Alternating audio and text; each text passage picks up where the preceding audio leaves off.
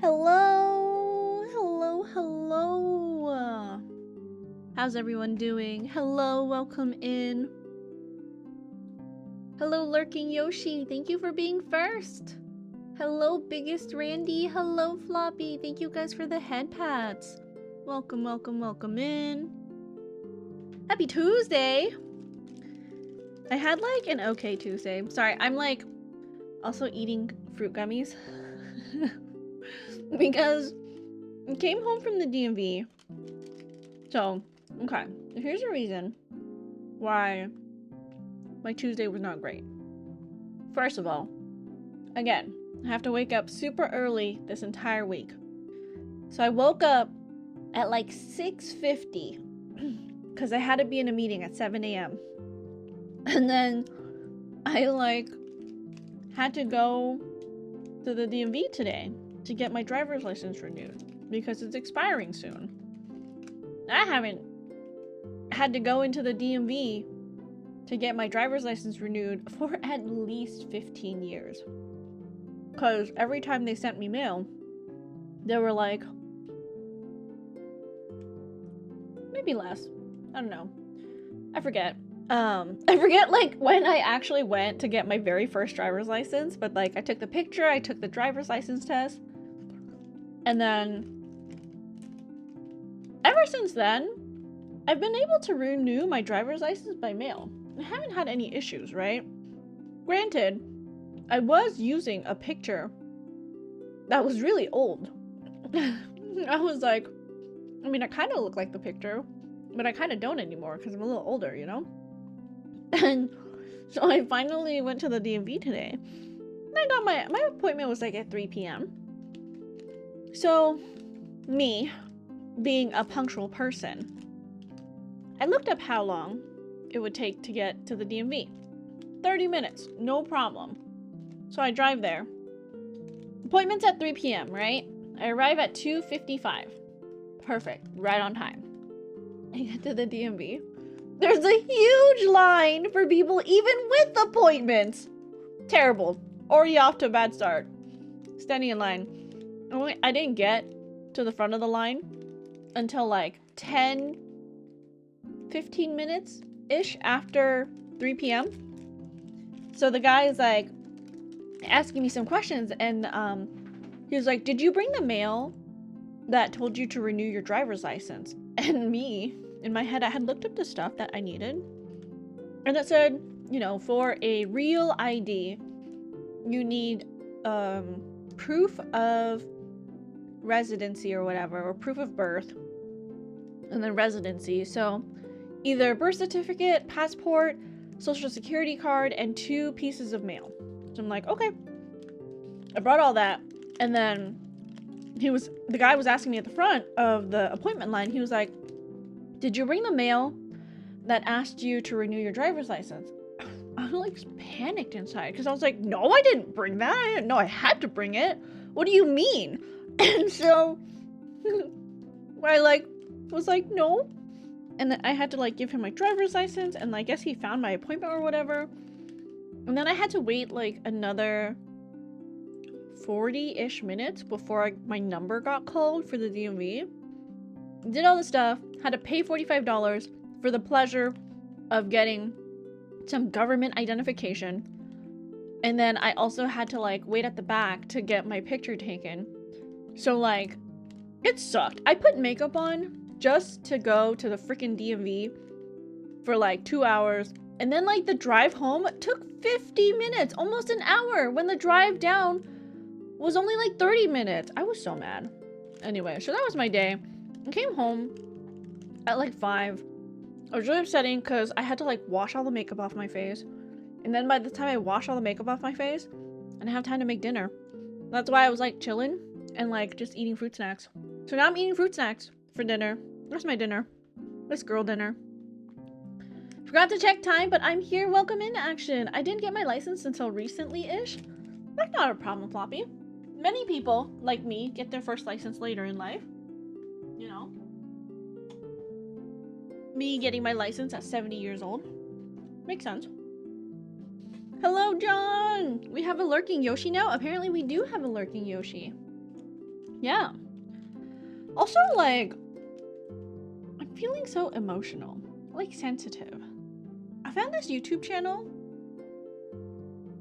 maybe a couple days ago. I don't know if you guys have watched this YouTube channel. It's called Thoraya. Thoraya, Thoraya. And let me open it up again. It's really sweet. The person behind the channel says, I make films with strangers, about strangers, for strangers. And it's like,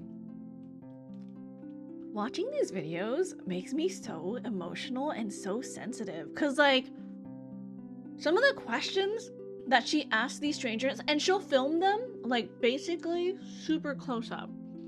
Or she like cuts the video super close to their face. And it's questions like, what's the most painful thing you've been told? Or what's something I wouldn't believe about you? There was like videos like, strangers read a secret, leave a secret. So like Humans of New York, but on YouTube. Yeah. Actually, that's a really great way to describe this channel. It's like Humans of New York, but on YouTube. And if you like watching things and listening to things in the background, I highly recommend it. It's like really good. But I literally like binge watched so many and like literally cried, because there's also this series where she does a strangers meet without seeing each other. So it's two people that she mics up and she provides some prompt questions and they just talk. They're mic'd up, they have headphones so they can hear each other. They're sitting back to back and they just talk to each other about how they're doing, about their first loves, about their biggest insecurities. And then at the end, they're asked to, you know, stand up and face each other. And I'm like, whoa, this is like, I want to do something like that. You know, I feel like we don't really get a chance to connect with people as often as I feel like the world would be a better place. You're recommending a channel for us to watch in the background that makes you actively cry while watching. That sounds like sabotage. I mean, if you're feeling emotional and you want to cry, you should definitely watch it. Because some of the questions that I saw were like, whoa, that's really deep. And some of the answers that people give, sometimes I look at this and I'm like, you look at the people on screen and they're not like model pretty, right? But you look at them and you can just see how human people are. Like at our core, you can really, really see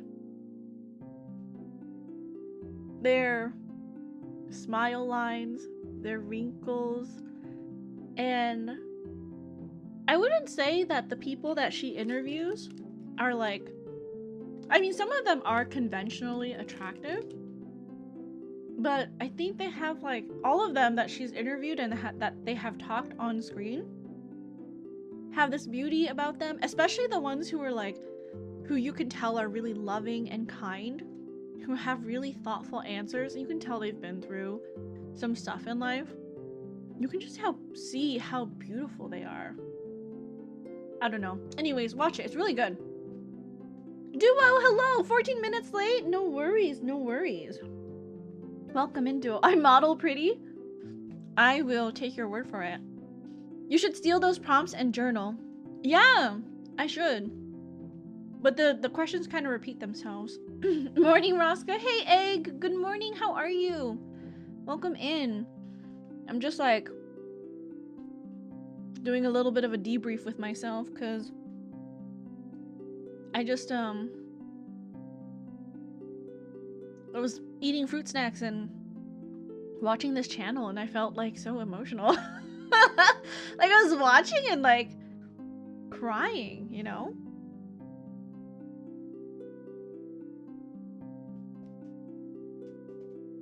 So I'm not sure. When the questions repeat, you should journal about answers you find striking. Oh. That's true. That's true. I got my Hobonichi today. I saw in the Discord. I'm sad that the screen printing quality got worse. I hope that you still enjoy your journaling experience this year.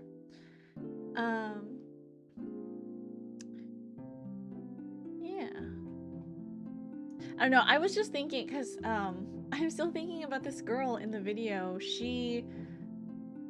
I don't even know what question it was that she was answering in the video, but she eventually started talking about how there was like one of those old filters on TikTok or something, and she had like looked at herself and she like just started smiling because she's like, oh, I look like my teta. And I guess she said like that's grandma in Arabic. And she was saying how there's something beautiful about everyone, and that we shouldn't be afraid to grow old. We shouldn't be afraid to start looking older, because, and I think I say this too to you guys, right? Like, or maybe, I don't know if I've mentioned it to you, but I definitely in my conversations with other people, I'm like, when two people meet and have a conversation,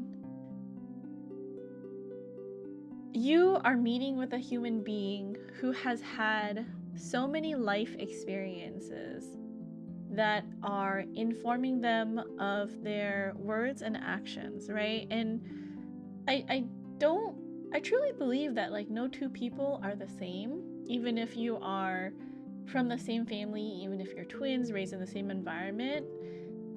You should send us the video. Princess, you gotta change the music. It's going to make you cry. You're right. This music is kind of slow, and it is like making me I don't know what it is. You're right. It is a little bit more like oh god. Why would you bald me, Fuzz? I'll help. Now I'll just be bald and cry. That's the worst combination. Thanks for the head pat. Teta does mean grandma in north side of the Middle East. It's like their accent. Yeah, and so, and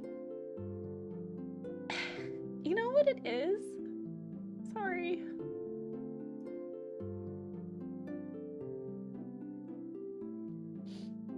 Like I said, I'm in a little bit of a sensitive, more introspective mood today. But the girl in the video, the shape of her face or the way she smiled reminds me of my cousin. My cousin who passed away when I was in high school.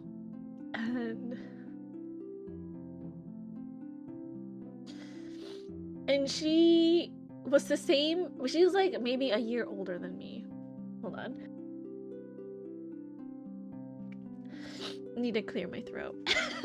She was like a year older than me, maybe 2, but basically the same age. And I always wonder, you know, what it would have been like growing up with her. Thanks for the hydrate.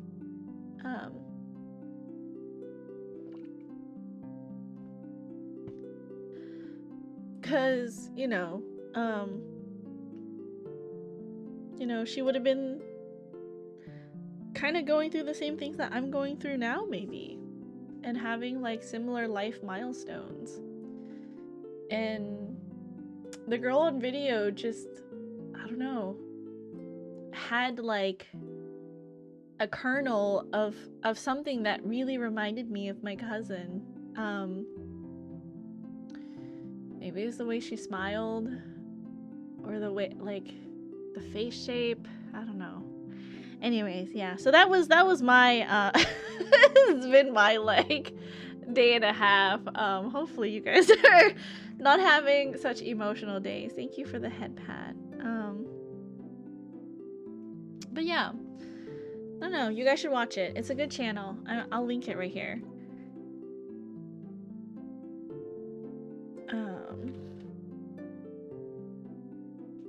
I guess she has an extra A in her channel name, but this is the channel that I've been watching on YouTube. I don't know, just something really, really beautiful. And I mean, at first, the way that the camera is cut so close to the face was slightly uncomfortable. But after I watched a little bit more, I think I got used to the framing. I don't know, and then you can like really see the emotions on their faces. So yeah. And then it made me think like, oh, I should ask chat some of these questions, because some of the questions are, you know, really good. But also I don't want it to turn into like a real like sad time, you know? And some of the questions are like, ooh, these are like really, really sad questions. Like, like I think, like, what's the most painful thing you've been told? That's a really sad question. I don't think I would ever ask it on stream. But yeah, she wants our secrets for her death note. It's not a death note. It's a nice note. I never get sad. Ask away. She wants our secrets for her death note. No. Here, I'll ask. I'll find a question here. And I'll pin it up in chat. And if you guys feel like answering the questions, you can, or just the one question for today, you can.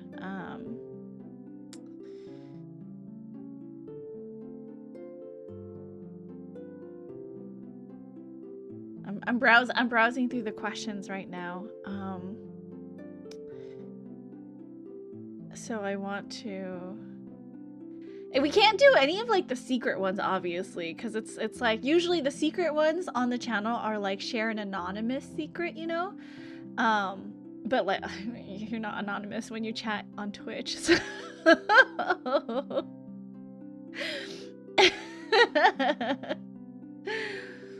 Oh, here.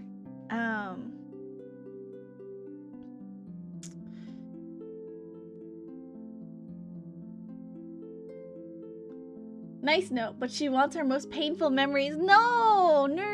I'm not. We're not gonna ask painful questions.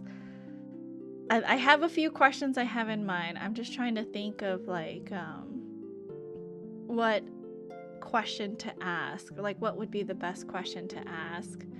And I feel like I would really want, like, if I ever see this, you know, person, I want to be in their video.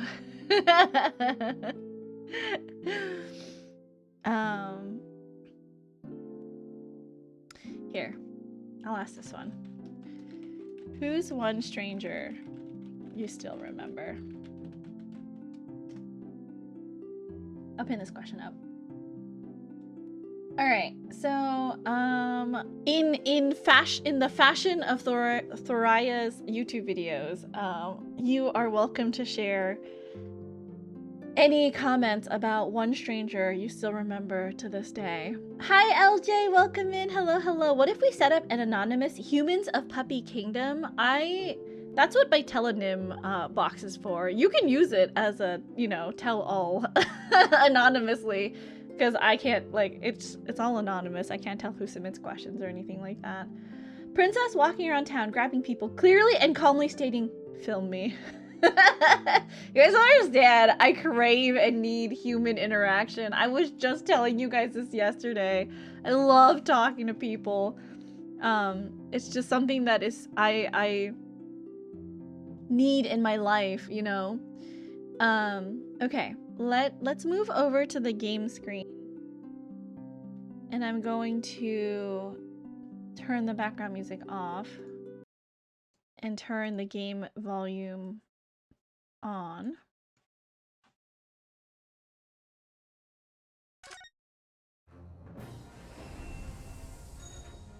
Okay. I think everyone has thought that about Humans of New York before too. Humans of New York was on Instagram, right? When did they start? And is it like, they just ask questions, right? They just ask questions about people? It's been a while since I've actually seen like a Humans of New York post. Or was it Tumblr? Was Humans of New York from Tumblr? Humans of New York. It was on Facebook first. I see. Should we read a Humans of New York story?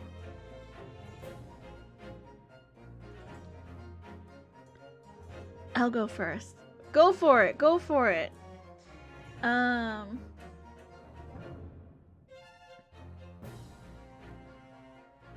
Let's see. Should I read a Humans of New York has been around for at least 15 years. They've been around for a while.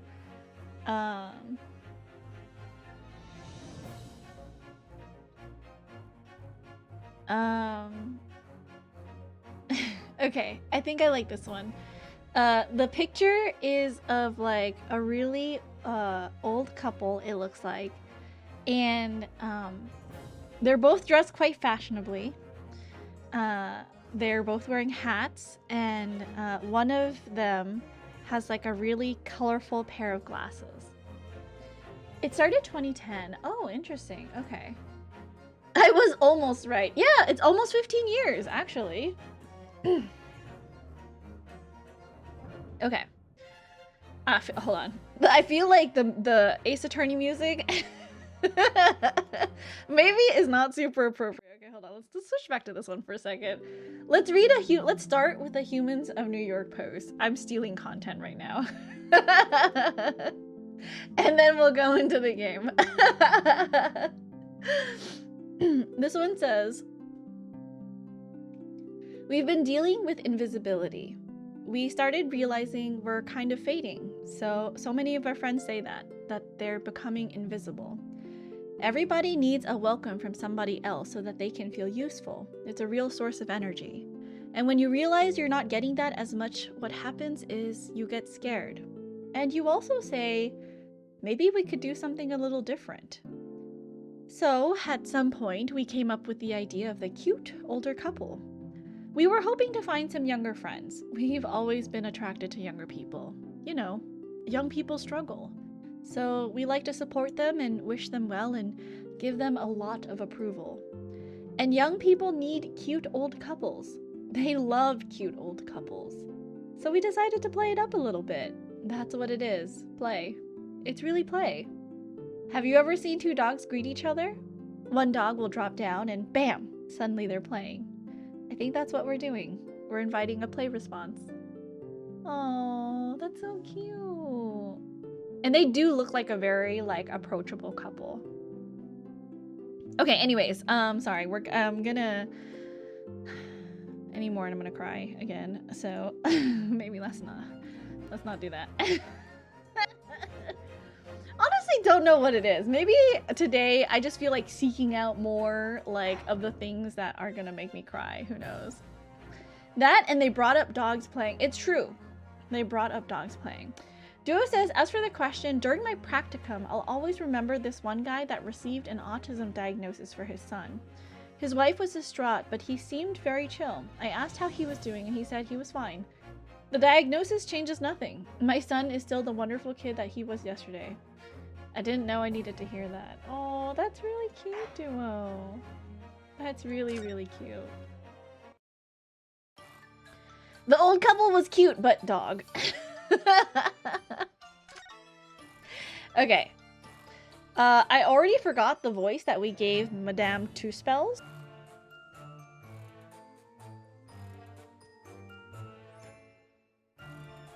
Let's see. Let's see if I can, like, recreate the voice that I gave her.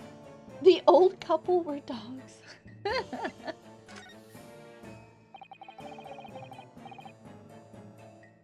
Tell us more about the stolen waxwork, please. It was some days ago now when I came in here one morning. I immediately noticed that the waxwork was missing from the special exhibit here. It is your most prominent display, so that's why the curtains were closed. And I found the ransom note in its place.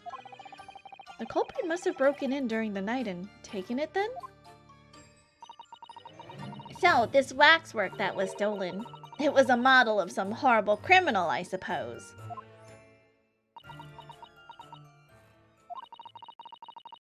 Of a particularly horrible criminal, in fact. The killer who left a more profound scar on society than any other, I would say. The Professor. Not a name I've heard of. So, Mr. Naruhodo, it seems the circle is complete. Sorry? The Professor case happened at around the time I was born, didn't it? Indeed, it did, Iris. 10 years ago, a series of murders that rocked the capital. 10 years ago? Yes, at exactly the time that Barack Van Zieks graduated from university, in fact. Did something happen to him with the professor? Happens in Undertale. That one pregnant lady at my old job before going back to school, she was complaining about the portion I made, not for her, but for her husband, saying stuff like, well, there's not enough scallops, the other guys put more stuff, blah, blah, blah, blah, saying to me, well, I'm going to that one franchise restaurant then. I was like, well, there's nothing keeping you here. I'll still serve this portion unless you pay for extra, then I'll gotta give your husband what you want. Wow, that lady must have complained a lot for you to remember her. Calling it now, Iris is the reincarnated professor. I don't think there's reincarnation in this game. I think in the Ace Attorney games, there isn't really anything like supernatural, right? No, that's a lie. There is supernatural stuff. Because I remember in the first game, something about ghosts, maybe? Or Maya being a ghost channeler. Maya is a spirit medium? Yeah, okay. Okay, yeah. But, like, not like magic and reincarnation, if I can recall correctly. What? Surely he's not saying... So the big event that changed Mr. Reaper's life. Trucy is a magician! I don't think I ever played... I don't think I played a game that... Trucy is not a name I recognize. I'm sorry. She physically changes sizes? I don't remember this. I'm sorry, you guys. I'm sorry! As you've surmised, it was the professor case. Who is this professor, then? The professor. It was a series of gruesome murders that had all of London gripped in terror a decade ago. After 5 victims were killed, the man was arrested and put to death. And now he's immortalized here in wax for all Londoners to admire and enjoy. Though, of course, he happens to be absent at present on account of the abduction. But I don't understand. How is all of this related to Lord Van Zieks? You must first understand, my dear fellow, why it is that the professor earned such infamy. It was due to the victims he chose, some of Whitehall's finest. What do you mean, Hurley? Those murdered by the professor were some of the highest members of the British aristocracy. Members of the nobility, even royalty. It sent shockwaves through the country's administration. Members of the... Oh, wait, of course! What Professor Harebrain said. Lord Van Zieks is from a family with noble blood. Oh, gosh! It was the 5th victim that led to the professor's arrest. Was it his brother? The last of the killer's prey was a young noble by the name of Clint Van Zieks. Yeah, so it was his brother, maybe. The man pictured in the painting that Van Zieks was like, that's not me. No. Floppy says, there was this British gentleman who used to frequent the cafe I worked at before it closed down. He used to always order a tea with cranberry orange scone and ask for a knife on the side to cut it with. It took me a little while to get the hang of it and remember to add it without him asking. There was also this older husband-wife couple that would split their same order every time. Oh, that's so sweet. The reason I remember her is because of her husband's face. He didn't seem to be complaining. He was just, it's 8 p.m. I'm just hungry. Can we not have this conversation now? And when I worked in the library cafe, there was this lady who would always order the powdered sugar donut before I could take it after my shift. My coworker's boss told me I could just take it first as part of my shift meal, but I was an opener and she got it every day as part of my lunch. I didn't have the heart to do it, but I did get to try it at another cafe. Oh, Floppy. Poor Floppy. I don't believe it. Van Zeeks? I'm sure you can piece together the rest for yourself. In the wake of his older brother's murder, the young Barak pursued a career as a prosecutor, and eventually became the Reaper we know today. I had no idea Lord Van Zeeks had such a tragic past. I'm on the side of librarians. I couldn't do that to her. Oh, I see. Was she a librarian? Maybe, because she, like, got it every day? Or she would always get it at your shift? So it seems like she maybe had a reason to be at the library cafe every day at least. Well, I'm afraid that's all I can say on that matter, for the time being at least. After all, I have work to do. As a waxwork exhibit. I am afraid I shall have to excuse myself as well. Oh, yes, of course. It's been a pleasure. Thank you. I love remembering regular customers' orders. I worked in the cafe of a shopping mall and still remember a lot of orders. I would go insane having to remember everyone's orders. Well, none of the predicted scenarios I've been analyzing involved you coming to visit me here. I don't know who's talking right now. Oh! I see. It's been too long, it really has. I'm delighted to see you, Barak. It's been 10 years, and here we are, meeting in a prison of all places. I can't forgive myself for what happened to Mr. Osman. I just can't! I still can't believe it could happen. Tomorrow, the court will decide. Yes! I have a young Eastern man acting for my defense. He seems reliable enough, though. It was an accident. A terrible accident. He assures me he can prove it. I must warn you. Oh, I know. I've heard already. You're going to be prosecuting, aren't you? Yes. Since I returned to England, I've heard lots of stories. Barak. Baroque? Baroque. Are you really? What? Never mind. I know that you have my best interests at heart.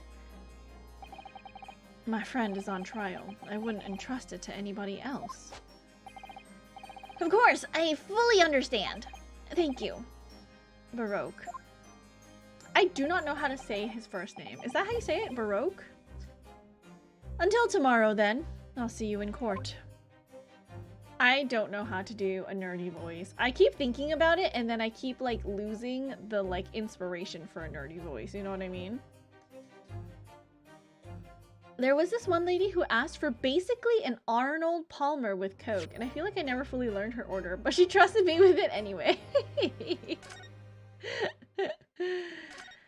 Okay. The return of the... Do you think the wax statue has something to do with the accident at the Great Exhibition or the Great Fair or whatever? I think it might actually have something to do with that. Should I try to play with my controller today? I just feel like it's easier to play this game with controller. I'm gonna plug the controller in. I, in fact, did not plug and unplug all of my cables, so if it breaks again, that's probably, that should have been the first thing I did, but again, I came back from the DMV and I had no time, so I can't believe it's been 6 months since I was last allowed to work in court, and now here I am, back at the Old Bailey. Ah, Mr. Naruhodo. Good morning, Professor Hairbrain. I don't understand. It doesn't make any sense. The atmospheric pressure in here is off the charts.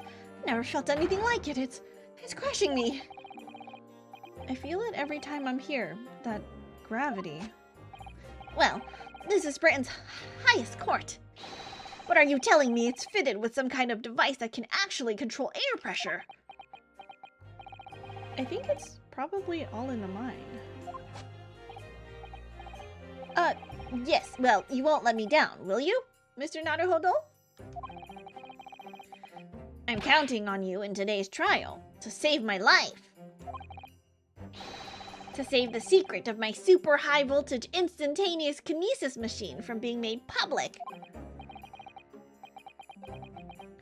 Yes, I understand. I know what I have to do.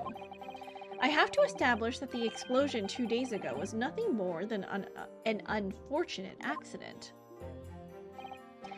Well, I'm sure there's nothing to worry about, really. Justice will prevail. My commiserations, Mr. Naruhodo. You appear to have been lumbered with a most tiresome case here. Who's this? Oh, Mr. Sholmes. Okay. Mr. Sholmes, I didn't expect you to see you here. That was very mean, Runo, leaving me alone at home with Hurley. It took me at least an hour to wake him. Is it... Are you... Sherlock Sholmes? Indeed, sir, I am he. Sherlock Sholmes. Oh, I've heard all about your exploits, even whilst living in Germany. Ah, yes. Rant's magazine is on sale in Germany, too. This month's installment was sublime. Your deduction in the adventures of Silver Blaze was wonderful. Ah, yes. A memorable case indeed. It concerned a snake, I seem to recall. Whenever I see regular customer faces coming to the counter, they usually didn't have to speak unless they wanted something different that day. I see. Your hairbrain is just the same as your iris. I try really hard to make it different, but like I don't know if you guys can tell. I think like I am doing something different with my mouth, but I think it's too subtle for you guys to tell. I'm sorry. Sorry in advance. No, that was the speckled band. Well, thank you for coming. I do appreciate your support. I'm sorry to disappoint you, my dear fellow, but I'm afraid I can't stay. Oh. I have urgent business at Madame Tuspel's. Tuspel's? You mean your waxwork job? No, the waxwork abduction, of course. Madame has engaged my services. Ah, so you're trying to get to the bottom of that ransom note, are you? The week's wages depend on it, as does the safe return of the waxwork, naturally. As such, I intend to give it my undivided attention. Oh, well, never mind then. I understand. Of course, with my skills of observation and reasoning, resolving the matter will be as easy as proverbial pie. I shall return forthwith. For until I solve the case, I shall have no money to afford a pie of any description. Oh, then you must absolutely give it your full attention, Hurley. Quite, Iris, quite. But life is riddled with irony, you know.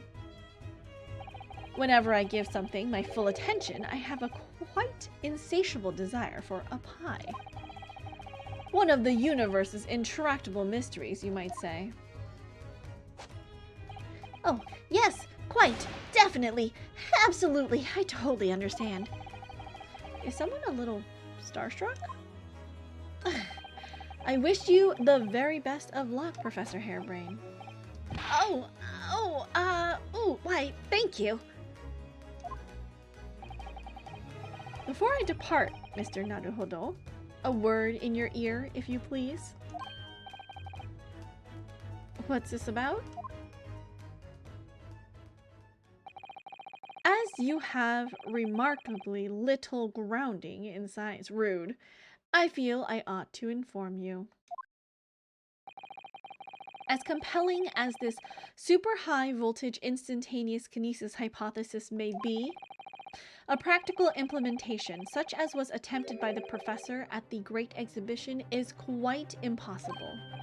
But the professor said the demonstration was a success. Yes, it would appear that he fervently believes it was. I've read Professor Bunnybrain's paper about it too, Runo, and I have to say, I'm sure it can't be done. It could barely be done theoretically, let alone practically. So he's completely barking up the wrong tree? But how could an experiment that had no possibility of succeeding, in fact, succeed? That's contradictory. And it's that contradiction that will be at the heart of the trial, I've no doubt. What's that supposed to mean? Now, I must hurry along. I wish you the best of luck, my dear fellow. See you later, Hurley.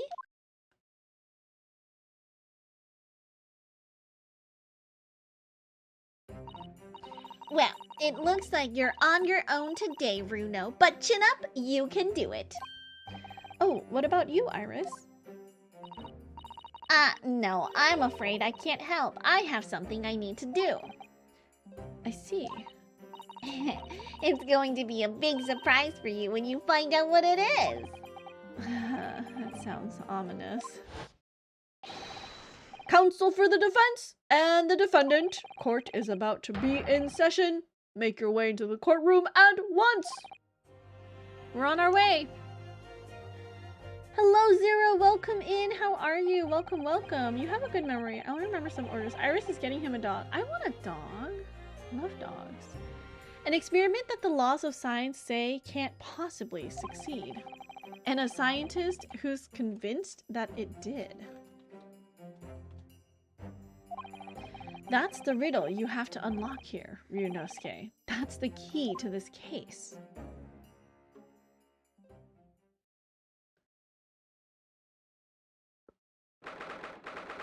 The muscles be musclin'? Unfortunately not, no.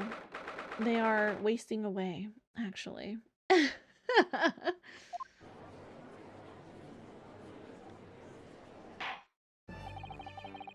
In the name of Her Majesty the Queen, I hereby declare this courtroom to be in session.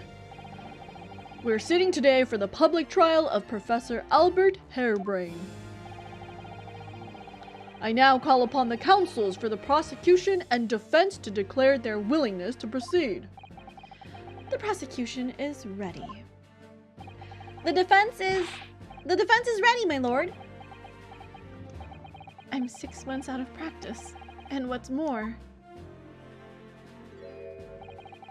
I'm without Susato-san today.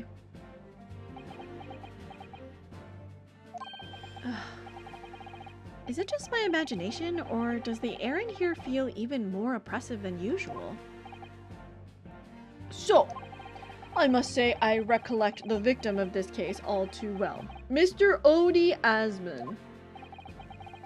Mr. Asman was well known as a financier, though that was merely a front for his diverse criminal activities. It was only a month ago that the man appeared in court prosecuted by you, Lord Van Zeeks. But the jury unanimously found him not guilty. Because every member of the jury had been bribed, by the sound of it. These powerful London criminals are prepared to go to extreme lengths to keep their freedom. But 2 days ago, on the 21st October, Mr. Asman met his end. The work of the Reaper, was it? If that is how your lordship would describe divine retribution. But the fact remains that Mr. Asmon's death was a direct result of the actions of the accused, Professor Harebrain. Very well then. Now, ladies and gentlemen of the jury, you have been selected at random to represent the will of the people. Are the 6 of you ready to fulfill your societal duty? I am most gratified to have been selected to carry out this important civic duty, my lord. To have a man's fate in the palm of one's hand. Oh gosh, oh golly. It sends shivers down my spine. Science experiments, magic, conjuring tricks, courtroom trials, all are nothing more than performances. Why are there so many men? Why are there so many men on this panel? I have a really hard time putting voices to men's faces. Same here, princess. Oh, you know, good luck with your workout. Not been working out at all. Sad. It's okay. We'll get back into it eventually, I'm sure. Any spurious scholar that defies the reputation of science deserves to hang. We have to listen to what's said on both sides, defense, and then settle on one. That's it, isn't it? Alright, sleepy policeman. Wasn't like this in my day, wasn't like this at all. That's the police killer Ottermole lookalike. Again. And he's exhausted as ever, it seems. No, as I'm sure you are all aware, the incident we are here to judge today tragically took place at the Great Exhibition shortly after its opening. Though the death toll could have been far worse, with the exception of the victim, no one was killed. Nevertheless, the dream of the science being exhibited rapidly turned into a nightmare of the spectators. A tragic turn of events, and as such the eyes of all of London, no, of the whole world, will be on this trial. It is our duty to reach a swift and just conclusion, I feel. So, your opening statement, please, Lord Van Zeeks. At the heart of this incident is technology never before demonstrated anywhere in the world. One of science's latest developments, I take it. The government is keen to capitalize on the Great Exhibition to improve Britain's technological advantage. The technology being demonstrated by the accused was described as super high voltage instantaneous kinesis. Good lord! It's designed to disassemble human subjects using extremely high voltage electricity and beam them instantly to another location where they are subsequently reassembled. Is such a thing even within the realms of possibility? Well, I don't believe it, that's for sure. Disassembling people with electricity? My goodness, how shocking. Huh, the whole idea is absurd. The hypothesis would never stand up to scrutiny.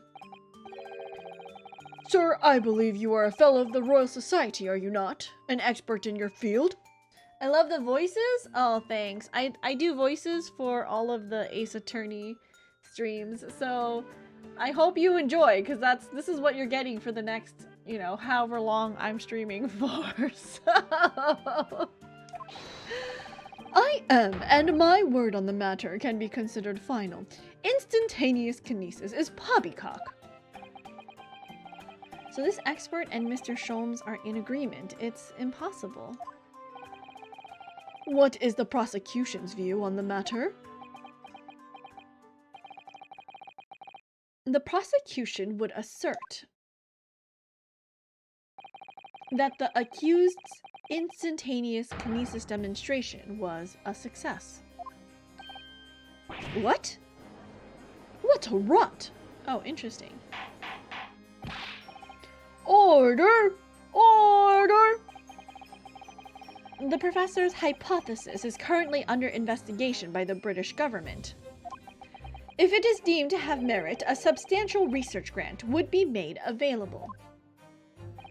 The accused made use of the invention built on his new hypothesis to take Mr. Asman's life, in order to be the sole benefactor of the grant.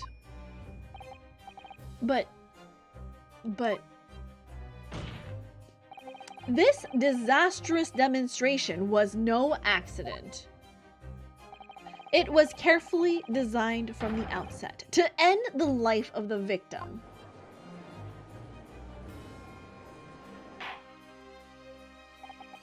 Thank you, Lord Van Zieks. The prosecution's stance is clear. But you will now bring forth witnesses to substantiate your claims. Gladly, my lord.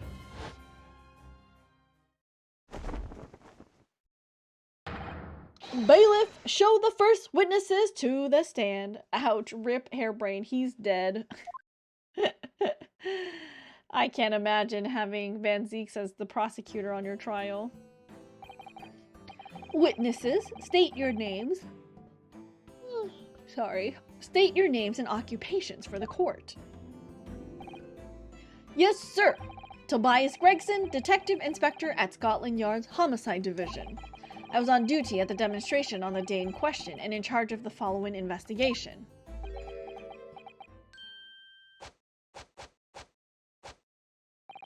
Albert Hairbrain, scientist. You were born in England, but have been carrying out research in Germany in recent years, correct? Yes, that's right. After graduating from university here in Britain, I went to work in Germany and made an amazing discovery, which is what brought me back. I had to demonstrate my incredible hypothesis at the Great Exhibition. What you demonstrated was incredible, all right. An incredible explosion. But the science! The science was a success! The instantaneous kinesis worked! Everyone saw it. They must have done. Yes, there was the terrible accident, but the demonstration of my hypothesis was a success! Well, that much is undeniable, as shown in this photograph taken by the forensic investigation team. This was taken inside the Crystal Tower, I take it. The centerpiece of the exhibition, no less. That's right, my lord. It seems the victim rammed straight into it. I see. Very well. Submit the photograph as evidence. As the courts heard, the victim of the incident was Mr. Odie Asman. Okay, hold on. I just want to take a look at this. I kind of want to make myself a coffee right now. Should I make myself some coffee, you guys? This magnifying glass doesn't really do that much.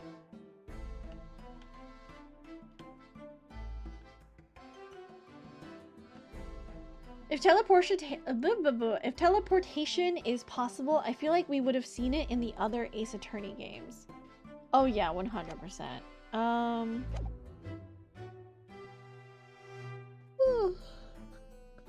You know what? I do need a little bit of a pick-me-up. I keep yawning.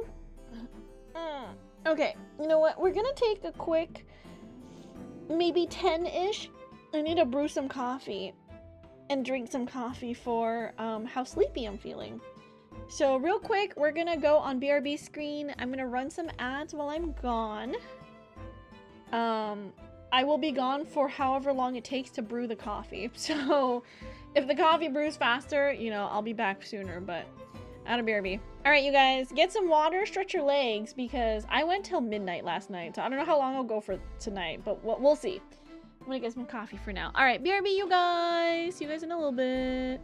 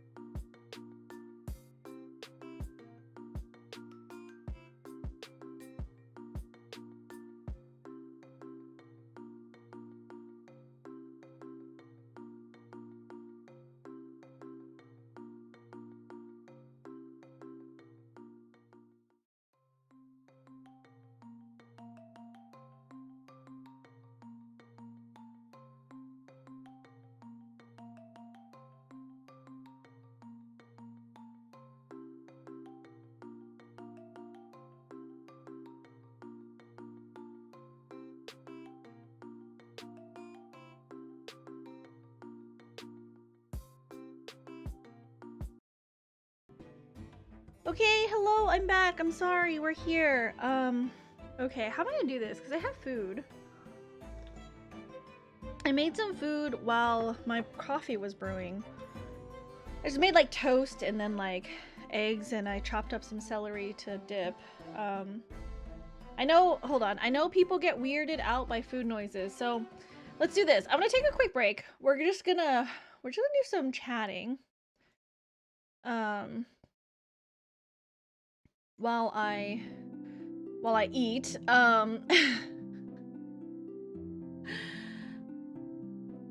Let me go into the options menu, and then I don't know where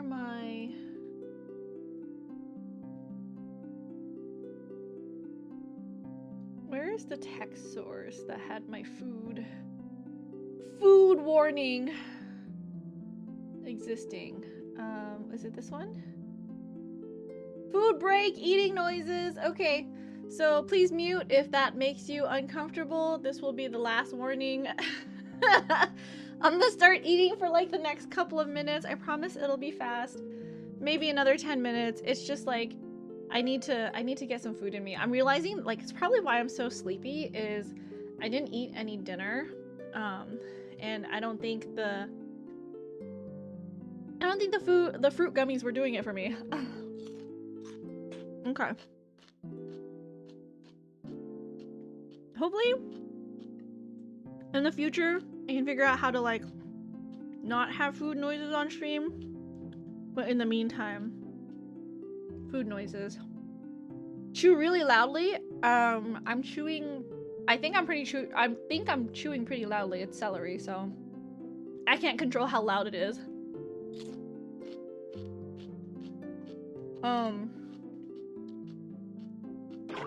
Hello, Chrono. Thank you for the pie and the head pat and the alert. Thank you. What are you guys eating for? What did you have your most recent meal?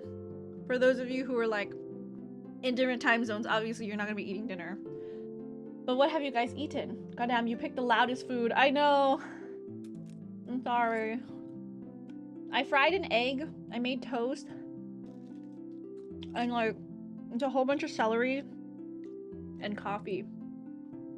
I'm also eating. What are you eating? Ooh, Utah. That sounds so good.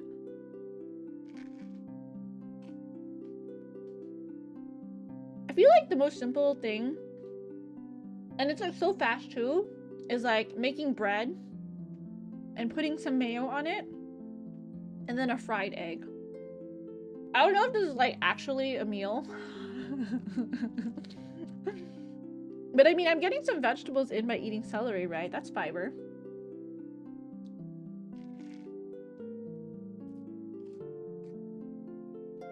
A big mush of potatoes plus meat and veggies. Ugly and delicious. Ooh! Is it like Japanese nikujaga? I love nikujaga. Once the weather cools down... Oh, I haven't had nikujaga in so long. I think I should make that the next time we have D&D.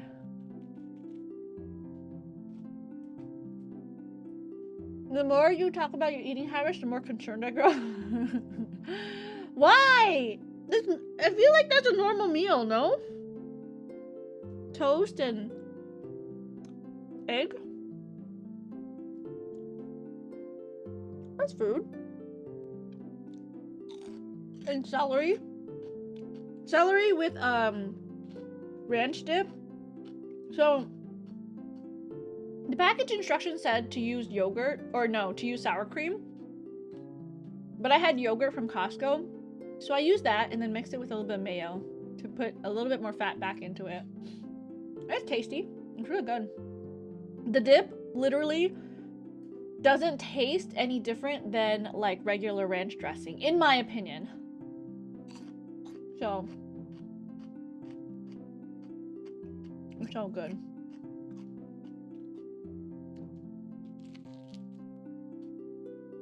I feel like potentially may have made too much food.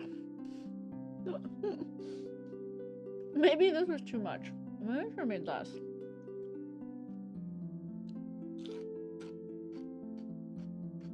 But like, I know I usually eat more than this, so I probably should at least finish the sandwich.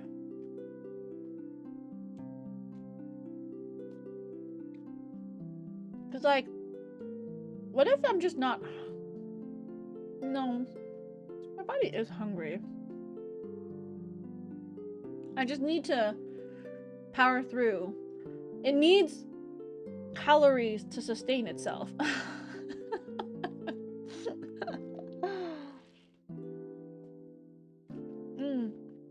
Gyudon sounds so good though.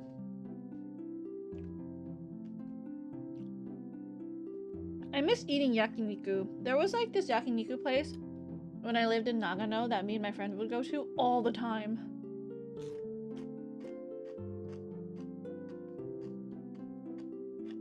And like, I would order the... It was Japan, but weirdly they had really good like Korean cold noodles. And I would order that at the end of my meal. So refreshing, and like the vinegar cut like all of that grease in the meat. Show says one stranger I can remember is the rando chick who approached me when I was in 10th grade to tell me my older sister is a bitch and then just walked away. Whoa, that's crazy, Show. Were you with your sister? Or like, did they just know that you guys were sisters? Did you ever find out why? Like, what did your sister do to that stranger? Did you ask her later?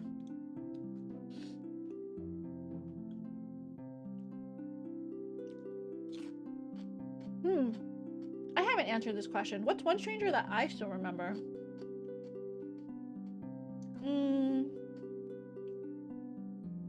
I have really bad memory. So it's hard to think of all the strangers that I met in life. But...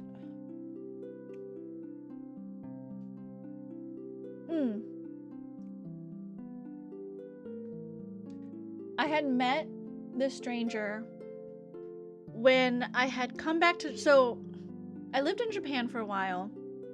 I returned to the States, and I was in the States for about a month before I went back to Japan for 2 weeks because my coworker was having a wedding. So, in the 2 weeks, I initially went to go to my friend's wedding, and then I took the rest of the 2 weeks to sightsee around Japan because I never had a chance to. Like, when I was working, you know? And I didn't really have time to travel.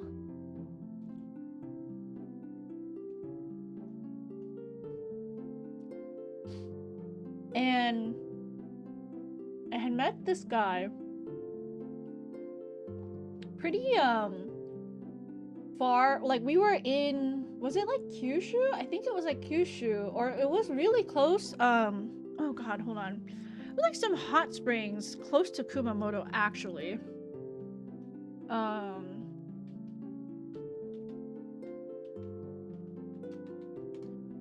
It was Beppu Onsen, I think. It was literally like you go into the sand and they cover you with sand for like 30 minutes or something. It was in Kagoshima. So like really actually so far south of Japan.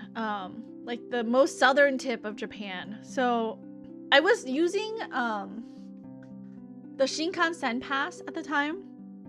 So I literally hit all of the places on the west side of Japan that I could. I stood on the Kagoshima side and looked at Yakushima. There's like a viewpoint there. I visited Kumamoto. I did go to Fukuoka. I hit Hiroshima.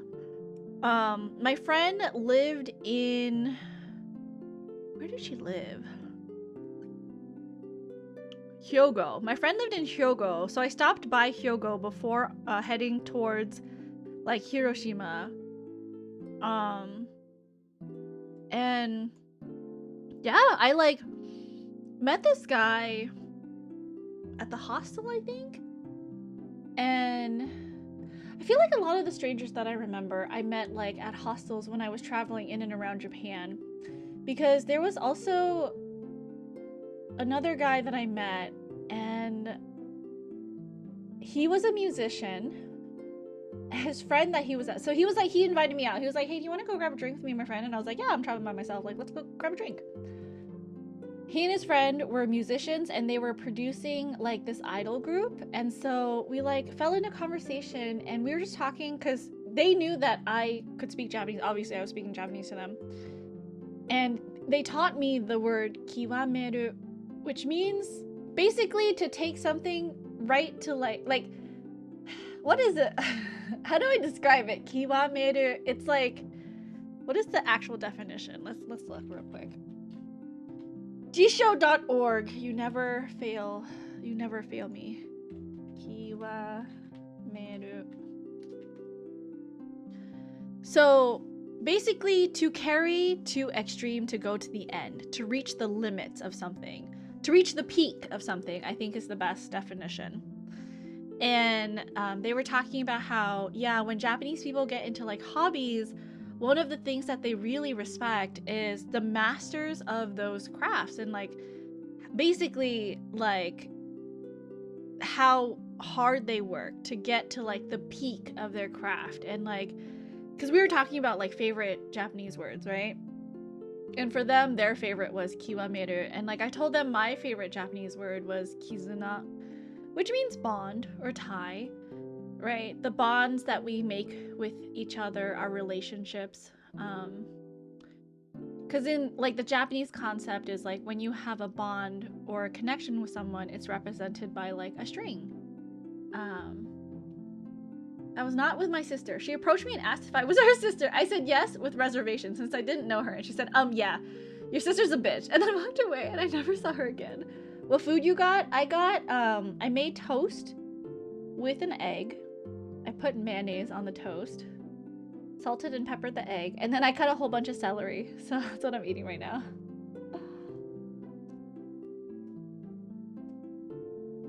The whole thing happened in like 10 seconds, so I was just very confused. Oh no. You tie people you're bonded to? No, the relationship is represented by a string that's tied on both ends. Right. I think this is a very Asian concept maybe. Because I think everyone maybe knows about like the red string of fate. I think that's a very common trope in a lot of like Japanese manga and stuff.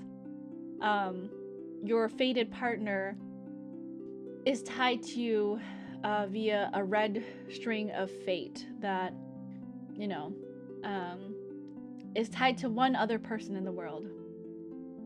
Tied to what? Your belt? Your finger? I don't know. Your heart?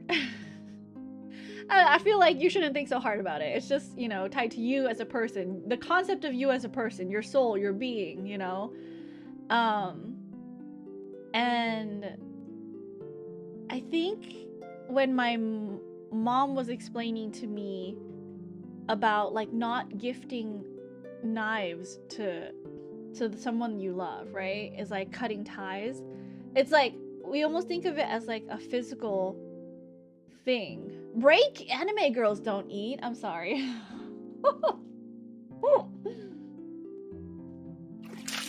Definitely eating. I saw my nutritionist today and I put on a tight diet. Oh, what kind of diet? I've already ordered the string. I gotta figure this out. It's a metaphorical string.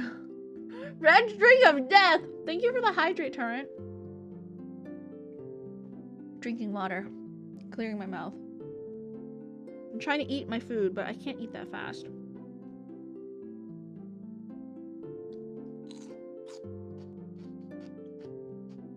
I'll be honest. I've been eating celery with every meal. And it's like so refreshing. I usually don't like celery this much. But like with the Frankenstein dip that I did and like how hot the weather's been, honestly, it's been so good to just chew on something super cold and refreshing. I'm not a huge fan of cucumbers, so I think like celery for me is the most like bland tasting vegetable that I can like dip with food and still eat like normally.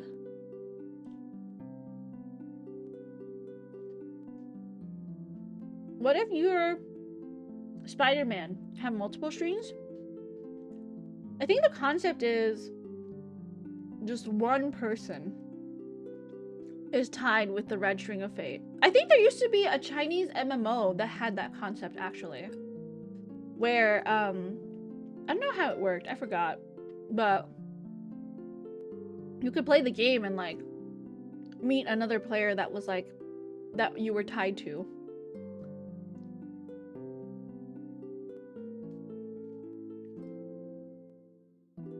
I don't remember how that worked. High protein, low carb.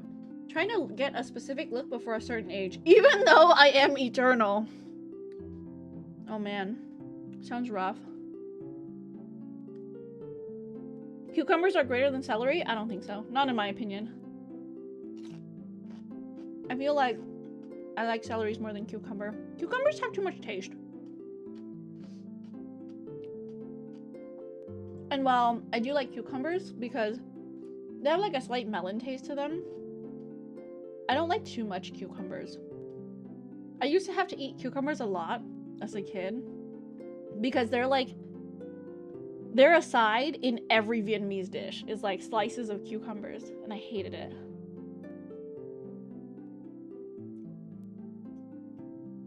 Celery is too stringy. You can like cut and pull the string off. I feel like the strings don't bother me.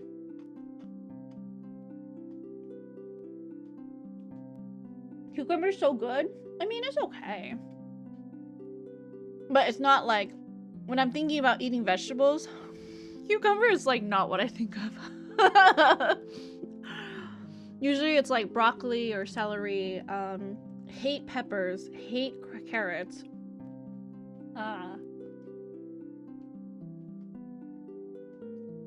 Jicama's okay. Nice and crunchy.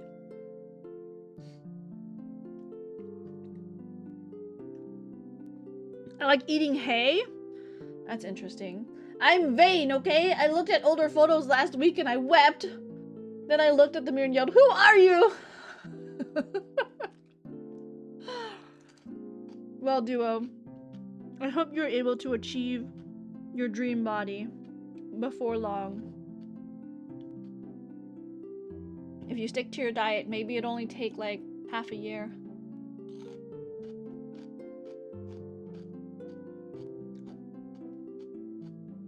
Did your doctor tell you approximately how long it would take?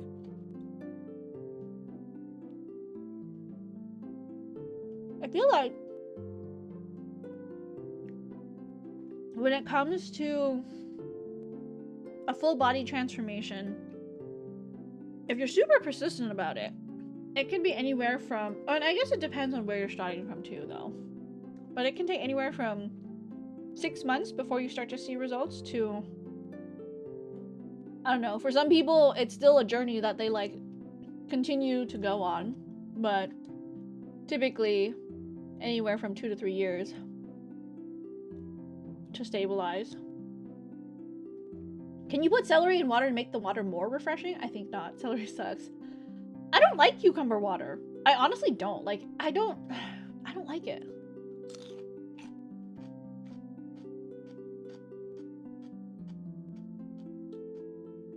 For Sailor Moon, it took a couple of seconds. I mean, I'm talking about real life transformation, okay? Like in the real world. And like physically changing your body shape.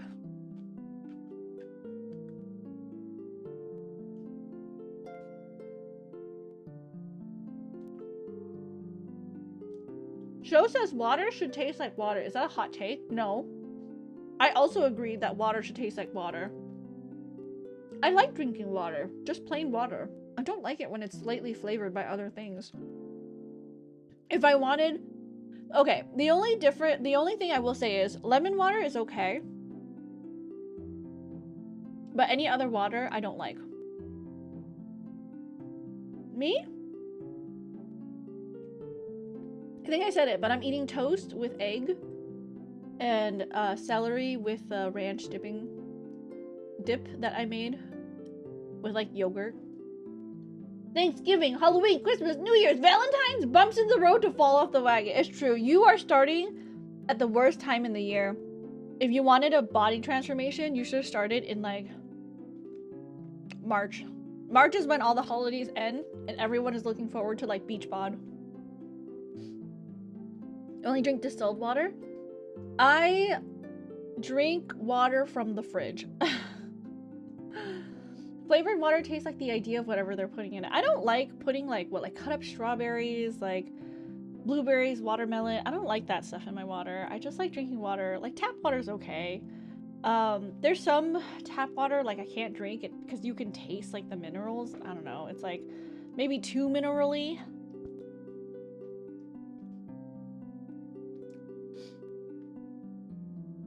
Water is fine on its own, but a cucumber infused water on a hot day, I would just drink a beer then.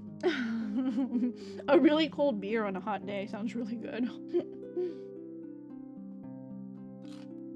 When you want some lead in that water, sounds like a trip to the hospital. Makes it sweeter. I'm so screwed, but I can focus on protein. That makes sense. Just be very selective about the carbs that you're eating. I feel like those holidays, you can definitely only pick protein options. You'll be sad because you can't eat like any mashed potatoes or mac and cheese. For Christmas, you can't eat like cake and stuff, but it's doable. Turkey in my belly for Thanksgiving. I'm putting blinders on for Halloween.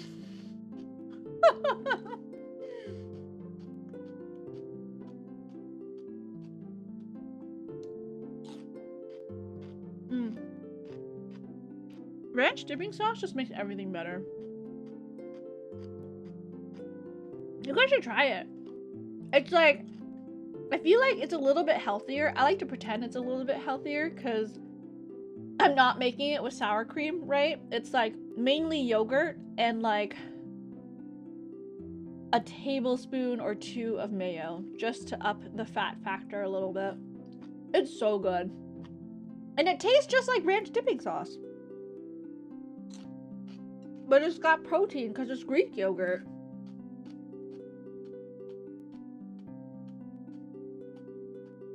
Going to extended family when your family is New Zealand, Latin, and Asia, the grandmothers are gonna roast me. Uh-oh, duo. We believe in you. Don't falter. I was trying to think of another stranger that I could remember, and then I remembered the guy who asked me to sleep with him, and I regret using my brain. Oh no, wait! Do you want to tell the story? What happened? I'm actually okay with rejecting sugar. I'm used to it when I used to box. Complex carbs are the enemy. I feel like people always say like sugar is so hard to cut out of your diet. I'll be honest. I'm not a huge sweets person. And the only sugar that I really eat daily, if at all, is in my morning coffee. And I try to limit it to 1 coffee a day that has sugar, because then the rest of the coffees I drink is just black. And I don't think, like, even if, like, if you told me, okay, well, cut out that sugar from your morning coffee, I think I'd be fine. I'm not like a huge sugar person. I don't like crave it. My body doesn't crave it. I don't drink soda.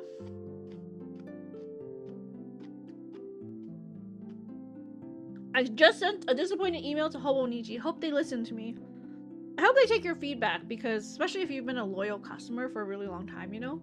Rice? Get away! Croissants? No merci. Salt is so hard to cut out. Salt is so hard.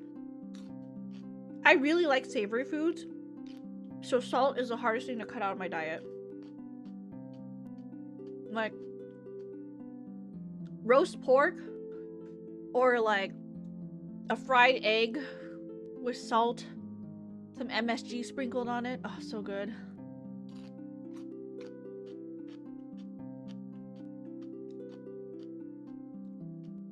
I use fake sugar for coffee when I drink. I used to, but I'm gonna be honest, it didn't make a difference for me whether I was drinking real sugar or fake sugar, so I just put real sugar in my coffee now. Okay. We just finished our last celery. So sorry for that. Thank you for allowing me to spend the last 30 minutes just chomping away. I'm gonna switch back to the game screen now. I'm gonna turn this text off. Okay. If you muted me, you can come back now. I know you probably can't hear me, but you know, if you muted me, you can come back. We're back, baby. I'm fine. It was years ago. I was trying to find a sublet to my apartment. Found a potential sublet. And we were messaging and he said, paraphrasing, if I gave you more money, would you stay in the apartment with me? My birthday's coming up and I've never been with an Asian woman before. But that's not the only reason why I'm interested in the place. Whoa, that is absolutely crazy. The fact that he messaged you that is insane. Whoa, yikes. Jesus, that's weird. Sorry that happened. Yeah, that's crazy. This is, I hope you never had to meet him again. Awkward. There have been a number of allegations made against the man, but putting them aside for the time being, he was the man who financed the research for the experiment and the demonstration itself. I see. So to summarize the situation, the defendant is accused of taking the life of the man who funded his work. Would that be correct? Exactly. Who doesn't want to be a racial birthday present? Disgusting. Sorry, men suck. It was an experience for sure, but he's been blocked and never seen again. Oh, good for you. Good for you, show. Exactly. But couldn't it be that the explosion was caused by some malfunction in the apparatus used for the demonstration? It's alright. Sometimes it do be like that. Ugh, men. That's right. That must be it. My splendid machine. My poor splendid machine. You saw it yesterday, didn't you? We can't even examine the wreckage thanks to the Special Dispensation for Scientific Equipment Act. What? The wreckage? The wreckage? But that being the case, how can the facts be established? How can it possibly be determined whether this was an accident or a deliberate and malicious act? Extremely simply, my lord. I beg your pardon? Isn't that right, witness? Whoa, sorry, me? No, your neighbor.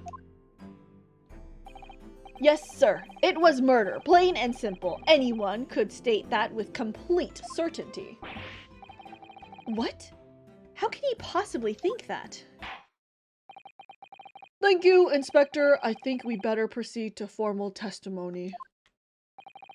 You will explain to the court on what grounds you claim this experiment to have been a front for murder.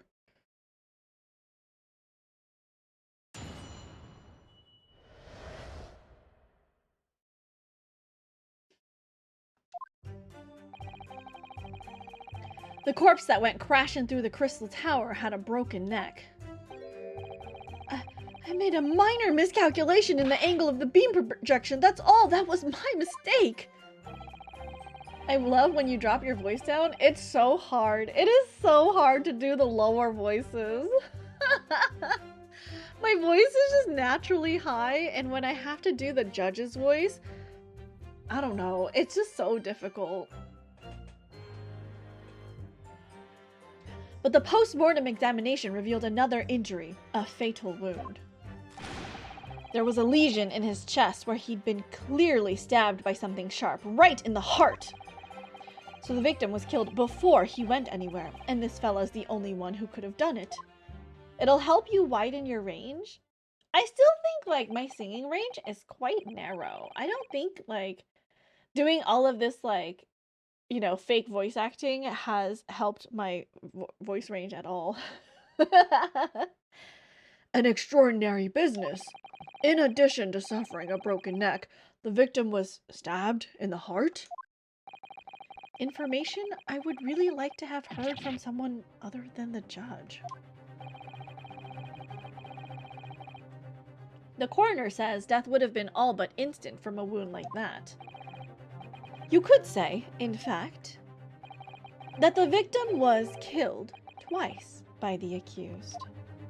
Vol Killer, hello, welcome in. How are you? Hello, hello. No sneaking. No, we see you. Exactly. Hello, hello, welcome in. How are you, Volk? No. That couldn't be further from the truth. I have here the experiment plan document that was submitted to the security team. The victim stood himself inside something called the birdcage, ready to be beamed instantly to the second level of the crystal tower about 25 yards away. The experiment did not go according to plan, however.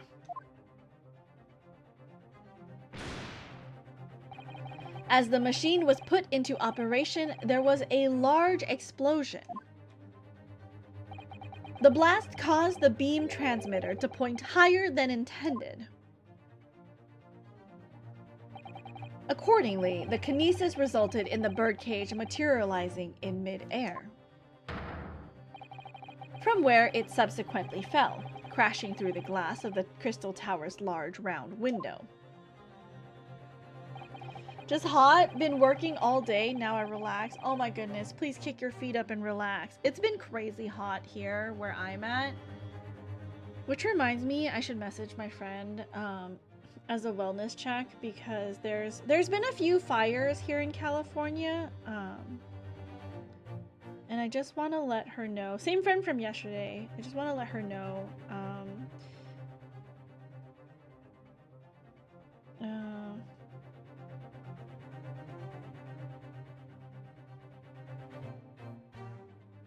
Just want to let her know that, like, I'm here for her, and if she needs anything, that, like, you know, I can even go get her if she needs me to. I don't miss that. Yeah, the wildfires is crazy. I'm so sorry. I didn't mean for this to happen. The machine was just too powerful. But honestly, really, I swear it was just an accident, a terrible accident. Unfortunately, that excuse can't save you. No, not considering the sharp murder weapon that pierced the victim's heart. Getting super excited for TwitchCon and distracting myself till then? Oh. Are you gonna go? Are you gonna go for the entire weekend? Murder weapon? What are you saying? This is the autopsy report submitted by the coroner. The prosecution would like it entered into the court record. Your request is granted, counsel.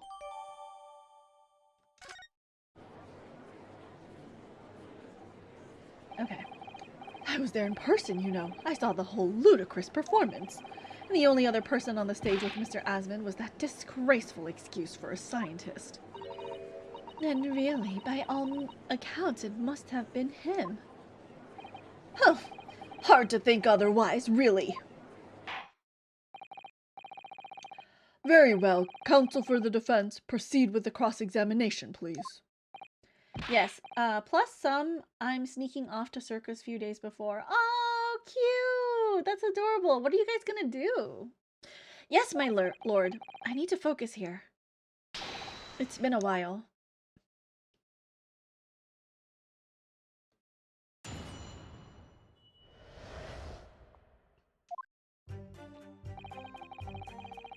The corpse that went crashing through the crystal tower had a broken neck. Oh, wait, hold on. Let me look at this that also just came in. Odie Asman, 47,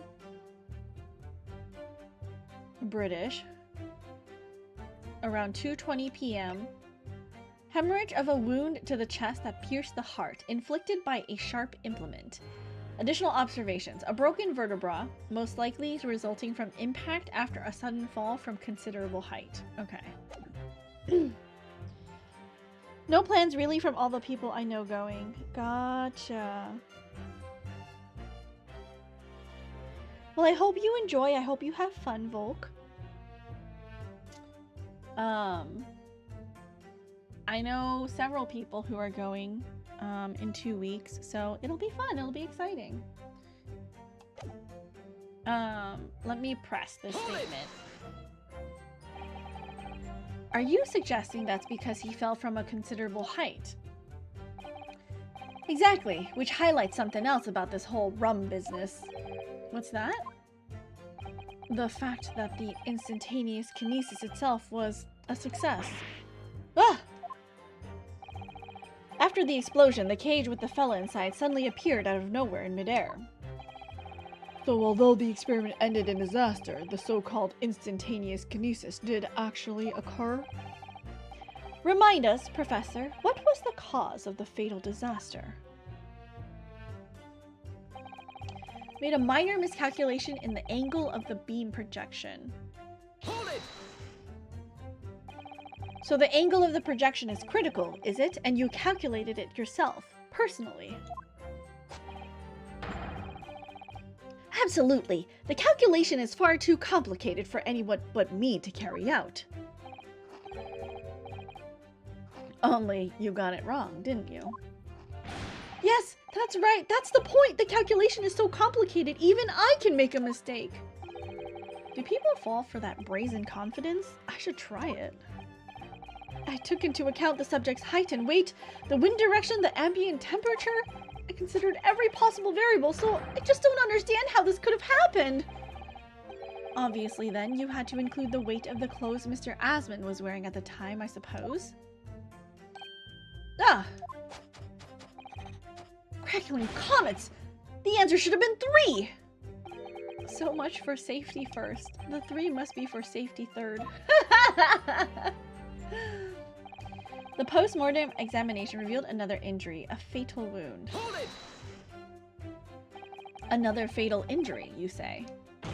That doesn't make any sense! I didn't think I'd have to spell this out, but here we go. Just because there were 2 fatal wounds doesn't mean I'm saying the victim had 2 lives to lose, does it? 2... right. Obviously, at first we thought the bloke had died due to his spine snapping in half as well. But you're saying that's not the case. You'll get your answer once I finish my fish and chips if you don't keep butting in every few seconds. But we all know that's a bottomless bag. The victim plummeted 30 feet into a glass tower. It would be reasonable to assume that as the cause of death. Right, that's what we all thought. But it was a red herring, wasn't it? There was a lesion in his chest where he'd clearly been stabbed by something sharp, right in the heart. The defense knew nothing of this crucial information. The prosecution received this report from the forensic investigation team only this morning. That was the first we knew of it as well. I can only apologize for the impossibility of informing the defense. Sarcastic and insincere? Thanks. So, what was the nature of this sharp object? Among the accused's tools that were in use at the demonstration, one is of particular interest. This. Oh, yes, that would appear to be some kind of screwdriver, wouldn't it?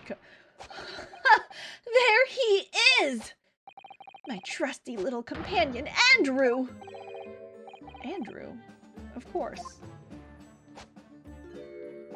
Ah, do you know each other already? He's one of my dear friends, like all my tools. I've named them all, you know. We're one big happy family. Weirdo. Andrew is my flathead screwdriver, of course. His brother Michael is a crosshead. Well, it would appear that your beloved Andrew has a red stain on his shank. Oh, that... isn't that... It's blood. Beyond all reasonable doubt. No! And that's not all.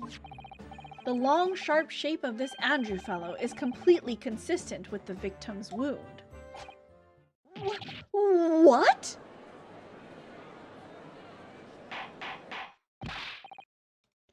Order! Order! The court will enter this friend of the defendant as Oh, hold on. Okay, sorry. I don't know what I'm doing. What's happening? So one of Professor's harebrained tools is the murder weapon. Great. Victim was killed before he went anywhere, and this fellow's the only one who could have done it. Hold it! What grounds do you have for saying that? Huh, do you really need to ask? There were only 2 people on that public experimentation stage, in front of the whole crowd. The victim, Mr. Odie Asman, and the accused, Professor Harebrain.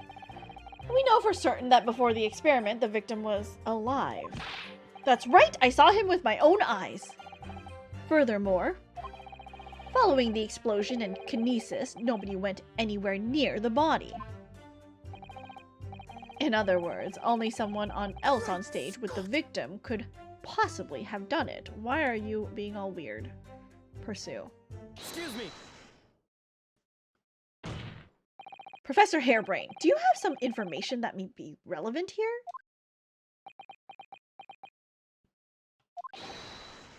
Professor! Sorry! I was just calculating the optimum coefficient of electrolysis to separate molecules in the human body. And the witness stand is the best place for that? It seemed as though you might have something to say. Forgot how much I like Ryunosuke's steampunk outfit. It's really cute! And he has little Ryunosuke on his shoulder. It's adorable. About Inspector Gregson's last remark.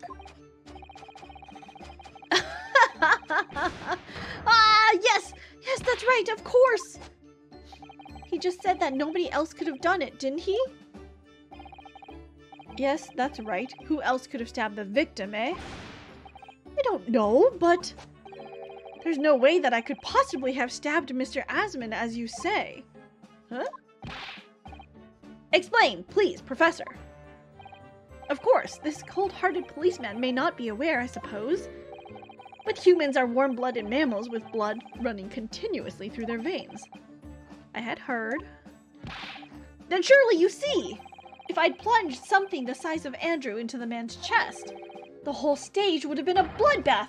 No, a blood swimming pool! Oh. But thousands of Londoners were watching me at the time. And yet, not one of them claims to have seen a swimming pool of blood. Well, no, I suppose not. Okay, hold on. I'm gonna turn the fan on. It's hot. It's crazy hot. Oh. Sorry for any fan noises that you may hear. You see? Not one! True, I didn't see anything like that. Well done, Professor. That was a great counter-argument. Order! Order!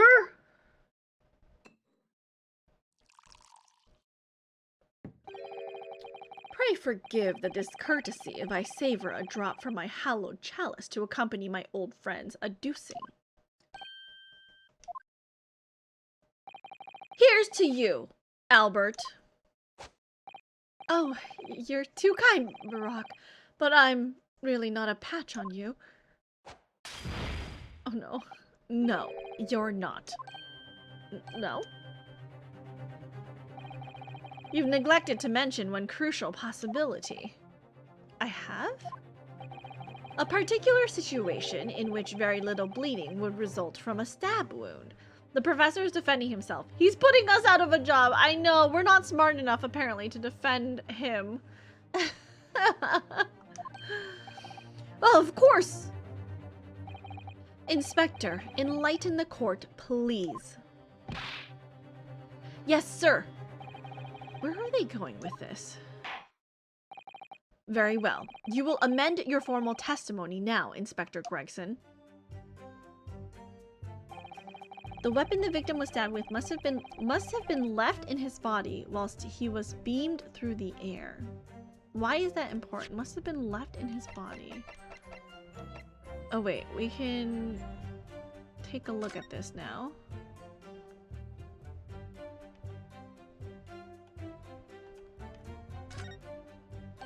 This is blood. Mr. Asmon's, no doubt. This is the problem with looking at murder weapons. Is that all he has to say about it? I've seen this unusually shaped handle before. It's the same screwdriver that was lodged in the grill on the floor of the Kinesis machine, which could be important information, so I should definitely make a note of it. Oh, okay. It wasn't in the body. Okay, so if we present the fact that it wasn't in the body, right? It stayed.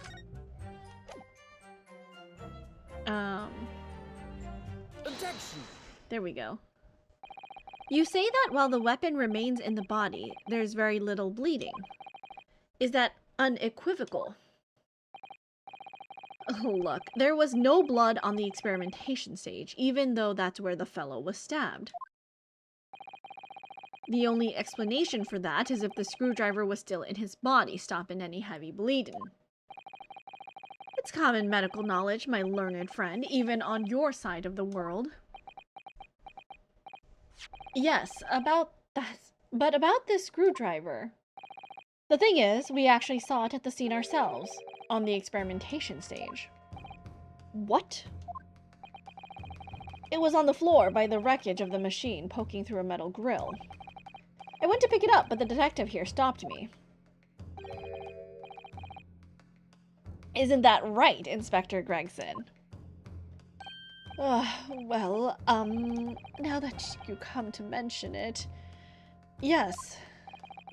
Inspector, are we to understand that you permitted the defense counsel to investigate? Well, yeah, that's our right, right? It's our right to investigate the crime scene? Why would he be mad that we were allowed to investigate? Why is that a thing? Would that be a thing? I don't think that's a thing, right?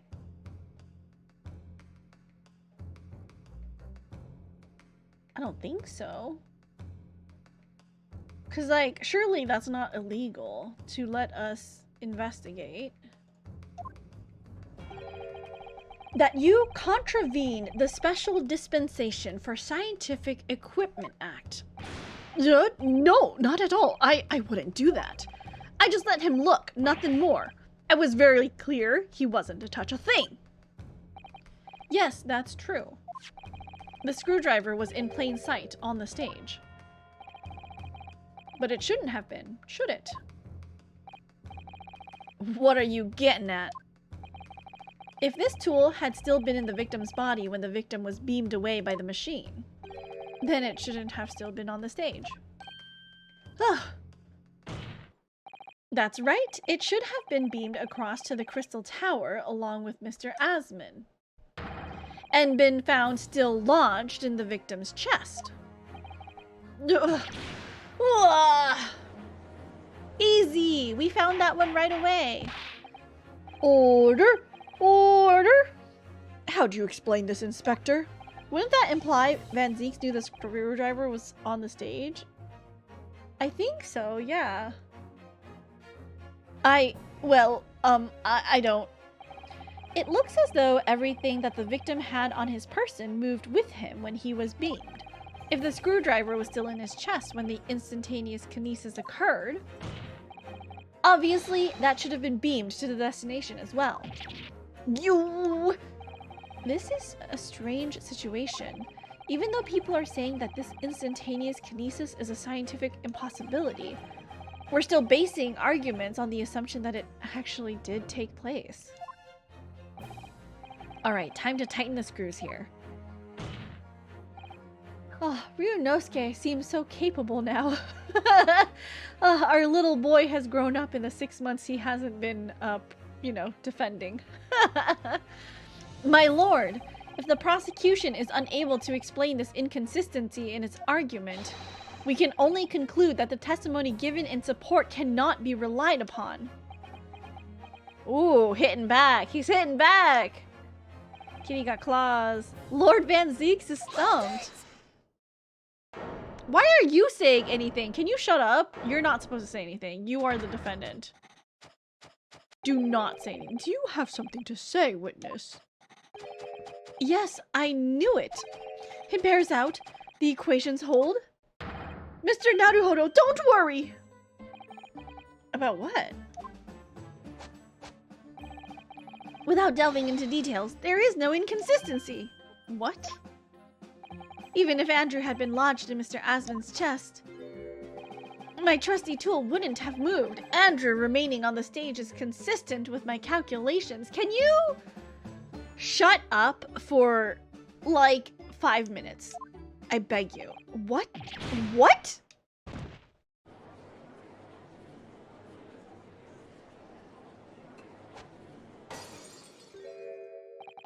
It would seem your illusions have been shattered. Clearly, we should hear the accused's explanation. I guess he isn't taking our job. I spoke too soon. It's true. It's true. Or should I say, this brilliant scientist's explanation. Shut the fuck up, Van Zeeks.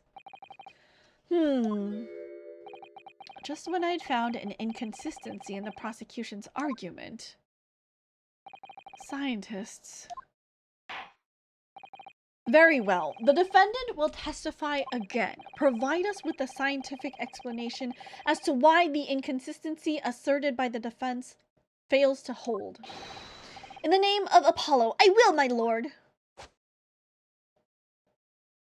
have no idea what voice to give him. It's really hard to like think of a nerdy voice. I don't think I can do a nerdy voice.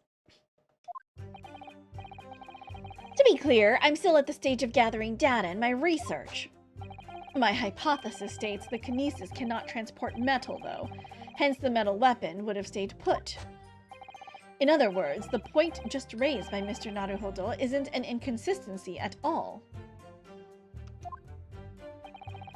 Mr. Asman was the patron of my research. Without him, my work wouldn't have been possible.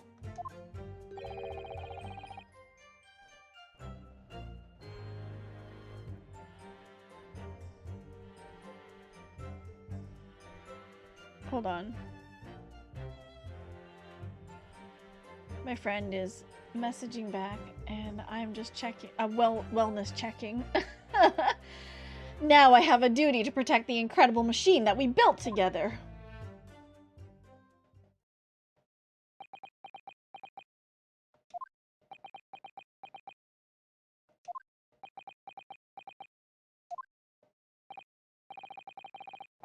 So, the thrust of your testimony, Professor, is that based upon his hypothesis, metal objects cannot be moved by this method of instantaneous kinesis. In other words, since the screwdriver is made of metal, even if it remained lodged in the victim's chest, its subsequent discovery on the stage, despite the victim being found elsewhere, is not an inconsistency. And therefore,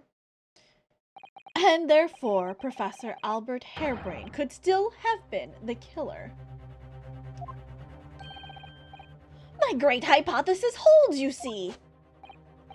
We had to make the cage used to contain the subject from wood for that very reason. I was not addressing you, witness. Professor Harebrain? Yes? Whose side are you on here? Oh my god. Yeah, don't you want to be, like, free?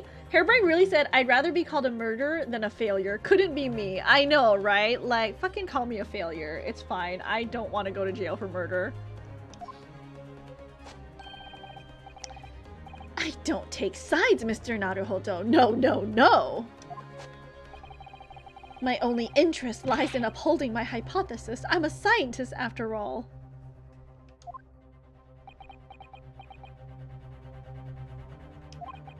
he working for us or against us? It's very hard to tell. Okay, one moment. I gotta respond to my friend.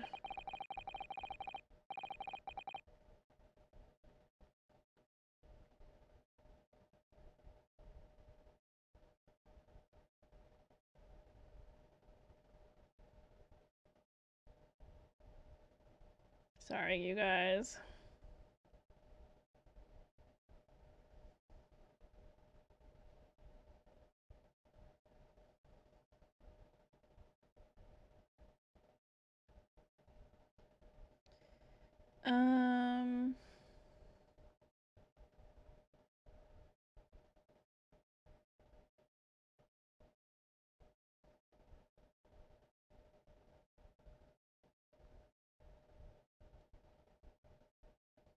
Okay.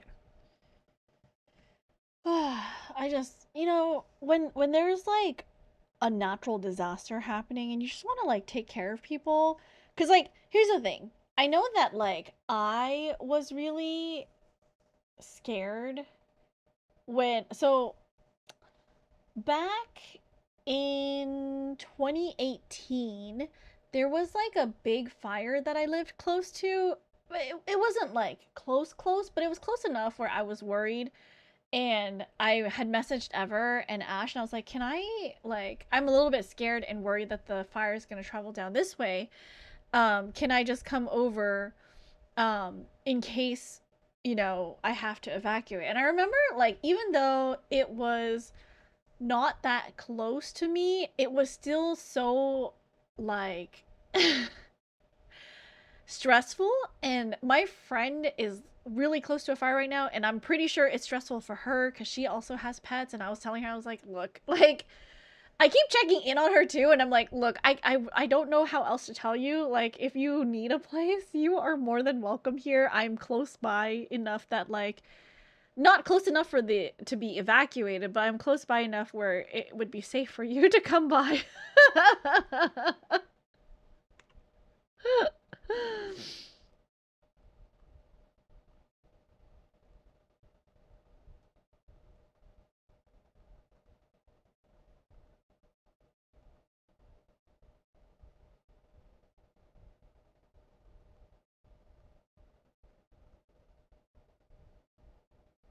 Okay. I'm back. Welcome back. Are we talking about the insane fires happening right now? Yeah. A friend lives close to the evacuation zone, and I was telling her, I was like, look, you know, I in that situation, I would be so stressed out. And I keep checking in with my friend, and I'm like, hey, are you okay? Are you still okay? You know, are you in the evacuation zone? Because she can see the fire from like her front driveway, I think. And I was telling her, I was like, even if you're not in the evacuation zone, if you need to come here, you can, you know. I would just be so stressed out the entire time. Plus she has pets, and so I like worry for her. And so like for the past couple of days, I've been checking in and making sure that like she's 100% okay. Two coworkers who live in the set zone of two different fires. That is so scary. Have they evacuated, or what's set zone? What does set zone mean? Let's see how you cross-examine this testimony, my Nipponese friend. Yes, fire away, Mr. Naruhodo. The ready, set, go alarm. Oh. So they're really close to needing to evacuate. That's crazy. I hope your coworkers are doing okay too, because that's always scary. To be clear, I'm still at the stage of gathering data in my research. Hold it! And yet your retort to my argument wasn't lacking in confidence in any way. No scientist can find the truth without first finding self-belief. Those were the words of a certain scientist I hold in the very highest esteem. But you realize that disproving my argument puts you in a very precarious position, don't you? No scientist should strive to protect himself more than he strives to protect the truth. What happened to you at the DMV? Why is this the pinned message? Oh, well, at the DMV, I wasn't there for like super long, but then I started talking about like this YouTube channel that I've watched. It's like Thoraya is the YouTube channel, and she goes around interviewing strangers, and I don't know, it's just really heart-touching and sometimes heartbreaking. And I was like in a really sensitive mood, and so I was looking through their videos to pull like a random question. And I was like, most of their questions are really sad. Like, what's the most painful thing like you've been told?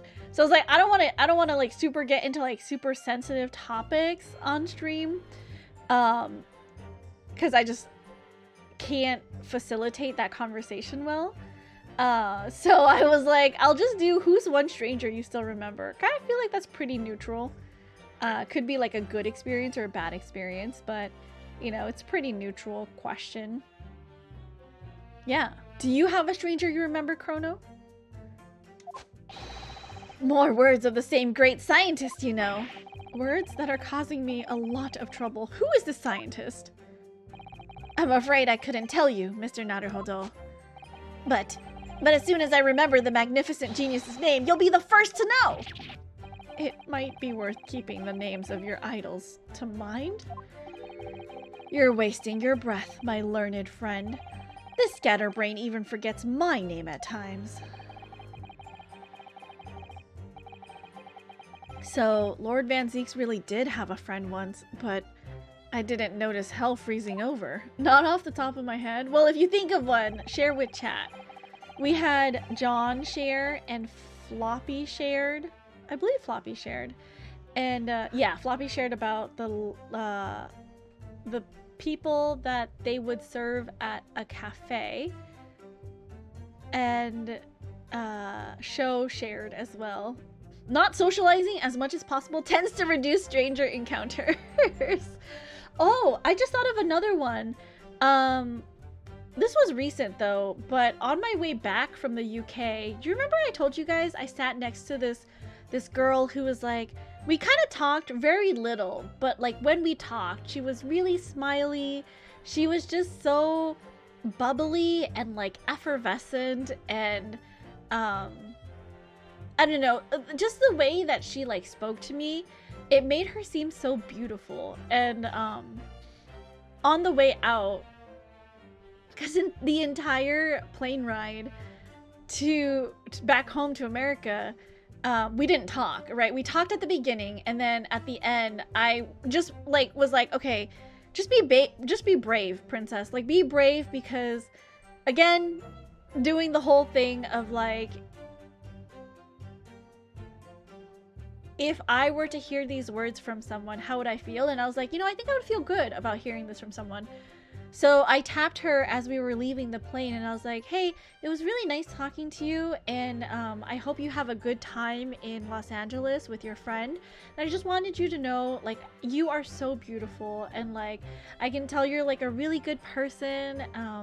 Yeah, and like, that's literally what I said, and I was like, okay, you know, have fun in LA. And then we left, and I never talked to her again. I don't even know her name. Like, we just two humans who like talked for maybe at most 5 minutes. The entire, what, like, how long is the plane ride? Like 12 hours or so? I don't remember how long it was from the London airport, Heathrow, to LAX.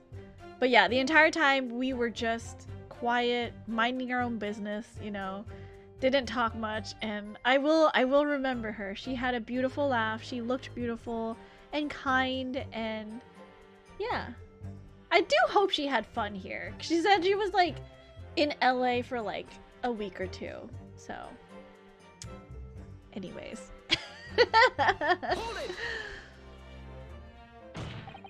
Your hypothesis states it? So this isn't proven then?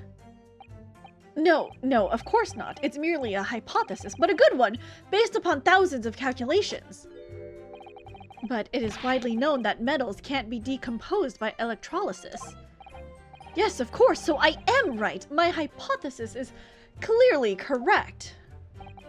What is it about incriminating himself that makes this man so happy? It's the whole reason that the birdcage is made of wood, you see. Sorry, the birdcage?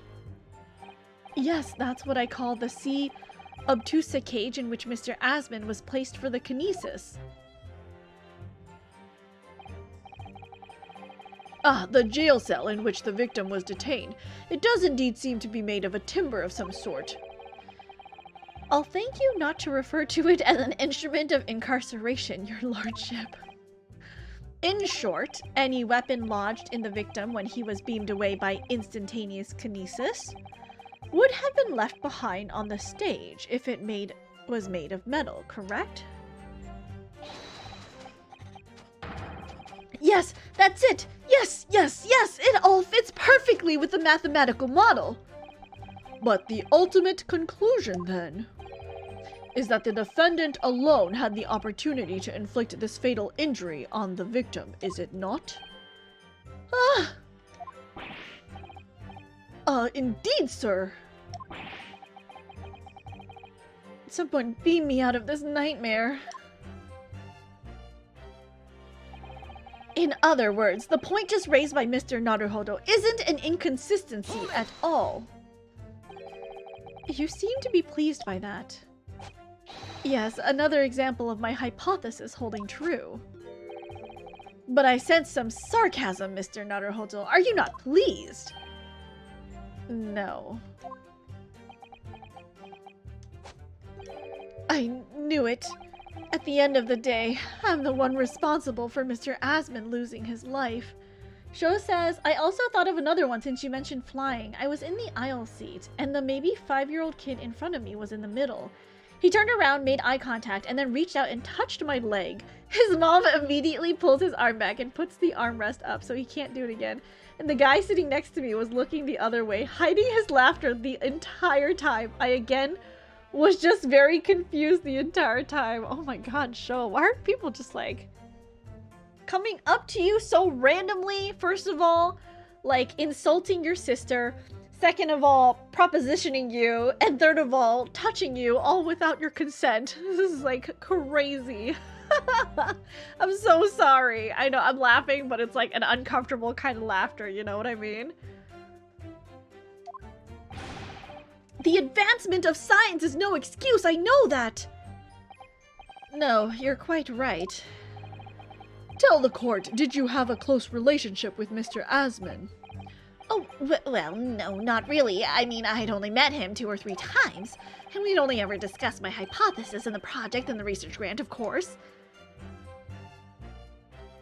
Mr. Asmund was the patron of my research. Without him, my work wouldn't have been possible. How did you know? How did you come to know Mr. Asmund in the first place? A year ago now, a small provincial science journal published a little paper about my work. That's a scientific journal. Good gracious, I should need new spectacles. I might have had an extraordinary hypothesis and great promise, but at the time I had no money. I had to eat tiny little meals at a tiny little cafe and drink watered-down water out of a tiny little glass. But Mr. Asmund read the paper and came to visit me at my tiny little laboratory. And offered you money to help fund your work. Exactly! That's exactly what happened! I handled the theoretical side of things, and Mr. Asmund provided me with an engineer for the practical. And the 3 of us produced that fantastic machine together. The machine that you brought to the great exhibition to demonstrate. We had to apply to the government for some sort of inspection to be allowed to exhibit, I think. I didn't understand all that side of things. Mr. Asmund took care of all of it. He was a wonderful man. Really, I owe him everything. Honestly, the last one makes me laugh too, because looking back at it, it was just so random, plus it was a little kid, so I can't get too mad. The other stories were just, well, oh yeah. I mean, little kids don't know, right? I mean, they should know, but they also have bad impulse control. So I can understand a child, but fully grown adults, teenagers also should know, but they're kind of assholes, so I don't know if that, like, it makes it acceptable or not, but, you know. Hold it! I need to rewatch this VOD. When you say that you built the machine together, does that mean that you were involved in its construction? Yes. Not exactly. I'm not good with the practical side of machines myself, so the physical construction was done by an engineer. Little remains of your creation now, though, following the explosion. The repair will no doubt be impossible. Yes, I realize that, but still. If someone were to gather all of the broken parts, they could discover the secret of my hypothesis. But Mr. Asman and I toiled over that machine for so long, we put our hearts and souls into it. I have to protect our work. So, what's left of the machine must be kept safe.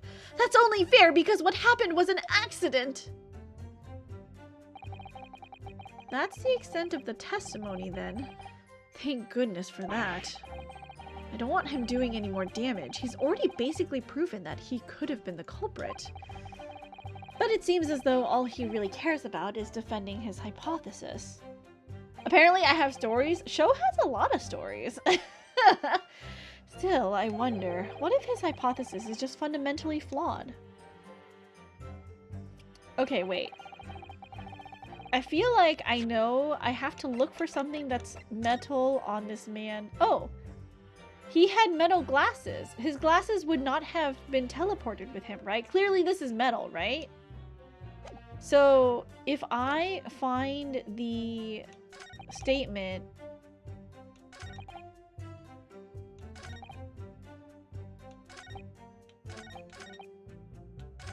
My hypothesis states kinesis cannot transport metal.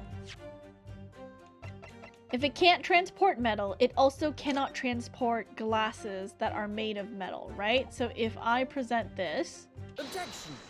Yeah, okay. Professor Hairbrain, you say that according to your hypothesis, nothing made of metal can be beamed by instantaneous kinesis using the machine you made. Is that right? Yes, that's right. Spot on. Exactly correct. In that case, I'd ask you to have a look at this photograph that was taken at the scene. In particular, I'd like you to pay attention to the victim's face. You can clearly see that Mr. Asman is wearing a pair of spectacles with a metal rim. What? Metal? No. Metal can't. Metal? No! We've already established that the proposed murder weapon, the screwdriver, was found on the stage. However, if your hypothesis correctly predicted that outcome, it should also have predicted that the metal-rimmed spectacles would be found in the same place. Ah! My hypothesis! My hypothesis! Professor Hairbrain, this isn't easy for me to say, but your hypothesis is clearly flawed. I live a very unexciting life and have no stories to tell. I remember pets and animals more than people. I mean, what's a pet that you remember then? Or an animal that you remember? Order! Order! Order! Council, what is the implication of this? If on the day in question, the alleged instantaneous kinesis never actually took place, then it's entirely possible that the victim was killed somewhere other than the stage. And in that case, someone other than the defendant could have been the culprit. But my hypothesis is sound! I proved it that day. The experiment was a success. The experiment was proof of all my work. If I could say something here in my capacity as a fellow of the Royal Society. Yes, juror number 4, go ahead. As a man of science, there's one thing I simply cannot abide. And that's a fraud who pretends to be a fellow man of science. What? Wait, great Scott! Are you suggesting my science is suspect? It's just been disproved, hasn't it? In front of all of us. There was a cat in Hong Kong with beautiful gray fur that would not stop following me around and kept rubbing against my leg. 10 out of 10 experience. Aw, that's really cute. Most of my friends have cats as pets, and all cats have 1, hissed at me, 2, tried to bite me, or 3, successfully bit me. So I try not to remember them. Oh, I'm sorry. I really like animals, of course. I think you guys know this. Mainly dogs, right? But I also like other animals. And dogs just happen to be the most cuddly. And I don't like cats. And the reason why I don't like cats is because cats, if you like a cat and if you want to pet a cat, they don't want you to bother them. I think they can just feel it, right? Like, I would approach the cat, you know, very neutrally, and I would like try to sit down next to the cats. And this has been like all cats that I've met ever. And the cat would like run away from me. So I'm like, okay, it's fine. I will literally just not, like, I will just look at the cat, but I won't try to approach anymore or interact. And like, they never come. They never bless me with their presence. So it's fine. It's fine. In other words, the whole demonstration was a complete nonsense from start to finish. Believe me, my fellow jurors, when I tell you that this man is a heel, a bounder, and a fraud. I say the wreckage of that machine should be stripped down and thoroughly examined.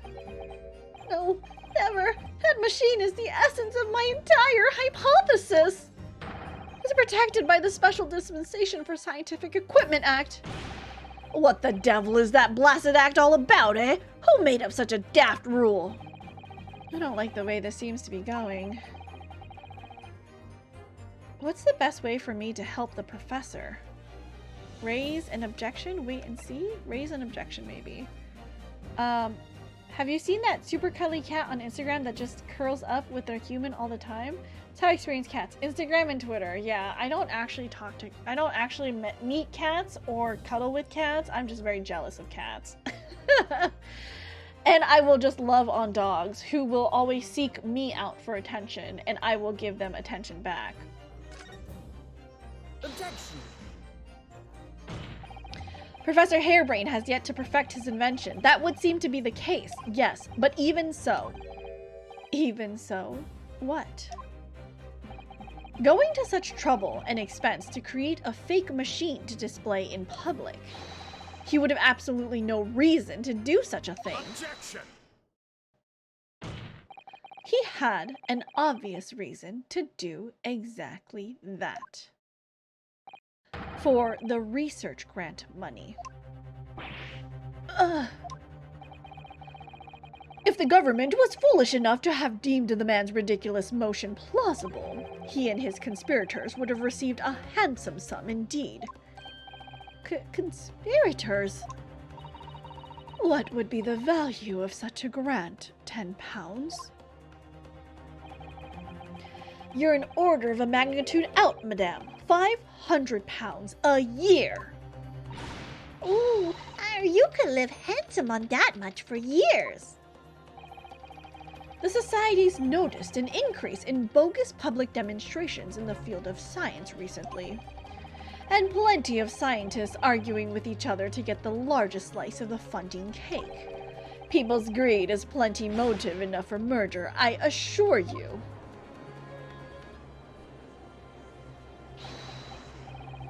No, I haven't decided. Anyone, least of all the government. My hypothesis is sound. The science is sound. Please, you must believe me. Objection.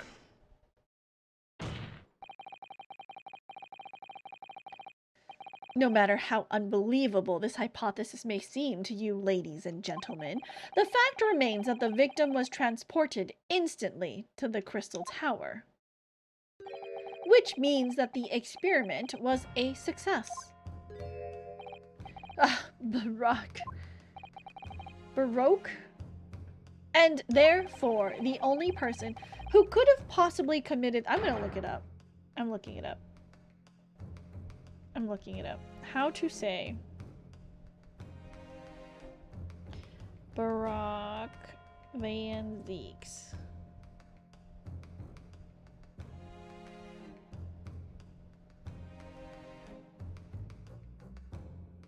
Let's see. What does Reddit say?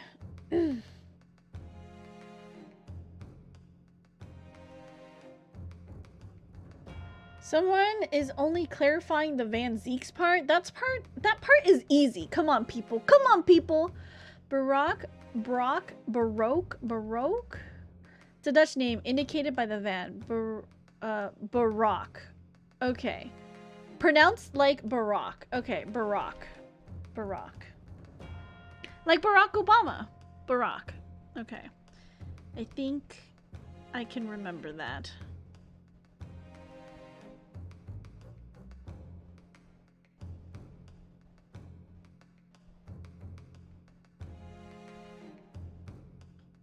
Okay. Oh, Barack. Where is this heading? I have no idea. My lord, if I may. Yes, Lord Van Zeeks. The prosecution would like to summon new witnesses to the stand. New witnesses? What would be the nature of their involvement? Gov, hello, welcome in. How are you? Hello, hello. They were spectators of the demonstration at the exhibition. Hello, how are you? Welcome in, Gov. How are the dogs? Welcome, welcome. Who were occupying special seats. Eyewitnesses? Very well. The court grants the prosecution's request. I should very much like to hear from eyewitnesses to the incident. The prosecution's stance is clear. The experiment was no postage. Postiche? The accused killed the financier victim there on the public stage before the very eyes of the spectators. Now, my learned friend. Oh, yes? Look, I gave you a pie hat. How dare you? Stop pieing me, people. Why are you sending me pies? I don't want them.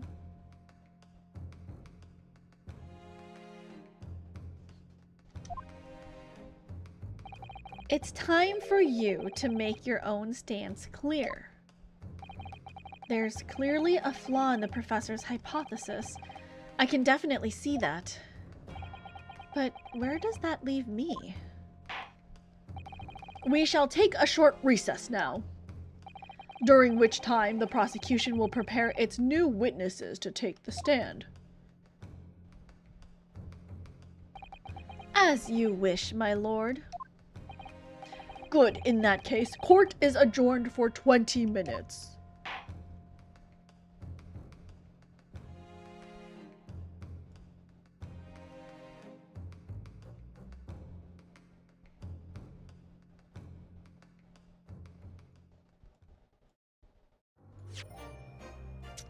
Let's save, let's go.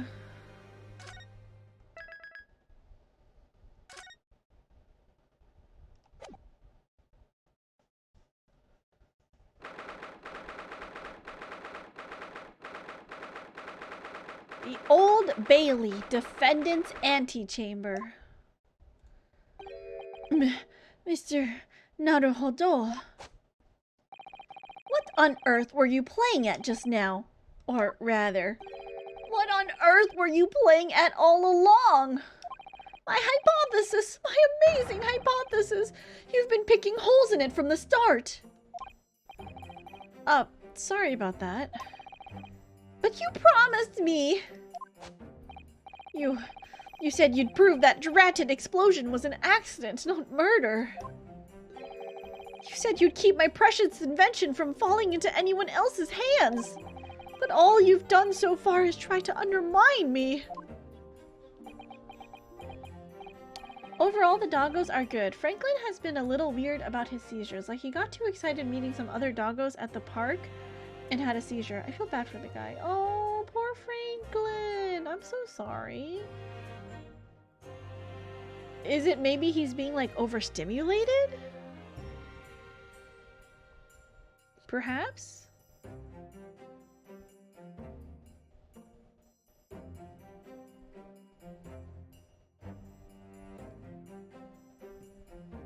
Yes, I did make you a promise, you're right. I said that I'd believe in you and fight for your freedom to the very end. But I also told you I was no scientist. I don't understand your hypothesis.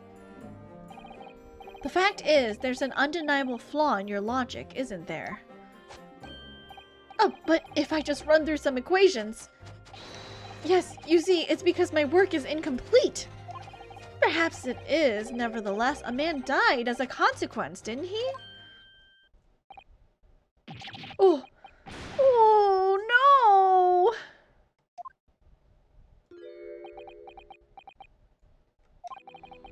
You're right. You're so right. It's all my fault. And I have no right to blame you for my failures. I'm a disaster, not just as a scientist, but as a human being. Well, that might be a little over the top. And while we're on the subject, what about Barack? He's being awful. Claiming his old university friend to be a murderer, you mean? He's a disaster, not just as a prosecutor, but as a human being. Oh, but no, wait, he's the Reaper, isn't he? Perhaps he's not classified as Homo sapiens anymore. Glad that's cleared up.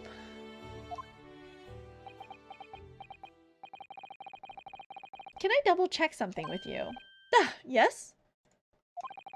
The machine and demonstration you prepared, they were based entirely on your hypothesis, I presume. There was no trickery involved?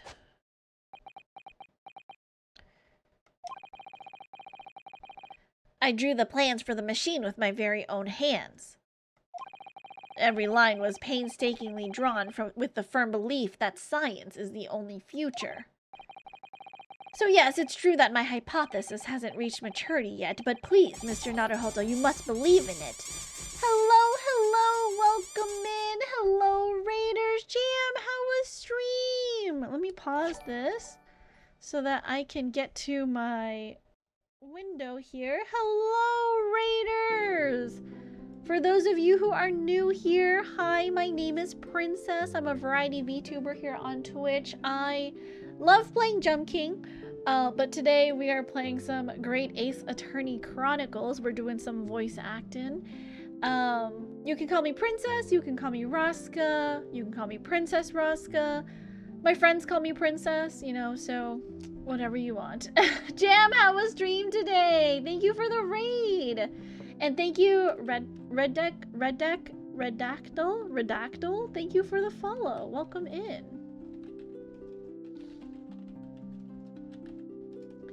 We learned a lot about the calendar with Jam today. Oh, what about the calendar? Did you learn about like the Gregorian calendar, or did you learn about the lunar calendar? Which calendar format did you learn about? Well, there's other calendar formats than just those two, but you know, I know those two. Vax Live, hello, welcome in. Jam, I think you know this. You've probably raided into me before while I was doing this, but I like to give streamers who raid into my channel a little feature, either by giving you a feature of your VOD from today. Like I can kind of click around your VOD, or we can do 3 clip shoutouts based on, you know, completely random clips. They're not, I can't choose the clips that play, so you know, just be aware that if you've streamed before and someone's clipped it, it might appear. We learned that it's almost a day, that means it's not that day yet. If it's almost a day, that means it's not that day yet. Yeah, if it's almost September 11th, it's not yet September 11th. That makes sense. Do the VOD because it's the timeless double A case. The timeless double A case. What's that? Let me open up your VOD here.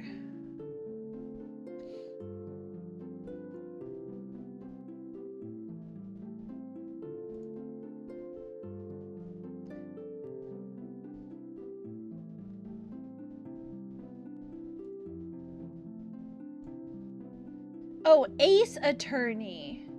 I see. Oh, wait. Which Ace Attorney. I've only played the first two, so I haven't played the... Apparently, I didn't play the third game, which is like the capstone of the whole game series, and I, you know, feel bad about it. Feel terribly that I, you know, never actually finished, but I will... Playing this has made me want to play the series over and then finally play the third game, so I guess we'll see. We'll see. But this is JMU, guys. Real quick, let me just pause this YouTube video here. And go back to Jam Stream so that there's no background music.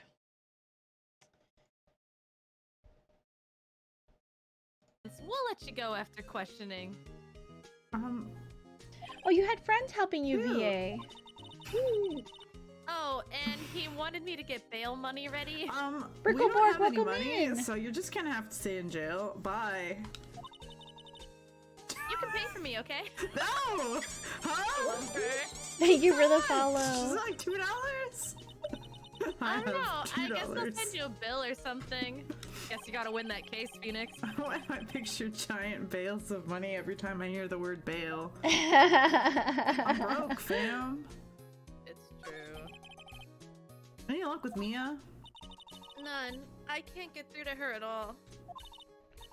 I tried. I really did. I don't know what to do. I think I probably shouldn't have stopped. Amazing. You better talk to him about it some more. I think if you do talk, you might get a She'll show up here, yeah. Yeah. Flying air tank. The tank and the steel samurai you were trying to fill up flew away. I vaguely remember happened Steel next? Samurai. I remember the theme song for Steel Samurai being like really, really good. Well, all that happened on the 20th or so. Wow. The 20th? A week ago? Now, as far as I could see, the tank went flying out into the lake. So I went out every night in a boat looking for it. Wow. I mean, Kiase gave me that steel samurai after all. And when did you find it? Just the night before last. I feel like it would be so nice to have more people on these like Ace Attorney streams, because then I could like split up who's doing which character, but also I feel like I stream this so infrequently, it would be hard to like get people to come on and be like, yeah, do this, do that. Like the whole series, all 7 games, I'm not sure, show. I don't know. But Brickleborg, thank you for the follow. How cute. Your model has a lawyer's badge. Yeah, look, the lawyer's badge right there on Jam's chest here. Thank you so much for the raid in, Jam. And don't be afraid if you need to raid and run. I know how tiring it can be after you've been talking and yapping for God knows how long your stream was. But Raider, same to you. If you've been hanging out with Jam for the past stream, get some rest, go get some water, stretch your legs. We'll be here. We just started, I don't know, like a couple hours ago, so we're gonna go for a little bit longer. We are playing the Great Ace Attorney Chronicles, which is set way before the current games, or the trilogy, I think. Set during like the 1900s, I think, based on like the events, right? And there's like Sherlock Holmes, that's not Sherlock Holmes, his name is Herlock Sholmes, and we have other characters like Natsume Sooseki. So if you're interested, stick around and you shall see these characters, and I hope you enjoy it here. Thank you, Jam, so much for trusting me with your community. I will take good care of them, I promise. My friends basically volunteered themselves. It's been very nice. Oh, that's wonderful. That's absolutely wonderful. Okay. We're here, we're back.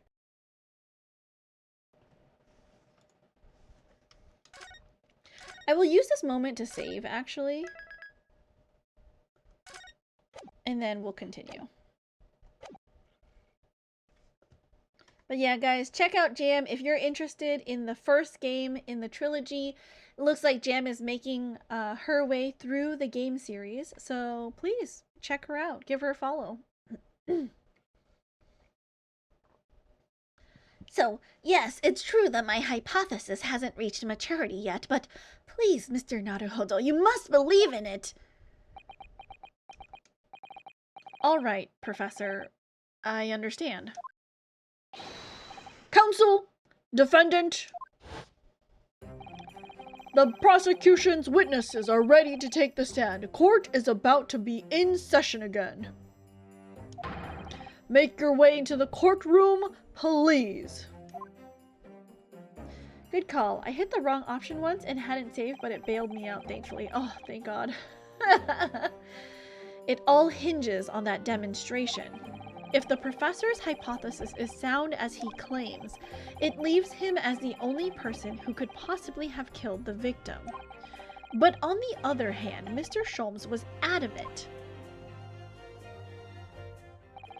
A practical implementation, such as was attempted by the professor at the Great Exhibition, is quite impossible. So, really, what should I be trying to prove here?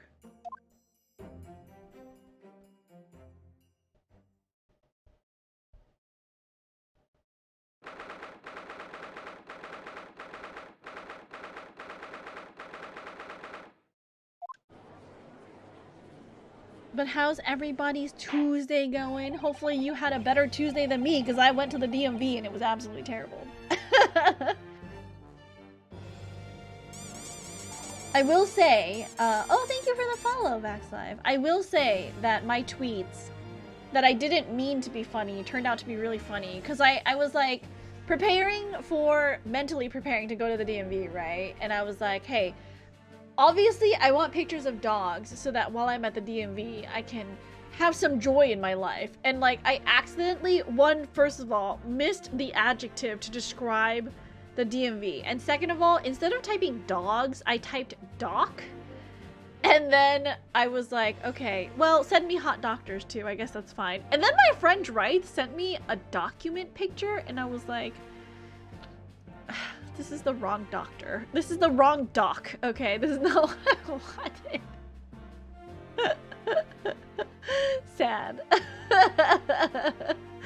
But my driver's license is on the way. I have an interim license in the meantime, so hopefully I don't get pulled over. And then one of the pieces of mail that I gave the lady was my registration sticker.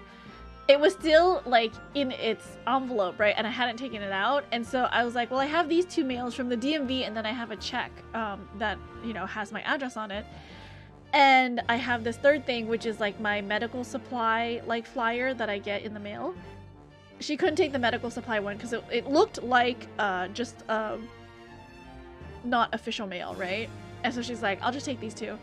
And when she gave me back the one from the DMV with the registration sticker, she's like, you should put that on your car. And I was like, yeah, I know. I've just been busy moving. And I got called out because my registration sticker actually expired last month, and I should already have put that sticker on my car. I'll do it this weekend. I just didn't want to do it. In the name of Her Majesty the Queen, I hereby reconvene the proceedings of this court. Why isn't the controller working? Hello?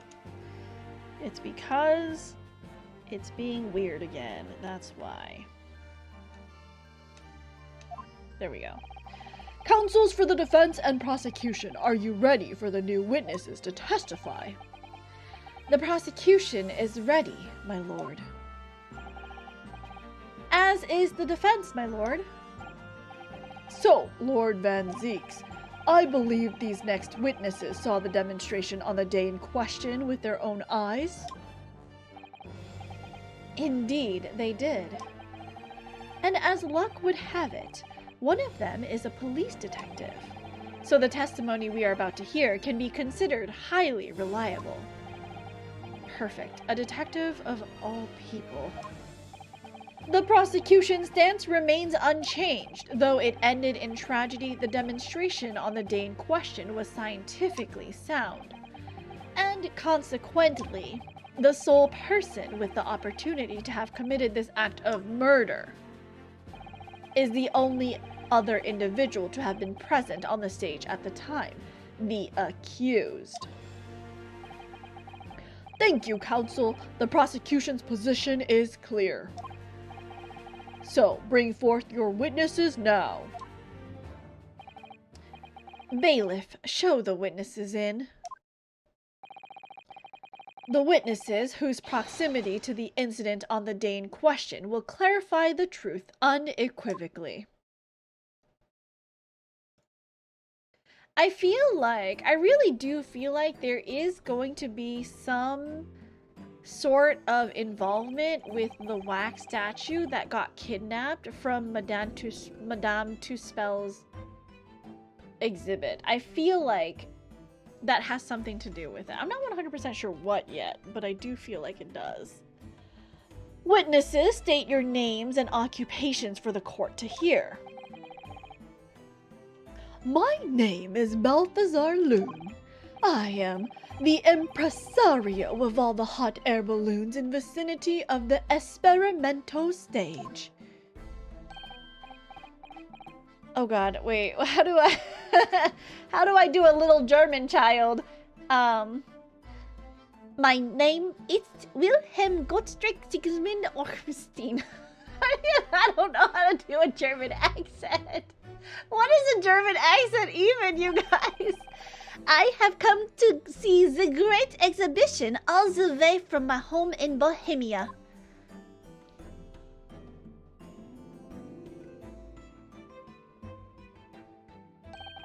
I'm very rich. Inspector Gina Lestrade. I think we said this yesterday, it was Lestrade. Inspector Gina Lestrade, Scotland Yard. I'm a great detective. Even Erlach Sholmes agrees. I was on security duty at the exhibition and I got to go up in one of them balloons. It was amazing. Gina. Again. But she did mention that she'd seen the disaster from up in a balloon, actually, didn't she? And she clearly loved every minute of it.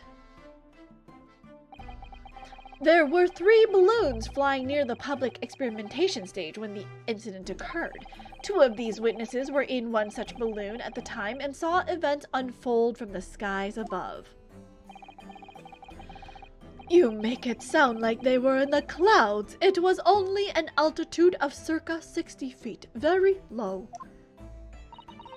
Well, you can't see nothing if you fly too high, can you? 60 feet, about 18 meters then. Thank you for your introductions. Now you will give your formal testimony for the court. Kindly describe exactly what you witnessed, especially those of you who had a vantage point above the stage.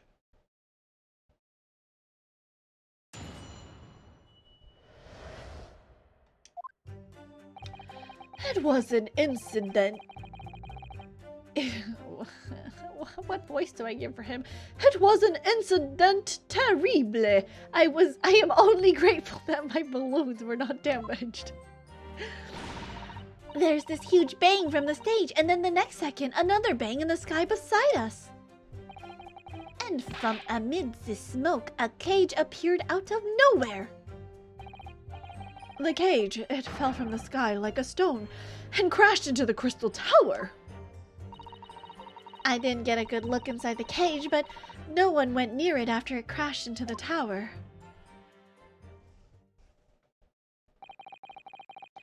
A most extraordinary collective amount, I must say.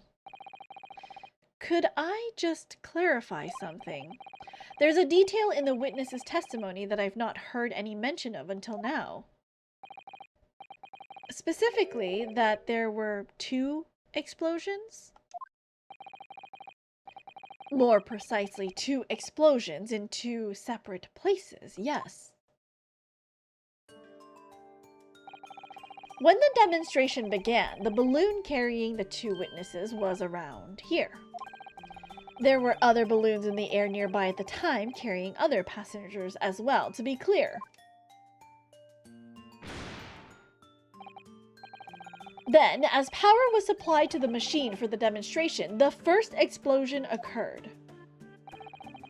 The so-called birdcage that contained the victim disappeared from the stage, and a moment later, the second explosion occurred directly adjacent to the balloon carrying the witnesses.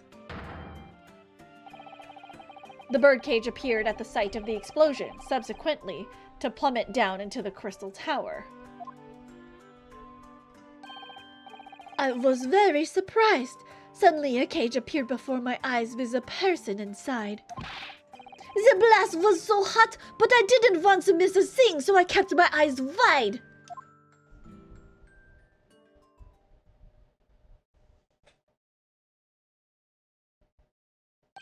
I still have lots of money.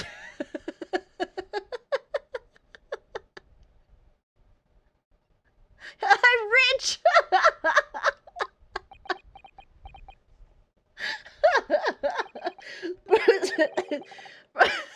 Hold on, I was having to cough.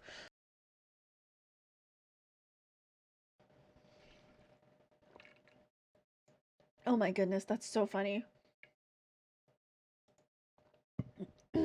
Precisely who is this curious infant? I'm told he is a young noble of Bohemian royalty. Apparently, he disguised himself in order to steal unnoticed into the great exhibition. Yeah, I am here in London on a sightseeing trip with my elementary school. We will have the benefit of a child's point of view in the testimony. Do we really need that?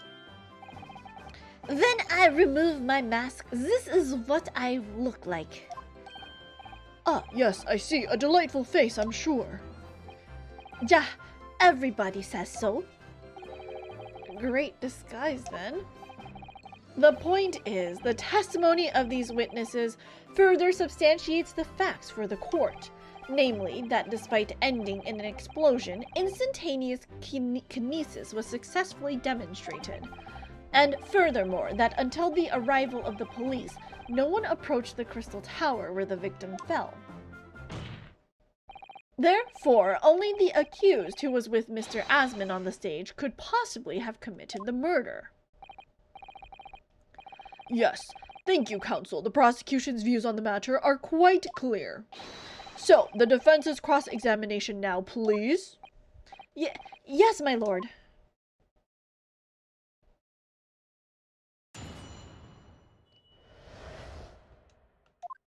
Okay, so I'm just gonna press every statement here. Grateful that my balloons were not damaged. There were 3 balloons. Oh my goodness! Hello! Welcome in, Raiders! Big Fort! Hello, how are you? Oh my goodness! 2 raids in 2 nights? Crazy! What were you up to tonight?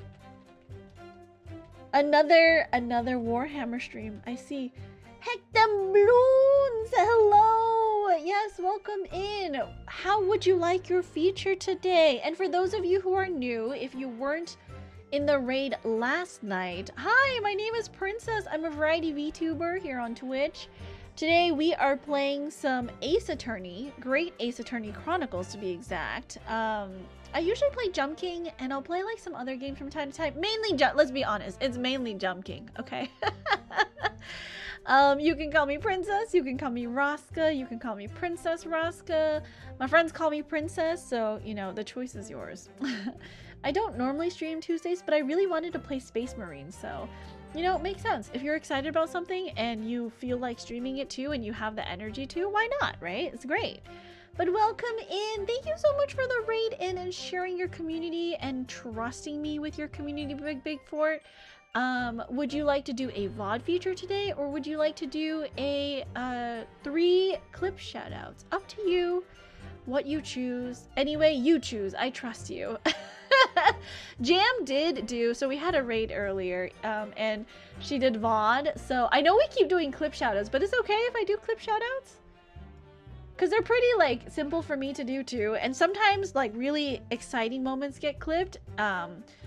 I can't guarantee, like, an exciting moment in a VOD, right? But if I do the clips, then for sure it'll be exciting, right?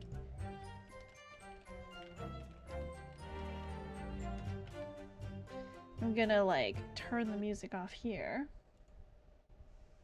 You must gamble vicariously through me. Oh, is this Monster Hunter? Oh wait, you can stack these on top of each other.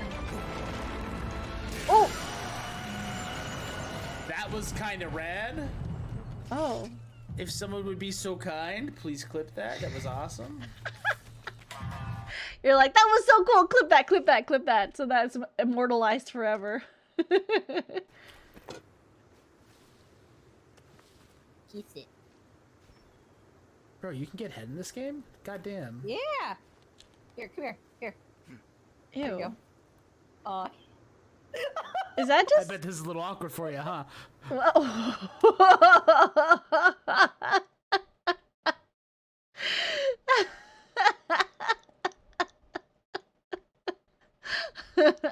Really random.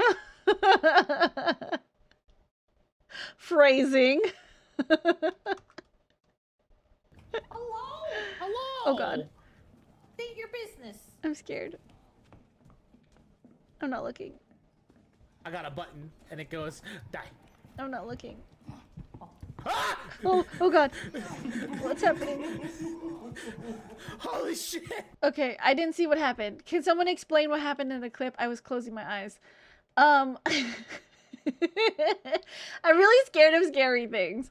But Big Four, thank you so much for coming in with your community, trusting me with them. I am probably gonna go for a little while longer. We just started the trial for this case, and yes, balloons and a German sounding child. And you know, some of these characters I have no idea what voices to give them. So that was Wild Hearts, and it's underrated. Oh, is it similar to Monster Hunter then? Because it looked like Monster Hunter. Thank you for playing Great Ace Attorney. It doesn't get enough love. A lot of people in my community seem to like super love it. So, you know, I mean, it was also redeemed, and I am having fun. And I do like to do like all of the silly little voices too. So, you know, yeah, thanks for coming by with everyone. Make sure you are getting that after stream self-care. You know, get up, stretch your legs, and go get some water, get some snacks if you're sticking around for a while. I'd love to have you, but make sure you're taking care of yourself first. It was my COVID self-care game. Didn't put it down for a week. I owe my sanity for that reason to Great Ace Attorney. Oh, that's really sweet, actually. I'm glad that we can give you a chance to perhaps relive the game a little bit, you know? Okay, we're gonna save the game just so we're, you know, we have like a nice little checkpoint here. But yeah, I mean, if you were to rate Great Ace Attorney out of all the games you've played, where would it fall? Would it be in like top 5, you think? Top 3, top 5, top 10? Where would it sit? There were 3 balloons flying above the experimentation stage at the time, I understand. See, all 3 of them, my bellissimi bambini. They were very popular, signor. Some people will pay 10 pounds for one ride. 10 pounds? That's more than my annual stipend. 20 pounds a month. That is my pocket money. Royals have all the luck. I got up here for free, I did. Played the old I work for Her Majesty's police card, you know. Detectives have all the luck. If they're so popular, why would you only be operating such a small number of balloons, though? Because if I have too many in the skies, they could crash into each other. The operators for the balloons were decided by lots, with each operator manning a particular area. See, and the zone above public experimentation stage is the most profitable. The other impresarios, they hate me. Thank you for the head pad. Welcome in, Cap. How are you? Guys, if you haven't, you should definitely check out Casual Cap. He is like my comfy streamer. He streams pretty late at night and has really comfy, cozy vibes in his stream. He's been playing, I think I saw him also play Mika, the Witch something, some kind of like almost Kiki's delivery service type of game, and he's been playing Fields of Mystria. I can't tell you, like, I'll be honest, Cap, I don't actually watch you play it. I just put you on and I like listening. I like listening to you yap, and I like listening to the conversations that you have on stream, but I don't actually watch you for the game. So I'm sorry if I can't tell you. Sorry if I can't tell people about the games at all. Like, I know Fields of Mystria, you were explaining how some NPCs are not romanceable. I think that's all I remember. You're my comfy streamer too? Oh, that's so sweet of you, Cap. Thank you, thank you. But yeah, please check Cap out, you guys. He is like super cozy, super comfy, and streams late at night, which is like good for my schedule. That's perfect. It just means I can play whatever I want. It's true. I mean, you know this. I watched you play Phasmo, and you know I absolutely cannot stand actually watching a Phasmophobia stream. Absolutely not. But I will listen to you play it. Because you also don't get that scared. You're like pretty calm and like in control. Thank you, witness. I think the court has a clear picture of the arrangements for balloon rides at the exhibition. Perhaps we could hear more about what you actually witnessed of the incident. Right, I can fill you in there, my lord. We gotta do another spooky game this year. My community, like, member already redeemed Little Nightmares 2. I'm not looking forward to that. I probably will cry profusely when I have to play that. Maybe as a goal for like, should I do a subathon? Maybe I should do a birthday stream, and then the incentive at the end of my birthday stream will be another spooky game or something. I don't know. Then there's this huge bang from the stage, and then the next second, another bang in the sky beside us. So you actually saw the accident happen from up in the air? Yep. Ain't it amazing what a detective gets to do, eh? I'm telling ya, Odo, being a lawyer's a mug's game. You should join the force and we can go flying together. You know me so well. Yes, well, anyway, could you tell us exactly what you saw, do you think? Everything. We saw everything because we were up above it all. That dodgy cove climbing into that cage, and that dodgy professor pulling all them levers. And that's when it happened. That's when there was that massive bang and the cage disappeared, just like that. You are describing the moment the subject's body was decomposed by the electricity, I believe. I didn't know what to make of it. But then there was another bang, right in me ear. Thank you for the alert, Cap. I appreciate you. Have a good one. Thanks for stopping by. I looked around and there was a huge great fireball right next to us in the sky, and there was nothing there before. Ooh, he's thinking. What's he thinking about? Excuse me.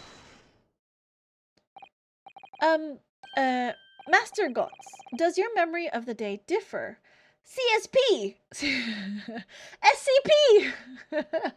Cap!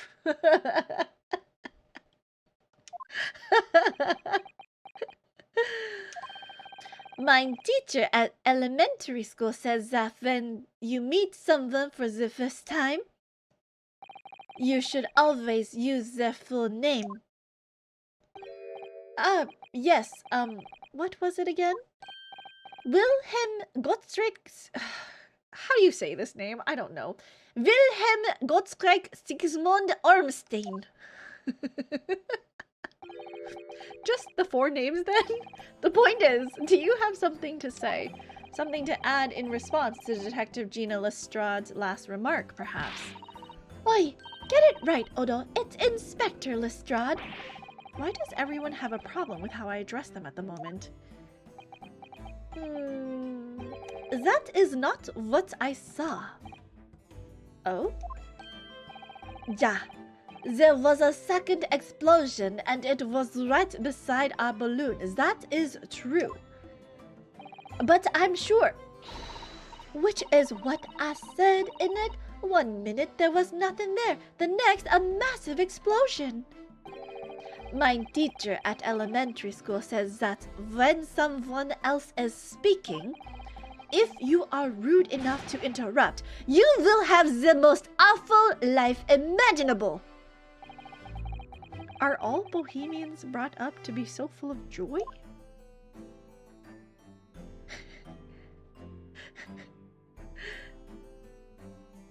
Just before the second explosion happened next to our balloon, I clearly witnessed a green balloon flying in the sky. A green balloon? Huh? You what? I never saw nothing like that. Well, I did. I saw it and you can't say I didn't. I will complain to this consult. I will cry and scream. My testimony is the truth. I am Bohemian Prince. You cannot say... Sorry, is that... He's not allowed. How do I do this? Access all over the place. Playing the bleeding royalty card, are ya? Typical. Says the orphan who likes to remind people she works for Her Majesty's police. In that case, young man, I must ask you to amend your formal testimony in the interest of cordial national relations between Great Britain and Bohemia.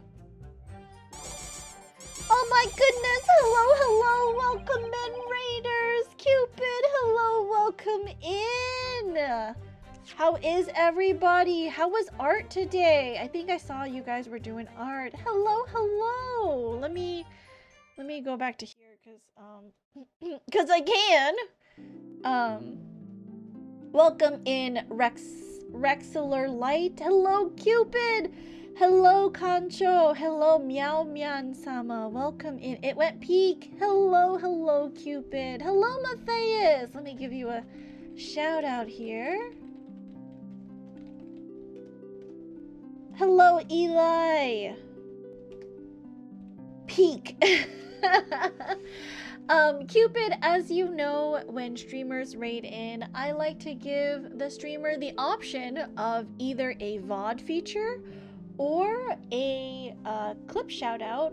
And this is just, again, my small way of thanking you for introducing your community to me. I would like to show you off to my community, and if they find your clips or your stream interesting, that they can follow through and drop a follow for you. You can choose. I'm not picky.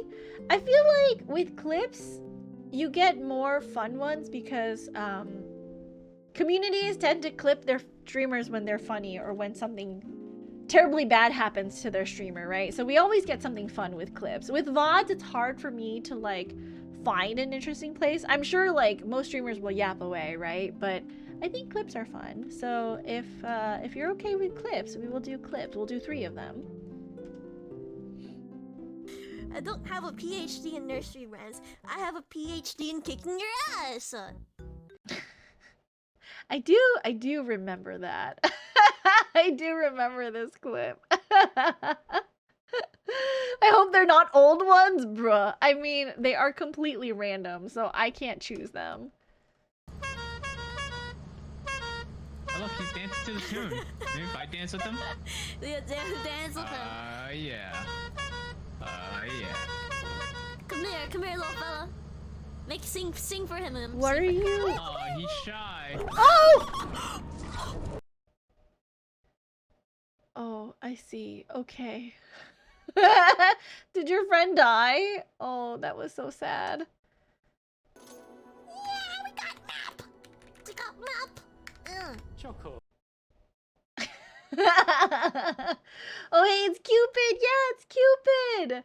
Also, hello, welcome in, Raiders. For those of you who don't know me, my name is Princess. I'm a variety VTuber.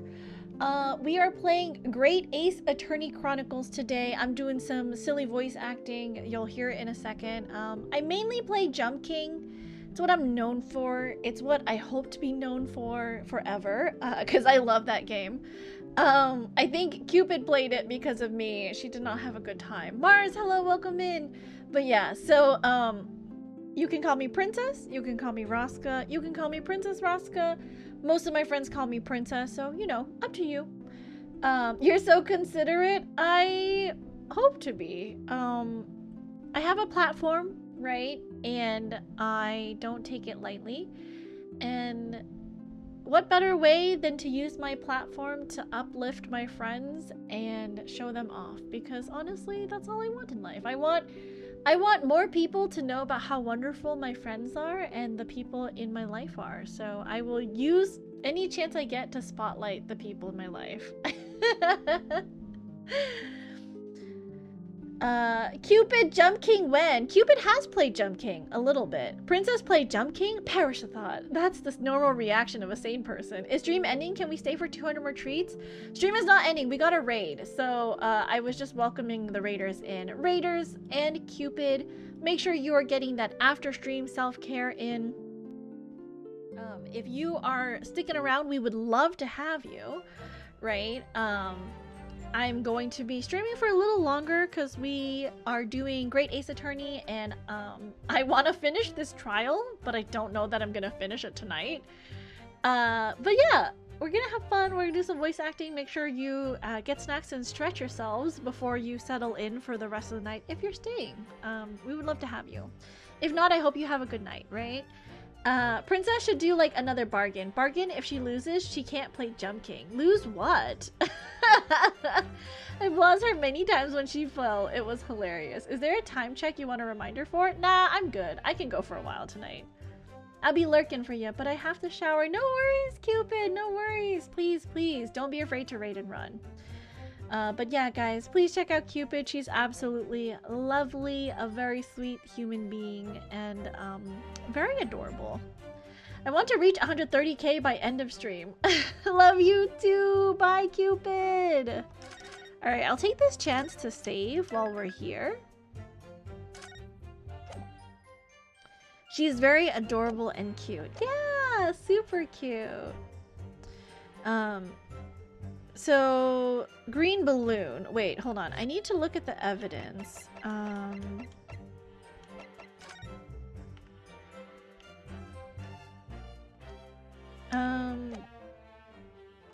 Okay, so what if I press this one? Hold it! A green balloon, you say? Are you sure about that? Of course I'm sure. I am a proud Bohemian prince. All these questions are making me boring. I think you mean bored. English is very annoying. The language of my countrymen is far superior. Ragazzo, it is very wrong to lie. Lie? Flying balloons never explode. For the same reason the planets never explode. It is logico. Please tell me that doesn't mean logical. If you insult me, you insult all of Bohemia. I don't know how to say it. Madai. I will have the army come and shoot all of your stupid balloons out of the sky. All of them.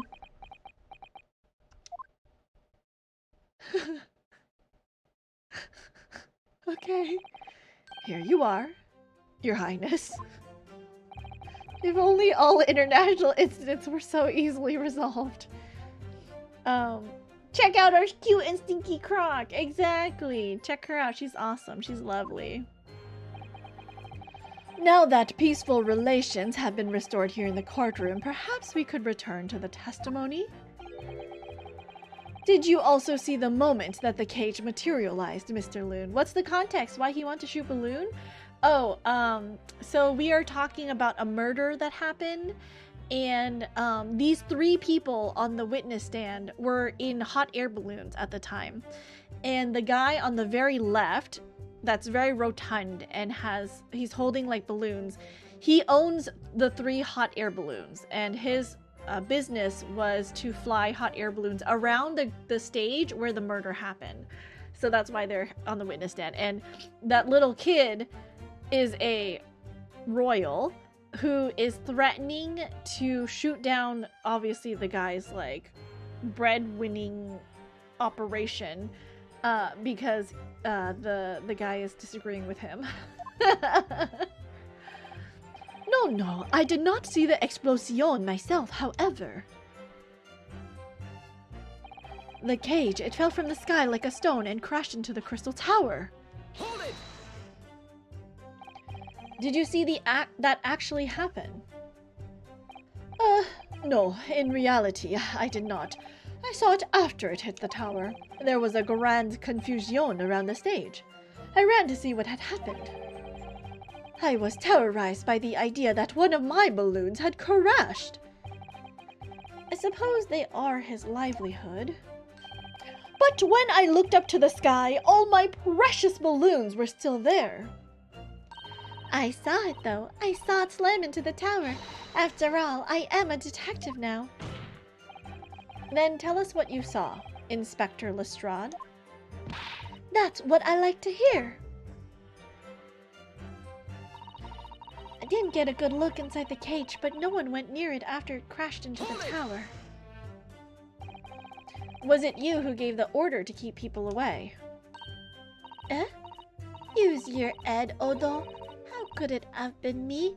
I was up in a balloon, weren't I? Right. So, because I weren't available, it was the boss who had to leg it over there. He was getting shoved and kicked all over by the panicking spectators as he tried to seal off the scene. It was a real sight to behold, I can tell you. Amazing! Poor Inspector Gregson. So anyway, I couldn't see the cage that well because of all the smoke. And I didn't really want to see, to be honest. I was scared out of me wits. Keep it together, Inspector. I get to work from home the rest of the week? Yay! Is it because of the fires? The prosecution really is asserting that the demonstration was genuine. But what if it was actually some kind of switch-around trick instead? That would mean that the victim was never actually on the stage in the first place. The two explosions would have thrown everyone watching into a panic for sure. I think I need to find out more about what exactly people saw at the time.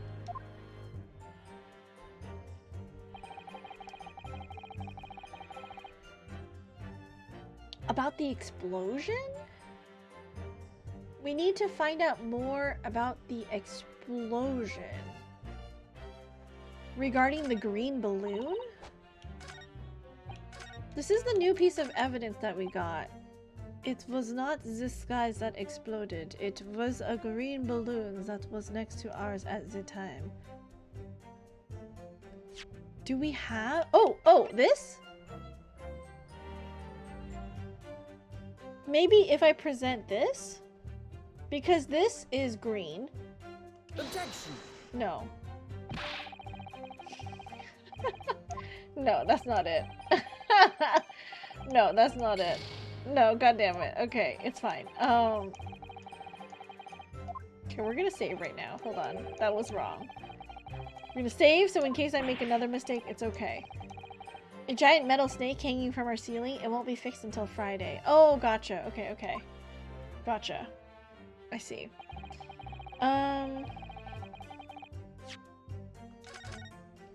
Let's save real fast. Okay, so we need... Okay, hold on. Incident terrible, only grateful that my balloons were not damaged. Oh, wait. What if we present this with this? Objection! Yeah! Because it's balloon material and it's clearly damaged. Ah. Okay, it was the right piece of evidence, just not presented to the right statement. It's fine. Mr. Loon, in your testimony, you said that all 3 of the balloons you had operating at the time were undamaged. See, that is correct. If they had been caught in the explosions, it would have been terrible. I wonder if you might know what this is. I think it may be, see, part of a balloon.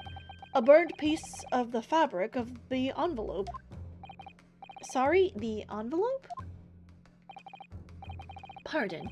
That is the large round part of the balloon which becomes filled with hot air. It is made from very thick fabric lined with rubber. You do not want it to rip when you are in the sky. Just as I thought. This piece of cloth was found near the experimentation stage. In other words, as Mr. Gotts testified, a green balloon did indeed explode that day. Eh? If all the balloons in the sky above the experimentation stage belong to you, Mr. Loon, then your statement that they were all undamaged clearly contradicts the evidence. No!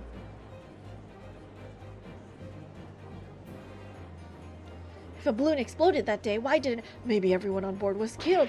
Oh no, having just spent 10 whole pounds for the experience? How awful. Seems to me like those things crash 50% of the time anyway. Objection! The instantaneous kinesis did occur, but after the explosion on the stage, the point of materialization shifted to a location occupied by a balloon, causing the balloon to explode. Yes, eminently plausible. An unfortunate traffic accident, as it were, but it changes nothing about the pertinent facts. This I cannot accept! Why not, Mr. Loon? You are suggesting that I am a liar. That person died in a balloon incidente. I don't know what I'm doing. There's no need to get fired up, Mr. Loon. The victim was the sole fatality that day. That's right, and I prove it! Balthazar Loon is not a liar. There was no such balloon in the sky. It is non possibile. Possibile. You're saying it's impossible. Why? This court has more important matters to discuss than the number of balloons that were operating that day. Objection! But we can't ignore the fact that nobody appears to have known anything about this other balloon until now. My lord, the defense calls for further testimony from Mr. Loon. I concur. There is clearly more to the truth here than meets the eye. It's imperative that we clear up the issue of this phantom balloon, I feel.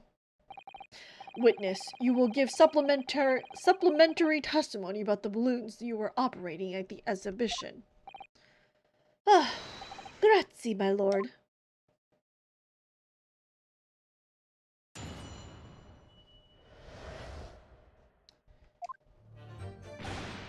As I said, Balthazar Loon is no liar. Every balloon I had in the sky landed safely.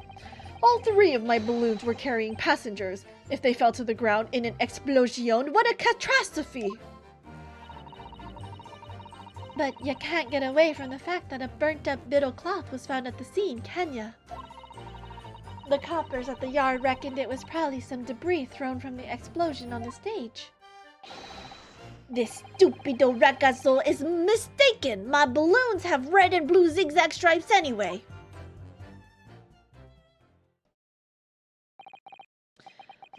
So your assertion is that the balloon this child saw was not one belonging to you? Si, exactamente. If he even saw a balloon in the first place. I do not like the sound of it. It is very bad for business. I have a good mind to sue the land of Bohemia. If you attack us, we will fight back. It will be war. All-out war. What is happening with this child always buying a balloon? What happened to all-out war? Mr. Loon certainly doesn't appear to be lying. But that doesn't change the fact that the testimony and evidence are contradictory here. If the defense is unable to find fault with the witness's statement, the court must consider them the truth. Think long and hard on that, my learned friend. The situation has clearly changed now.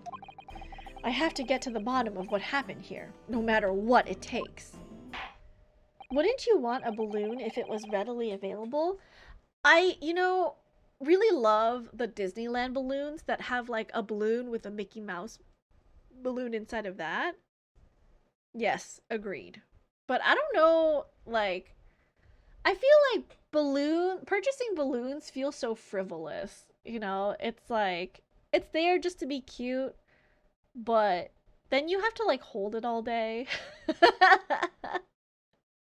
I don't know. I don't know if I actually want. I like the idea of balloons, but I don't know if I actually want a balloon. Do you guys like balloons? Like, do you guys like buying balloons, holding balloons? Maybe like birthday balloons. I don't know. It's been so long since I've actually held a balloon. Like, I'm trying to think of the last time I actually had a balloon when I went out, you know? Like, they bring joy though. They do bring joy. I do like seeing balloons makes me happy, but I don't know that like holding a balloon would improve my overall mood. You know what I mean? Disney. Counsel, you may now cross-examine the witness. Just tie it to your arm and be happy. But like if you go on rides, you have to put it down anyways. You know what I mean? Like you can't take the balloon with you on the ride. As I said, Balthazar Loon is no liar. Every balloon I had in the sky landed safely. Hold it! You couldn't just have forgotten one, maybe. Signor, I might not notice if I was given 100 lentils and one was missing. But we are talking about 3 enormous balloons! Do you believe I could make a mistake about something so grand and expensive? I took the liberty of having Inspector Gregson check this gentleman's warehouse. I have the report here. It clearly says a total of 3 balloons. It would appear no mistake has been made then. Surely Miss Lestrade could have been sent for such a menial task. What? Me? I'll tell you what I told the boss.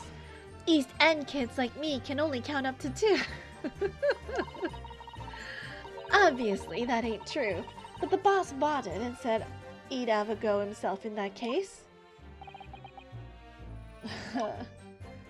That's actually hilarious. All 3 of my balloons were carrying passengers. If they fell to the ground in an explosion, what a catastrophe! Hold it! It would be quite a catastrophe if they fell to the ground, for any reason, I think. On that note, Mr. Loon, tell me more. What is it that keeps these balloons in the sky? Are you an idiota? Sorry? That is like asking why does a candle burn bright? It burns bright because it burns bright, and a balloon flies because it flies. What else? That must be Italian for I don't know.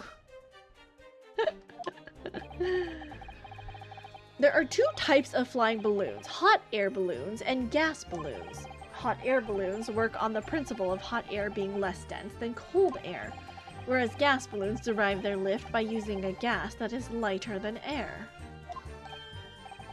See, and my balloons are filled with a magic gas, I believe.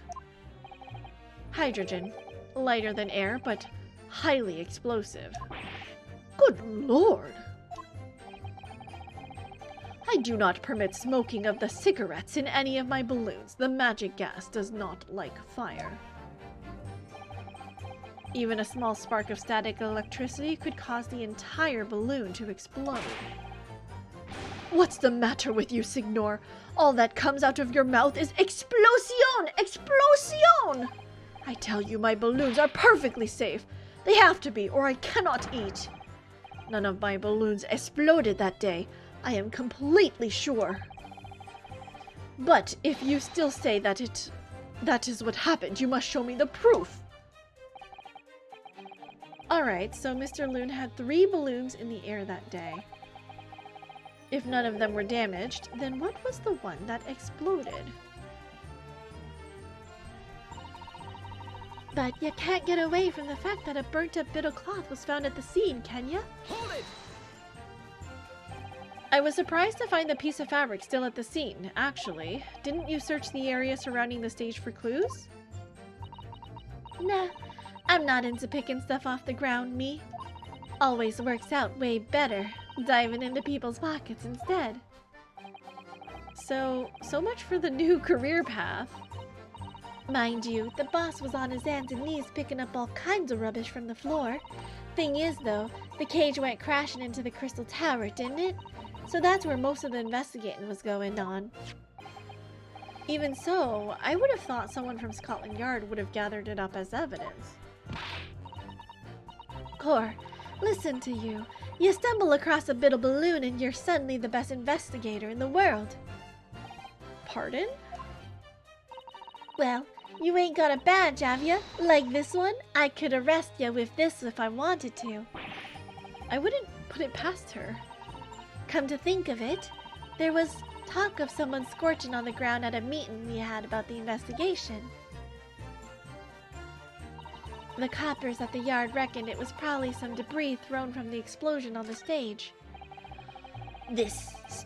Oh, hold on. I have to press each statement first. There was considerable damage to the stage and surrounding area, wasn't there? Yeah, some of the coves what were watching the experiment were caught in the blast and injured. Good job the old contraption didn't keel over, eh? I hadn't even considered that. It seems there was great panic after the incident occurred. Nevertheless, the police shouldn't have missed a torn piece of the envelope from a balloon. Inspector Gregson can expect repercussions. Like me swiping all his fish and chips, eh? The man's sole pleasure.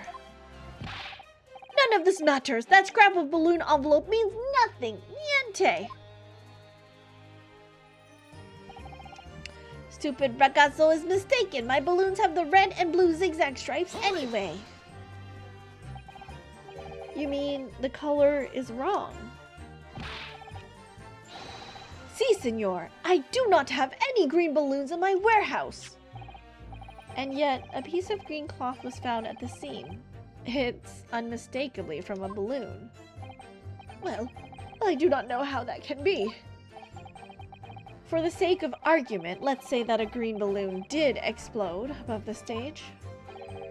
You couldn't therefore conclude that it happened on the day in question. Why not? There have been recreational balloon flights over Hyde Park. Operating from before the Great Exhibition. One could have exploded on some earlier date.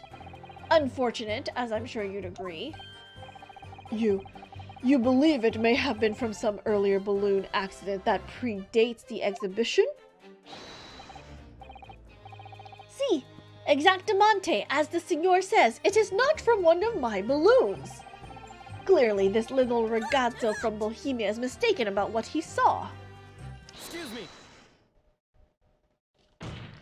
Why are you kicking up a fuss, child? Is something wrong, Master Gotts? It's Master Wilhelm Gottschalk Sigismund Armstein.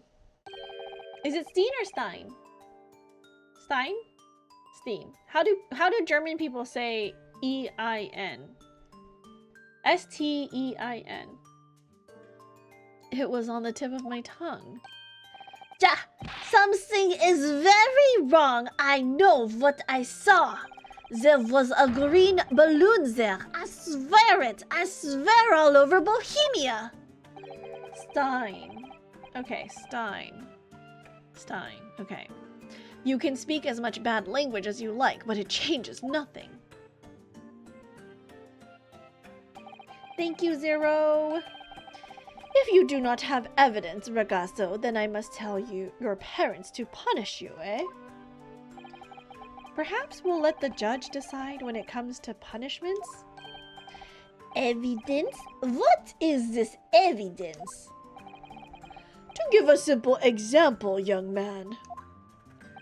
A photograph, for instance, some tangible proof of what you claim. Well, why didn't you say so sooner? I have the photograph here. Good gracious! What? I had not been up in a balloon for a little while, so I was very excited.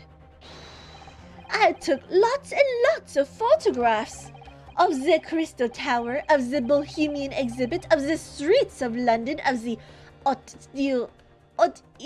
cellar, the balloon, and the Instantaneous Kinesis experiment. Did you take a picture of that? Yeah, one picture. Really? You did take one. But all I wanted was a ride in a balloon. I was not interested in boring experiments. Never mind that. Can you show us that photograph? Of course, and then you will see. You will see that I am not lying. That I really did see a green balloon. This game is really trying to mess you up with these words. They are. It's hard. These words are so hard. They're so difficult.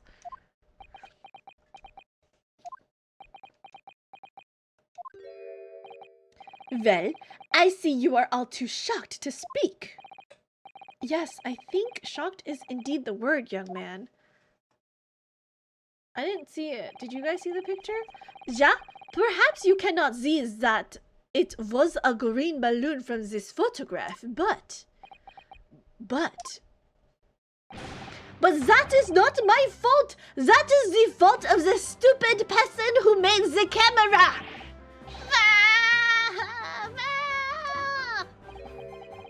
That is one very bohemian sounding cry.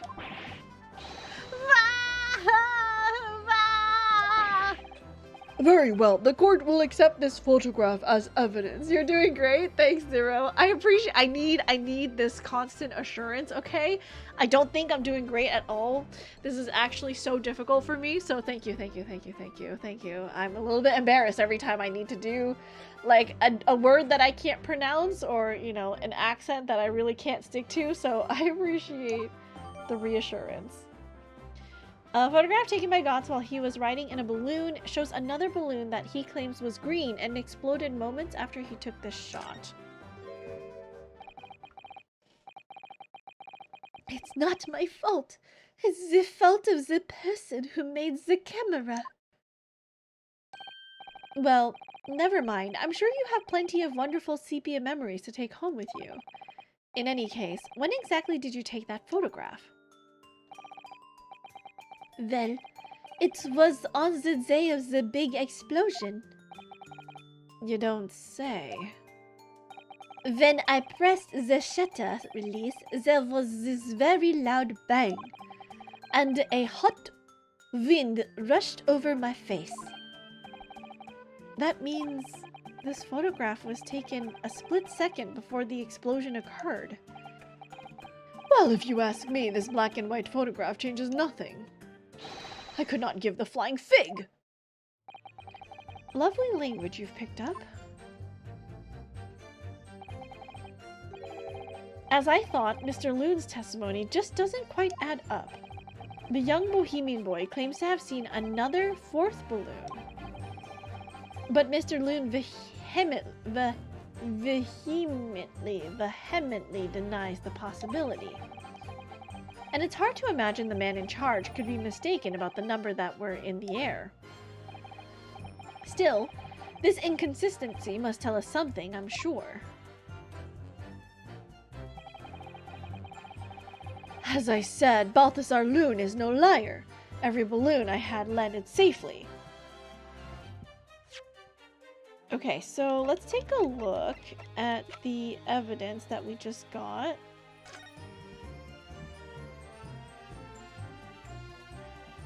So, this is the balloon that maybe he was talking about, right? This is the green balloon, the quote-unquote green balloon. There is something just shooting out from the stage, it looks like, into here. That's all that...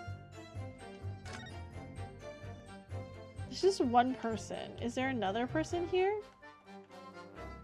That's... Oh, but he... This never moved. There is a body here that never moved. And this is the instant that it was supposed to have been transferred over as instantaneous kinesis, right? So, 3 balloons, if they fell to the ground when an explosion, can't tell, get away from the fact that a burnt up bit of cloth was at the scene. Some debris thrown from the explosion on stage. My balloons have the red... Is that it? Wait, okay. Okay, wait. Red and blue zigzag stripes anyways. This balloon doesn't have... Well, maybe we can't tell because... Maybe the red zigzag design is higher up? Wait, what did I just see? What is this? Someone is running in the background here. 'Cause all these people are watching the experiment. Such green! Get the camera maker wasn't very guess the camera maker wasn't very demure or mindful. Very true, very true. So there was a person here, there was a person here, a person running back here, and then these people hanging out here. There's one person here, which is the professor, and then this is supposedly Mr. Asman. But this is the moment that it got shot. It shows another balloon that he claims was green, exploded moments after he took this shot.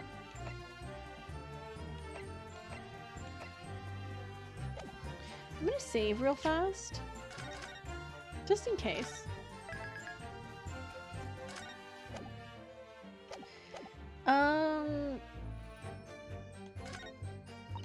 Okay, wait, let's start from the beginning. What can we present? So, every balloon landed a hat in the sky, landed safely. All 3 of my balloons. Oh! There's no passenger in this picture. Look, there's no passenger, so we present this, right? Objection. There's no passenger. Unfortunately, the photograph Master GAAC took can't tell us the color of the balloon, but it can tell us something else, something crucially important. Save scum for the win! Exactly, show. We're not embarrassed that we need to do that, okay? Not embarrassed. I'm stupid, so I need all the help I can get when it comes to presenting evidence. When the music stops and I'm like, oh, thank God I did the right thing. You're so right, Inside Out Ski. What? It shows that the pictured balloon wasn't carrying any passengers. Oh, my goodness, you're right. But surely all the balloons would have been carrying passengers. There would be no sense in it otherwise. See there for pleasure, for seeing the view. My balloons only fly with passengers. Which tells us that the pictured balloon isn't one of them. So when the incident occurred that day, there was a 4th balloon in the skies above the experimentation stage. The mysterious green balloon. I know nothing! Niente! I can only tell you one thing. If this balloon was not carrying passengers, then it was not one of mine. Objection! There are illegal tradesmen everywhere you care to look. Clearly, one such entrepreneur decided to capitalize on the opportunity presented by the Great Exhibition, and managed to operate balloon flights on Mr. Loon's patch without him realizing. See, the competition trying to steal my profits! I did not notice because of the experimento that went wrong on the stage. This 4th balloon exploded at the very same moment Mr. Asman was beamed from the stage below. Right. So them scraps that fell to the ground after and left them scorch marks. They didn't come from the stage at all. It was bits of the balloon raining down. But 'cause no one was in it, didn't get no attention. A mysterious 4th balloon carrying no passengers silently floating over the experimentation stage. This photograph shows us nothing more. It does! There is a body in the birdcage at the moment that it exploded. So we need to look into that as well. A stray balloon carrying no one and operated by some rogue trader. Clearly, it has nothing to do with the case. Its relevance does elude me, I must say. The court has been sufficient evidence and heard ample testimony already. The prosecution calls for this trial to be concluded.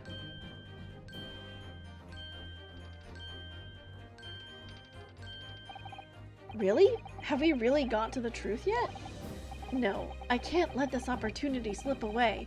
The jurors' minds are made up, and not in our favor. What else can this photograph tell us? Is there nothing more we can learn from it? There's more. Objection! Ladies and gentlemen of the jury, wait. Please don't give your decision yet. The photograph from Master GAAC may well be hiding one more vital clue. What's that? A vital clue! Objection! We're well past the point of mere possibilities. It's time for definitives now. So, tell the court. What exactly does this alleged clue in the photograph prove? The cause of the explosion. I'm gonna say it real fast. Just in case, you know, maybe we're not right, and maybe I don't know anything. We're gonna do cause of the explosion.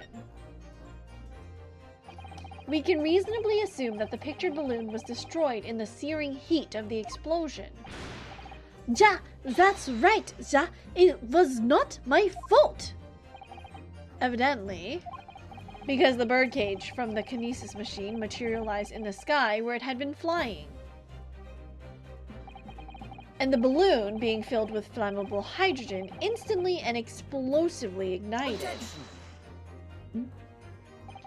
No, that's not what happened. What? It would appear that this photograph requires closer examination. Counsel for the defense, you will highlight the location of this alleged clue in the photograph for the court. Of course, my lord. If you look closely, it's plain enough to see, and what's shown is linked to another piece of evidence we have. In a way, that leads to an unbelievable conclusion that heavily suggests the real reason the balloon exploded is...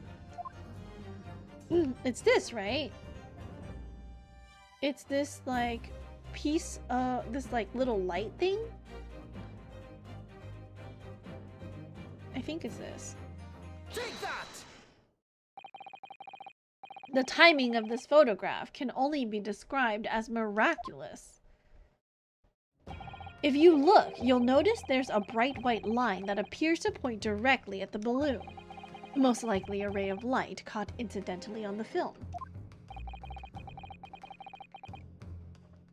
I'm afraid I can see nothing of the sort. If you look with a magnifying glass, my lord, it becomes clear what the nature of this bright line really is. Goodness, what is that? Undeniably some flash of light, yes? Oh, golly. Do you think it might be lightning? But it couldn't have been a finer day.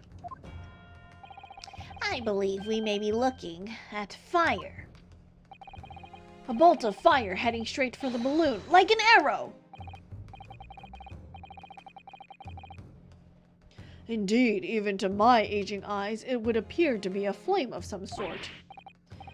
My word, are you suggesting this flame struck the hydrogen gas that filled the balloon? Objection! That's absurd. The balloon would have been 60 feet above the ground at the time. No flame could possibly have reached such a height. Objection! Actually, it's my opinion that a particular piece of evidence found at the scene reveals how that is exactly what did happen. What evidence? If such evidence exists, Council, then for goodness sake, present it, man. I'm saving. I don't know, actually, what this could be referring to.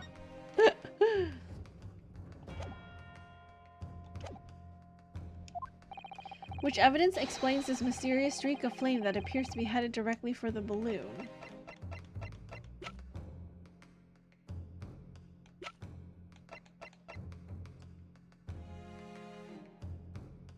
I don't know. This?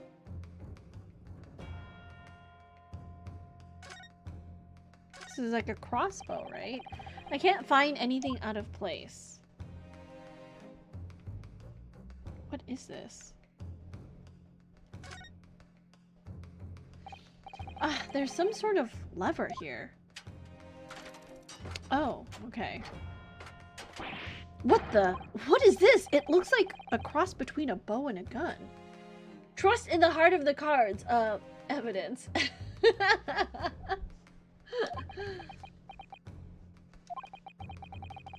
think it's probably used for the same thing too. A crossbow. This groove here must be where the arrows are loaded, I suppose. So I was right, it's a sort of bow with an automatic firing mechanism. This would be perfect for someone like me who catches his ear with the bowstring 2 times out of 3. In fact, if I'd had one of these, maybe I could have beaten Kazuma in Kyudo archery training. Is that the only thing that we can... maybe this? It looks like you wind this around in order to draw the bowstring back and create tension. You must be able to fire arrows with a huge amount of force using this device then. In fact, I would imagine it's far more accurate and powerful than a Japanese longbow. Ugh, I really had no idea when picking up this... what I was picking up when I spotted this at the exhibition grounds.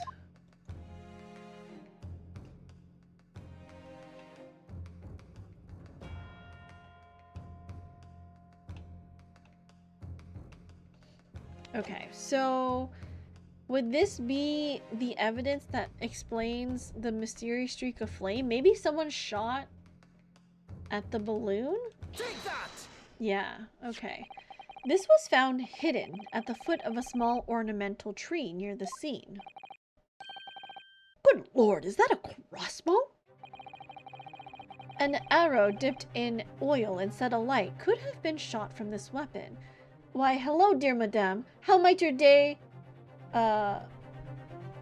was so far? Hello, Mr. Herlock Sholmes. We just saw you earlier. I'm doing good. How are you doing? Welcome, welcome, welcome in.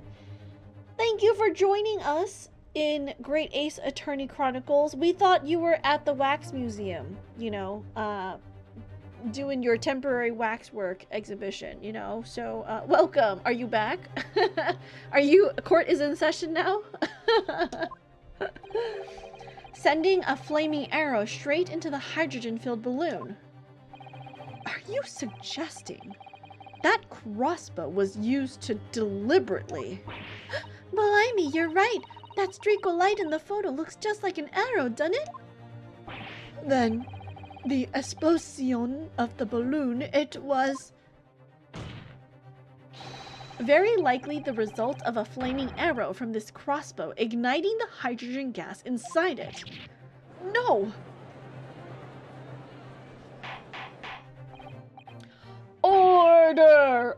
Order! Council, this is an extraordinary supposition. If the aim was to cause the balloon to explode, the shooter could have used a gun, of course. However, there's an obvious reason why that would have been out of the question. The noise of the discharge? Of course. That's right. By using a crossbow, the projectile could be fired at the balloon silently. Well, yeah. If someone had shot a gun off in the exhibition grounds, it would have caused a real panic. But with the big explosione, there was a big panic anyway, no?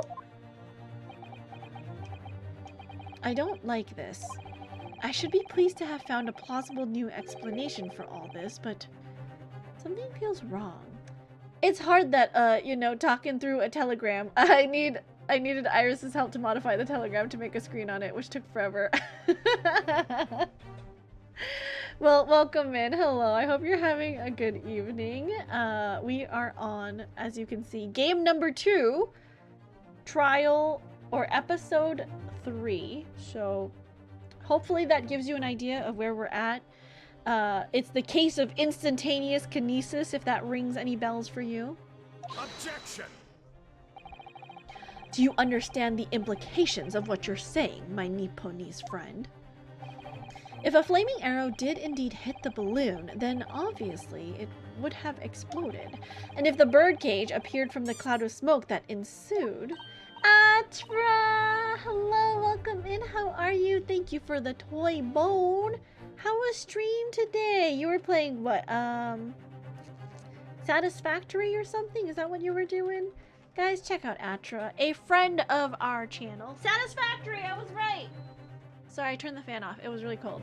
A friend of our channel and a fellow VTuber. He is a YouTuber who does lots of comfy cozy streams, actually.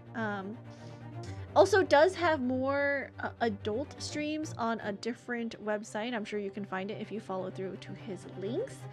And he does podcasts every Friday, so go check him out. He's awesome. I love him. I'm a ball of histamines. Oh no, my allergies are going off right now. Do you take medication for allergies? I always have like Zyrtec at my desk in case my allergies act up, because then I can take one Zyrtec and then I'm good for like half a day to a whole day usually. What? Wait a minute, what are you really saying here? I don't get it. Was the birdcage beamed up into the sky after all, or what? My goodness me. Ah, now I understand. That's what that sinking feeling is about. I think there's a good chance that the birdcage was actually concealed inside the balloon all along. What? Did I just hear that correctly, Council? There's no going back now. The horse has bolted. I have a bottle of generic Claritin that expired in 2021. I'm sure it'll be fine. Well, okay. Well, when medicine expires, I feel like it's just less effective, right? So if you took it, it should maybe be okay. Let's assume, as I said, that the birdcage was hidden inside the green balloon from the start. On stage, when the experiment was started, the birdcage in the Instantaneous Kinesis machine disappeared in a cloud of smoke. At that moment, the flaming arrow was fired from the ground, causing the green balloon to explode and drawing the attention of the spectators to the sky above their heads. From amid the smoke, the hidden birdcage then appeared to fall down and crash into the crystal tower. The potency reduces, or it gains what they call a delay factor. This has been your daily over-the-counter drug fact. So are you saying that instead of like 30 minutes to kick in, it might take like an hour? This is good to know. I sometimes do keep medication for a lot longer than I should, but only because like I buy medication from Costco and they always come in bulk, and I'm like, I can't take all the Advil before it expires, you know what I mean? Like, I can't take all the Zyrtec before it expires, so it's gonna sit in my medicine cabinet until the next time I need it, and I'm like, do I, like, throw away all this expensive medication, you know? Now I'm not an expert in degradation rates of medication, but I think 2021 is long enough for it to be at no active ingredient left. Really? I got a 365 pill bottle. Well, apparently Sho is saying that you might not even be able hand it out on Halloween like candy, says Cap. Terrible, Cap. I don't want to go to your house for Halloween. Ooh, guys, do you guys hand out candy? I like don't actually hand out candy on Halloween, but like if you did hand out candy, what kind of candies would you choose for your house? You know what I would choose? I would choose like little Kit Kats. Like if I could hand out candy at Halloween. If I was the kind of person to hand out candy, I would do like the Japanese Kit Kats with like lots of different flavors. And I would be stingy though. I would only give 1 Kit Kat per kid. Possibly. It all depends on what the active ingredient is. You should always throw away liquid medication though. That stuff gets nasty. Like liquid gel. Oh, I see, I see. Gross. I don't usually have liquid medication, so maybe it's okay. I usually only get the hard the hard candies.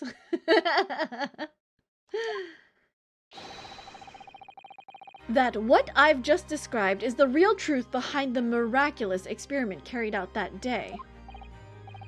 This is... Good grief! Objection! This is ludicrous. What you've described is no science experiment. It's child's play. A contemptible display of stage magic. I usually just get a bulk variety bag for Halloween.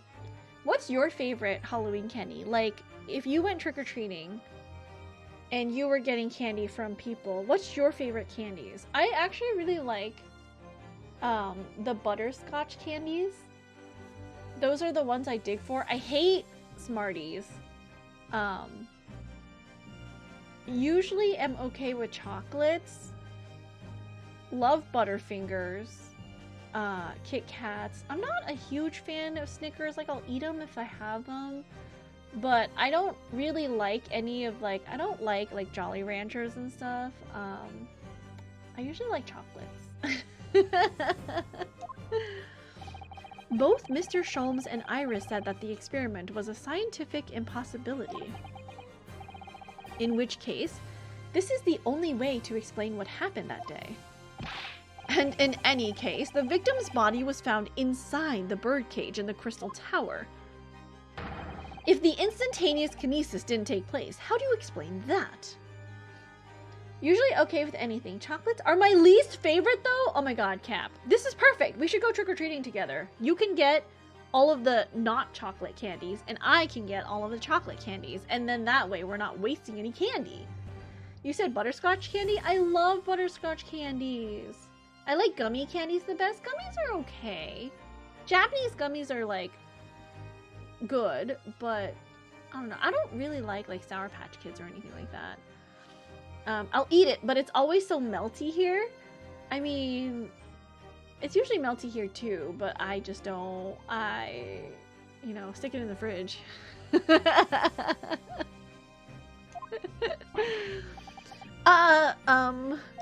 We have to think about these things, you guys. Halloween is coming up soon. If I may put in a word, as a man of magic myself, such apparent discrepancies can easily be explained by some simple deception. Juror number 3. All that would be needed is a doppelganger, someone who looked very similar to the victim, Mr. Asman, and having this other man appear on stage to front the show as a body double. Yes, of course. So, in fact, Mr. Asman must have been inside the birdcage that was concealed inside the balloon right from the start. Objection! That balloon would have been filled with hydrogen. Anything hidden inside it would have scattered to the 4 winds when it exploded. No one would ever have embarked on such a risky venture. Not necessarily. The explosive force of the balloon gas would very much depend upon the mixture ratio. Juror number 4. One year I gave out full-size candy bars. Only around 10 to 20 kids come every year. I was kind of the neighborhood children's goat that Halloween. I think Duo said that in his neighborhood they gave out full things of soda. Is that Duo? Are you still here? Is that what you gave out to your neighborhood's children last year? I turned off all my lights for Halloween. So this is my first time living in this neighborhood around Halloween time. I don't know if there's trick-or-treaters. I don't know if I should set out candy.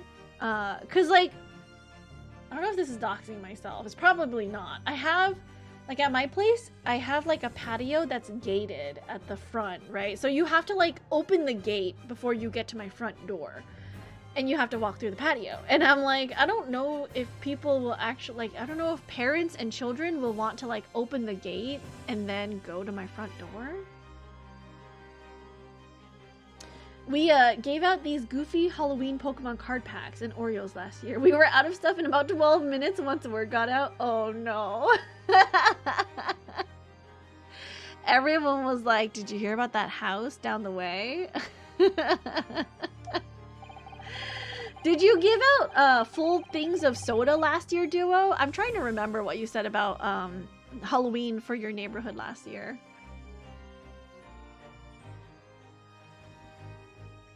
Two-liter sodas? Yeah, see? I feel like I remember. I was like, that was so weird, and I definitely remembered that.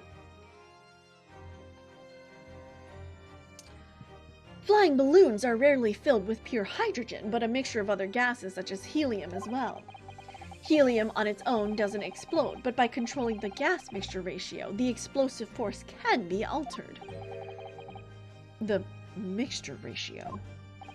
Obviously, the victim's body would have suffered some burns. That would be unavoidable. But not to such an extent as to render this whole obscene charade impossible. So everything that happened can be explained, logically and scientifically. The explosion that engulfed the stage at the start of the experiment was no accident. It was all part of an elaborate deception, to make it appear that instantaneous kinesis had occurred. The teenagers loved it. Just keep the gate open. I don't want that. I don't want trick-or-treaters. So if I leave the gate closed, it means they'll leave me alone, right? If Halloween candy was better, I would try to sneak my way in. I don't want to be the house that gets vandalized. I mean, I live in an area with like a whole bunch of like townhomes or condos. I don't know what to describe them as. So, stay away from my house. Don't come here.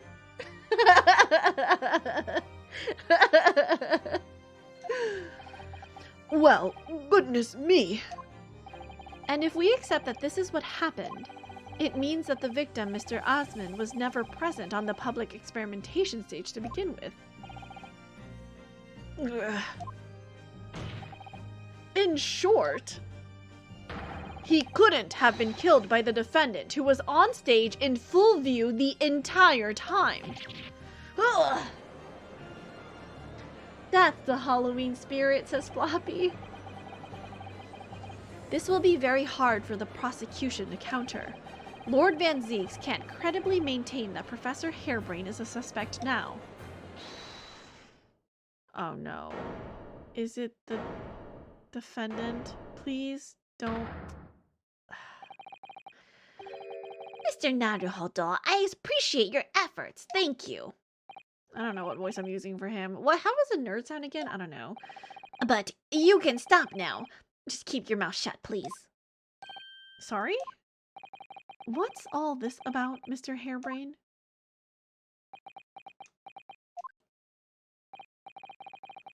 I, Albert Harebrain, hereby confess that it was me. It was me who stabbed Mr. Odie Asmund. Why are you saying this right now? Are you crazy? Yes, it was me, with my faithful friend and partner, Andrew, the screwdriver. It was the professor in the balloon with a screwdriver. What? What are you doing?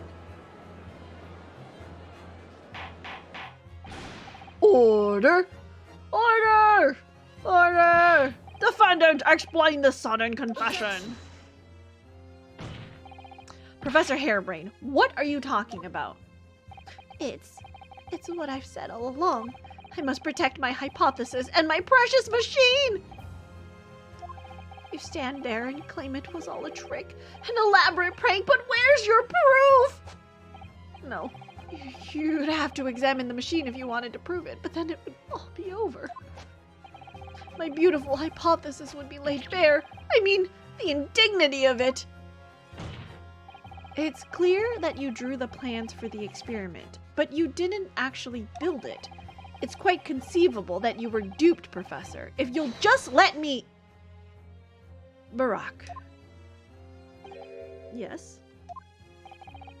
I'll cooperate. I'll do whatever you say. I swear it. So please, ensure the Special Dispensation for Scientific Equipment Act is adhered to and protect my creation! Why are you making a big deal out of this when it shouldn't be? This is how I wish I was read storybooks as a kid. I love reading to kids with like all these silly voices, Floppy. It is like my favorite thing ever.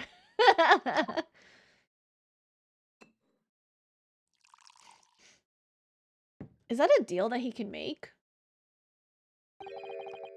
Pray forgive the discourtesy of filling my hallowed chalice at this critical juncture. Here's to my learned Nipponese friend. What?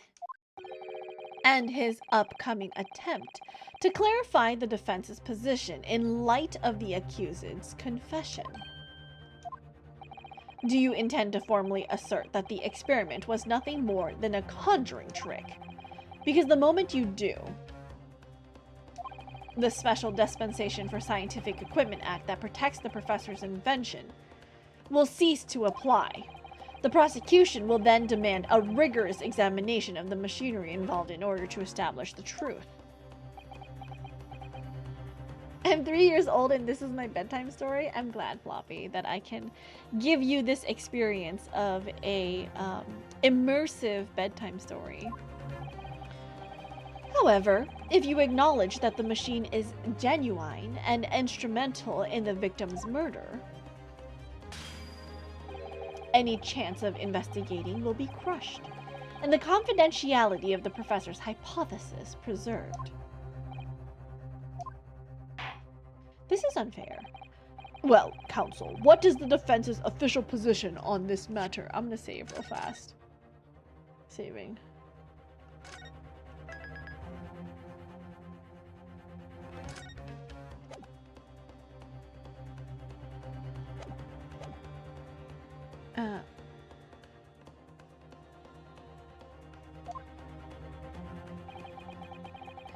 What Professor Harebrain, my client, actually asked of me was to prove that the explosion on stage was an accident and protect the secrecy of his hypothesis. There's no way to do that without implying the professor's guilt. Do I protect my client's life by asserting his innocence, or do I uphold my client's request but see him condemned?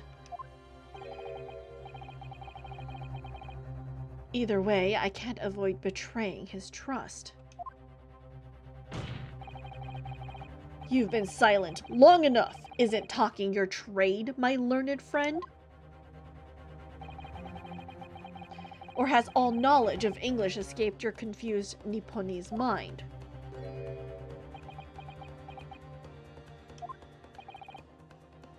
Mr. Naruhodo! There's no escape here. I have to make a choice. But it's an impossible one. I have to give up on something. But what? The defense asserts that the defendant's instantaneous kinesis machine was in fact... Do we continue to protect his invention?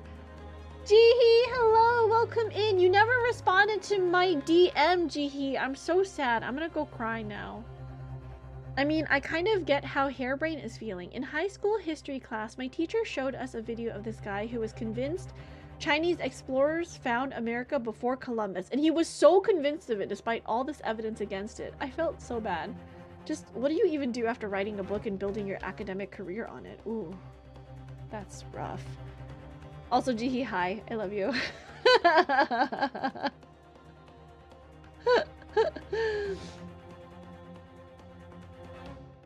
That's awkward. I didn't have my Discord on my PC turned on.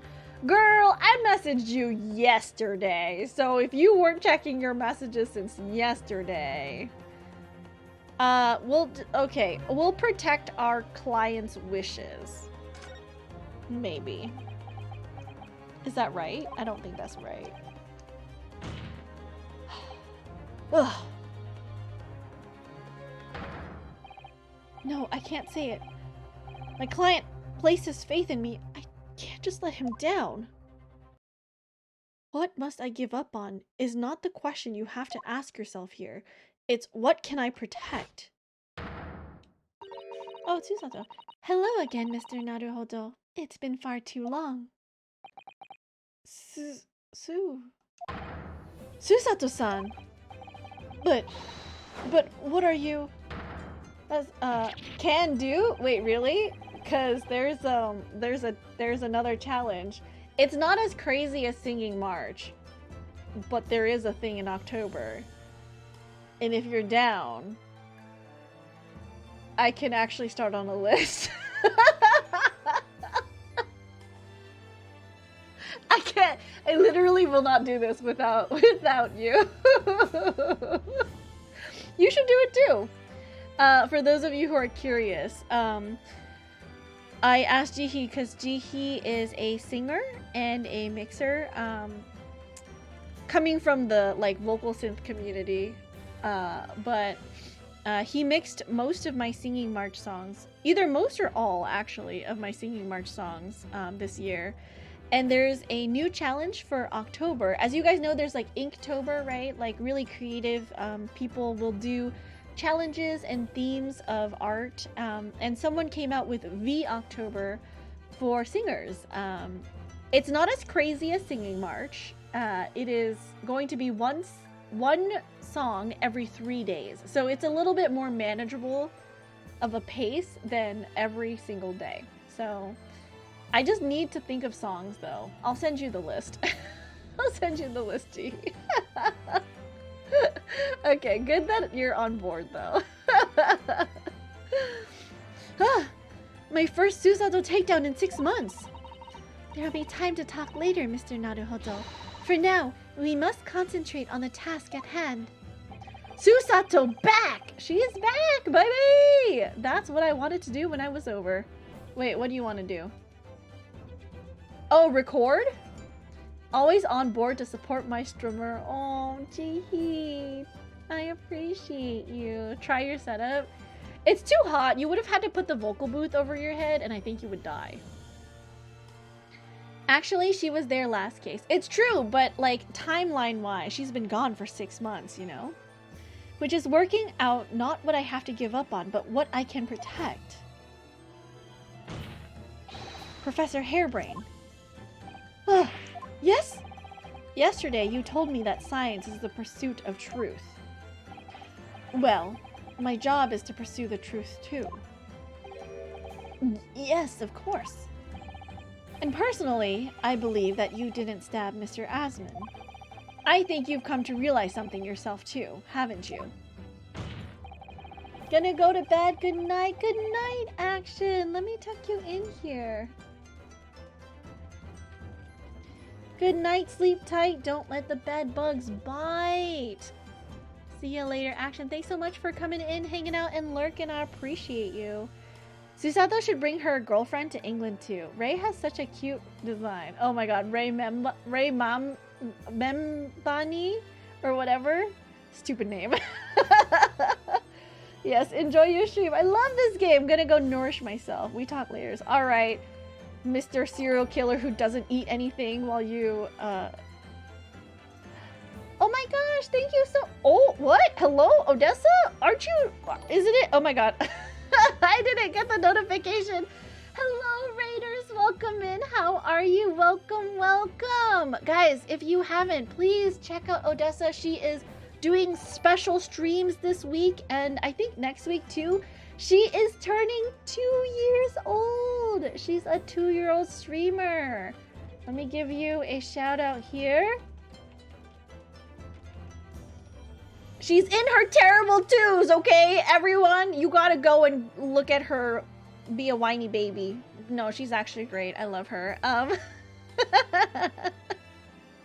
me go to the screen here and like actually welcome you guys in. Hello Raiders! For those of you who don't know me, my name is Princess. I'm a variety VTuber here on Twitch. I play Jump King a lot. I do, you know, voice acting and ASMR, and today we're doing some Great Ace Attorney Chronicles with voice acting. You guys are definitely welcome to stick around. We're gonna be streaming for a while. How was Minecraft today? Odessa, welcome, welcome. Hello, Bumblebee, welcome in. Hello, thank you for the follow, Razorgun. Hello, Bowfront. Floppy, remember me. Hello, Odessa. Hello, hello, Ash Velas. Welcome in, Serotonin Bandito. Hello, The Darkest Derp. Hello, Alistair Lux. Welcome, Santana Josu. Thank you for the follow, Bowfront. Welcome in. How are you? I'm doing good, Odessa. How are you? In my terrible twos, baby! What's an Odessa? An Odessa is a vampire pirate captain of her own crew. She is absolutely a wonderful streamer, amazing singer, part of VTSO. Just like me, she is a soprano singer in VTSO. I am a violin player in VTSO. You know, we have fun. We've worked on, I think, 2 projects together now as part of VTSO officially. Our Lacrimosa cover and Dragon Song that Pam sang for her Final Fantasy concert. And we will be, you know, obviously in the year-end release for Madoka this year. So yeah, welcome in. It was fun, lots of shenanigans, and definitely no arson. Why do you say it like that? Because then it makes me think that there was arson. Thank you for the follow, Talisai. Welcome in. Remember me is a pun for remember me because of the forget-me-nots on her clothing. She was so cute. Wait a minute, that wasn't my first message in this stream. Either way, I joined with the Odessa raid. Nice to meet you. Yeah, Odessa has raided me before. We were playing Jump King, and I remember this. It was so embarrassing. I was playing a new map, and literally right as I boomer restarted my map, because there's a button on the controller when I play Jump King that will reset the entire map if you click it once. And I had just clicked it, and I was like, pause at the very bottom of the screen. And then all of a sudden, Odessa raided in with all of her community, and then I was like, great. And I was like, welcome in, Raiders. So, like, not there. But Odessa, as you know, when Raiders stream in, I like to give them a little feature as like a thank you for, you know, bringing your community here and introducing me to your wonderful community. So if you would like, we can do a VOD feature from today, you know, of you not committing arson in Minecraft, or we can do 3 completely random clip shoutouts. They will be completely random. I cannot promise that a certain particular clip will play for you, and they will cut off at like the 15-second mark. So your choice, right? I like to give streamers the choice because sometimes some streamers get clipped really sus by their community, or they just don't like their clips, and they don't have time to clean it up. So up to you. Thank you for the follow, Physical Taco. Welcome in. And for those of you, again, who don't know, my name is Princess. I play violin.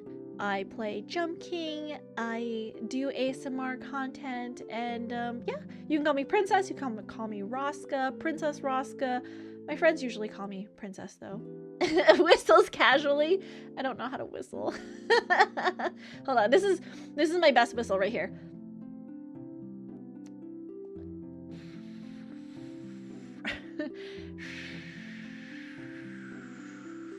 If I move my lips enough, certainly, surely.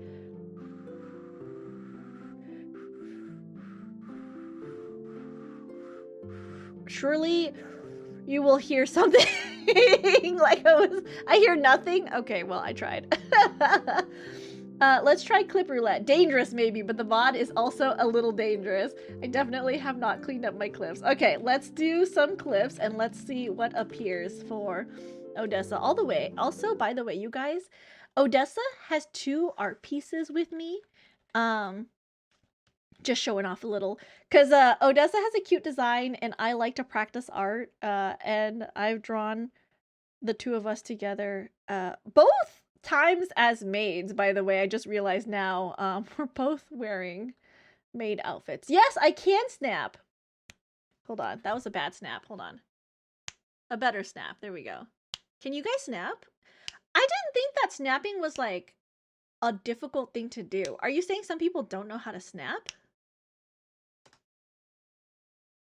Hollow voice echoed from the bowels of the ship, whispering tales of long-forgotten horrors and the wrath of an ancient entity known only as the tax collector. I was like, why are you reading such dark words with like a giggle and then you said tax collector?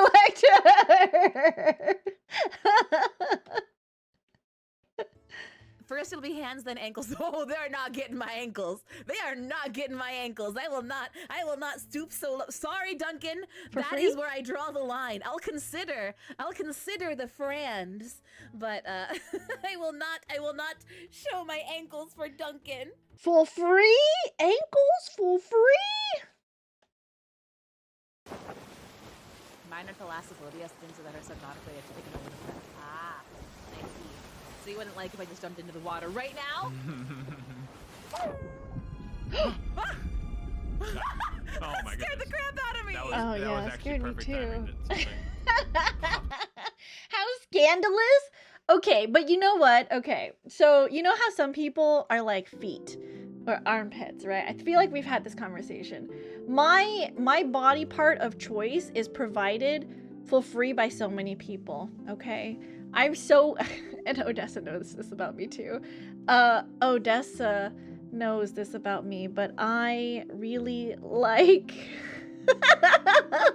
Does anyone want to guess before, like, does anyone want to guess before I actually reveal it?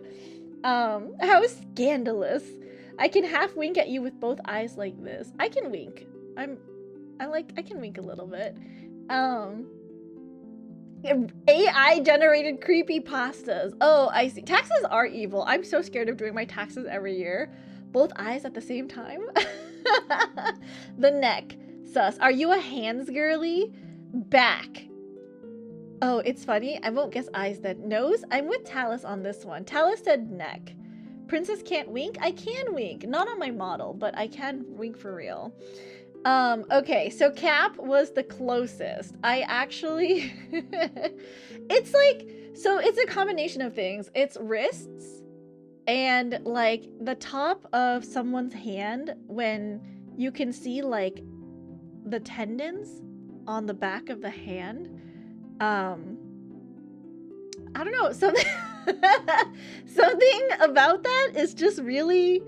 Like, it captures my attention to the point where literally anytime someone sends a picture and it's like, it's so crazy, I don't even mean to do it. My eyes magnetically just go and to the wrists and the hands, and like, people will post this shit for free, okay? For free. You were probably a big blanket grip trend enjoyer, weren't you? I don't know this. I'm gonna look this up. Blanket grip trend? I don't know this. What is this? I'm gonna look it up. Is this a piece of internet history that I'm not aware of? Bringing a box of gloves. No, don't cover your hands. We have to mosaic out our hands if we post in Princess's Discord. No, please. Please continue to provide me with hands. All those hand cams out here for free, dude. I know. I get it for free. Don't tell her break and grip trend. She will never recover. I'm telling you, I will, like, VTSO members will sometimes send stuff that's like, Princess, look at this thing. And I'm like, I'm looking.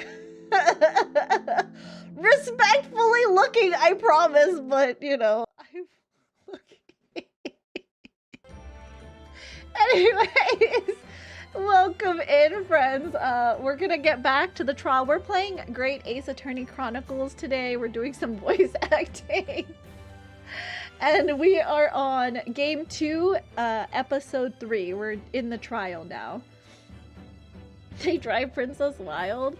I'm sorry, they do. I love wrists. I love the top of people's hands that are like, they have to be tendony. If they're kind of like smooth, I'm not a fan. But like if you can see the like dimple from the what is it, like the top knuckle and like the tendons.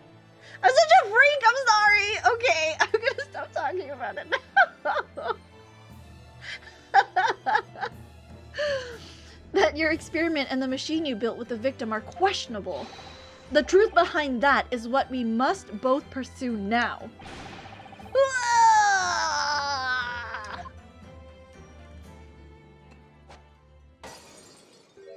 But Odessa, if you need to raid and run, I'm sorry for keeping you, but if you need to raid and run, please feel free. I know you've probably been streaming for a while, and I know how high energy you are during streams.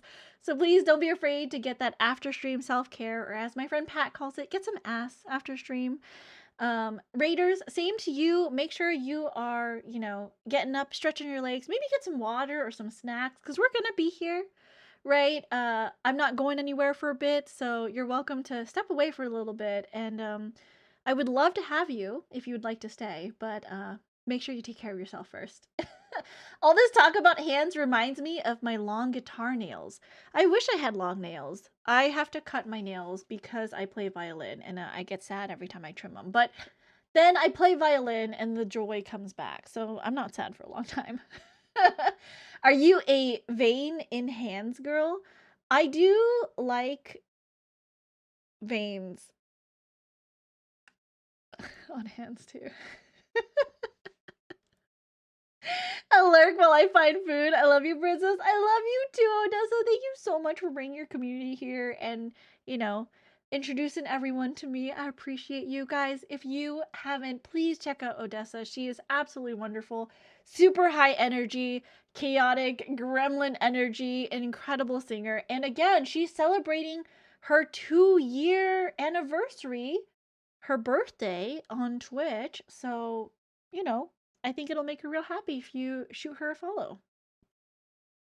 Chrono, if you're here, can you give Odessa another shout out, please? I appreciate you. Follow that link. So, you finally opened your eyes. What? And as for you, Albert, you can't ignore this any longer. Ugh. Having heard my learned friend's assertion, don't you have something to say? Barack! Lord Van Zeeks. Thank you for the follow! Thank you. Gosh, I've never heard him speak that way before. In truth, there is one thing. Something I've remembered that's of relevance. What? On the day it happened, just before I began the experiment, I saw a man near the stage. A man holding that crossbow. I beg your pardon?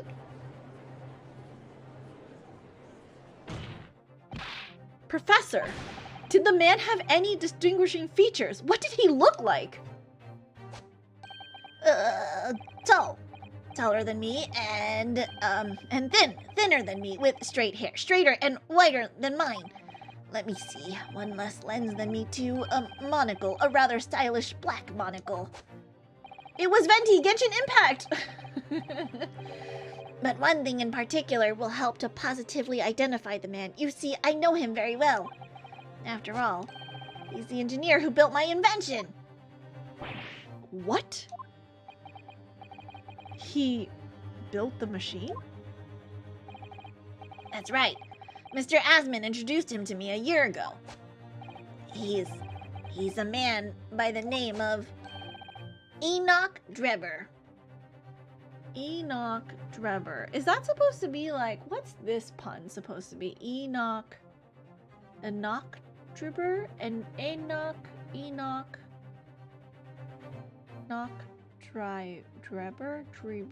No, I don't know. Someone tell me what this is a pun for. Enoch? Drebber? Does this name mean something? Members of the jury seem flustered. Not a name any scientist wishes to hear. That man's an abomination! Not a name any conjurer wishes to hear either! Who on earth is he? I'm afraid this isn't the first tale of this nature that I've heard in scientific circles in connection with that name. There's talk of other flamboyant experiments that turn out to be nothing but stage trickery in the end. Obviously, the rascal is after the government's research grant money. When magicians are in need of money, I have heard of them resorting to these underhand tactics. Some acquaintances of mine with experience of such things have mentioned Enoch Drebber's name before. The man is both an engineer and a magician. Yes, we're dealing with an unparalleled confidence trickster here. That's Enoch Drebber for you! He's named after a murder victim in Sherlock Holmes, the first one in the stories. Oh, interesting, really? So it's like not a punny name?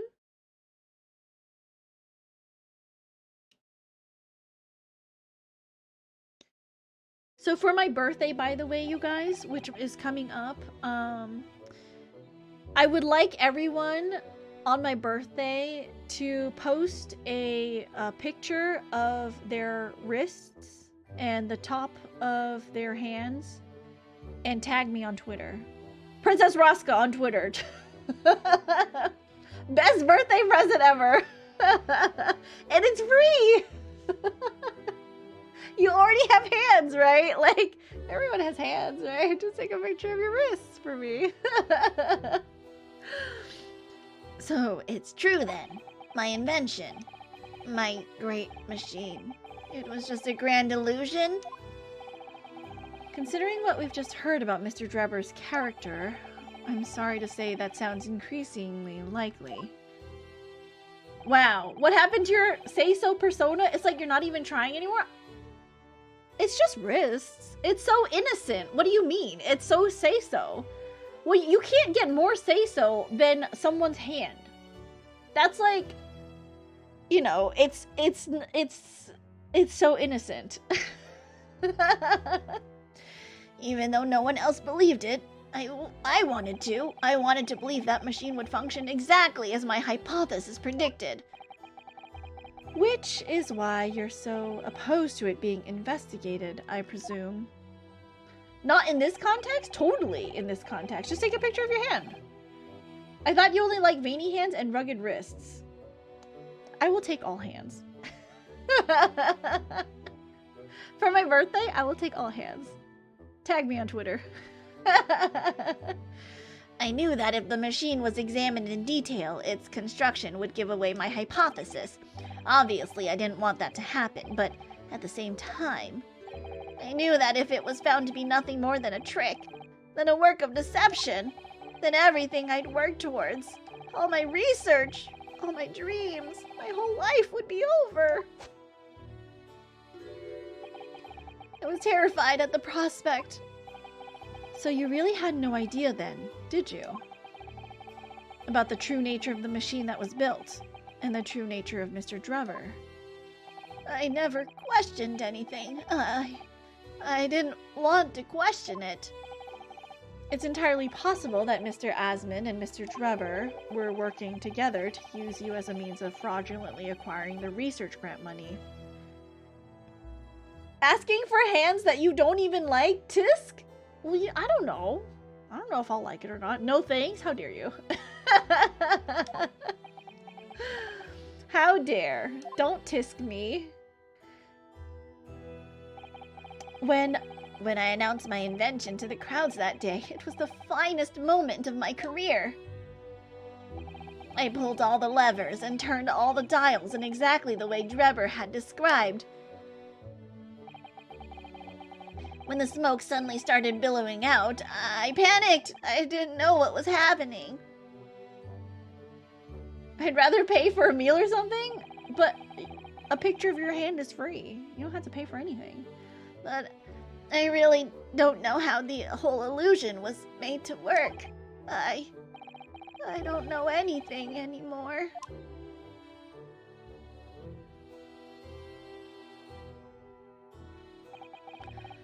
Let me confirm one final point with you, Professor. Do you now consent to the prosecution submitting the necessary paperwork to release your invention from the protection afforded by the Special Dispensation for Scientific Equipment Act?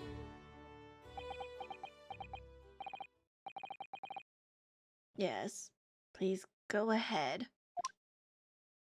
At least you get to see a bunch of hands in this game. It's true. I do get to see a whole bunch of hands in this game. You're right. You're right.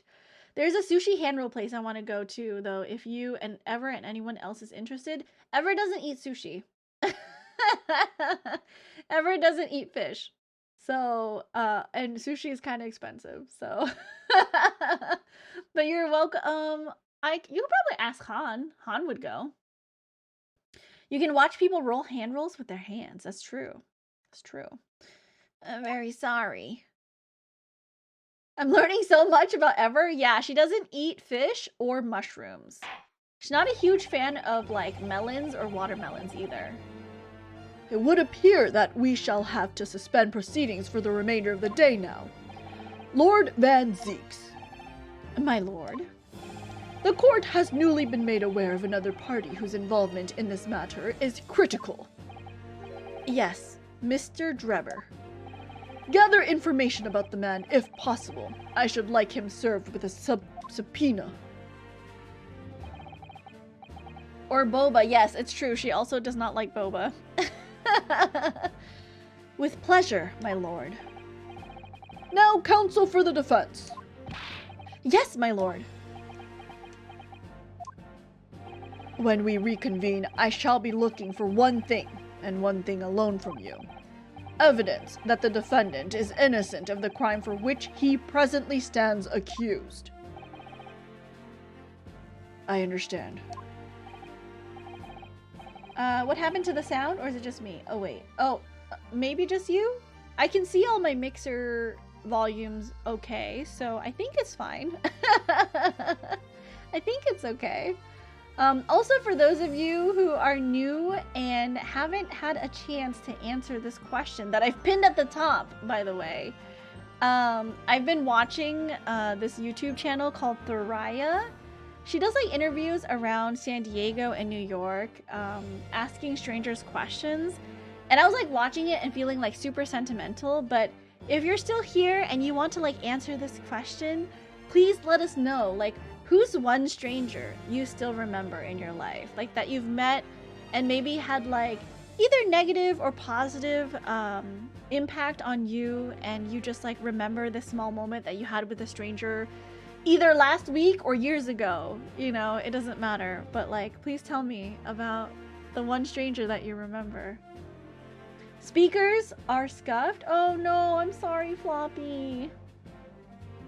Good. In that case, this court is adjourned until tomorrow morning. Negative stranger is the guy who ran me over on his bike. What a terrible man, Floppy. What a terrible man. Absolutely terrible.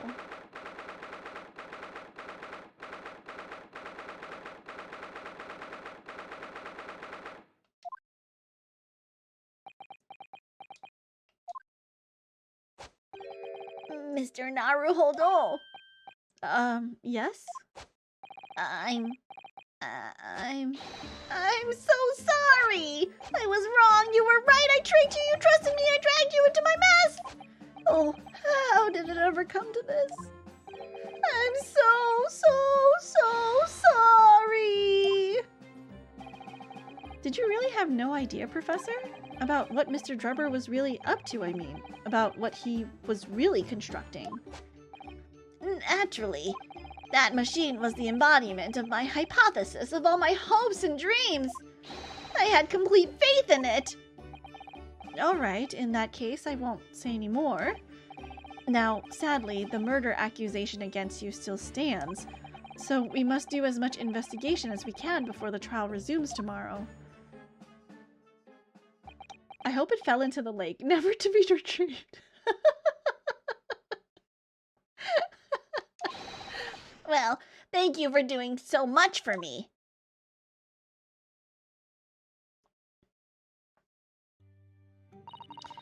I'm so sorry for arriving late this morning, Mr. Naruhodo. Arriving late? Didn't you receive my postcard? I'd wanted to let you know when I'd arrive. Postcard? What postcard? I hid it from you, Runo, so it would be a surprise! Well, did it work? I was surprised, alright, especially when she threw me to the ground. Fair, Floppy? Classy Cosplayer says, once I was sitting in the library watching Ed's World on my Chromebook, and this random guy sat in the seat next to me. Took one of my earbuds and started watching with me for like 10 episodes before introducing himself. You ever forget someone's name the moment they tell it to you before? I have. What a bold move. Just grabbing someone's ear, like he didn't even ask? He wasn't like, hey, I love this. Can I watch this with you? Like he just grabbed an earbud? That's so weird. That is so weird. Did you guys like, well, it's a stranger, so I guess you guys never became friends after that? Oh dear, I'm so sorry. I was just so happy to see you again that it sort of slipped out. Maybe we could stick to more traditional displays of emotion in the future?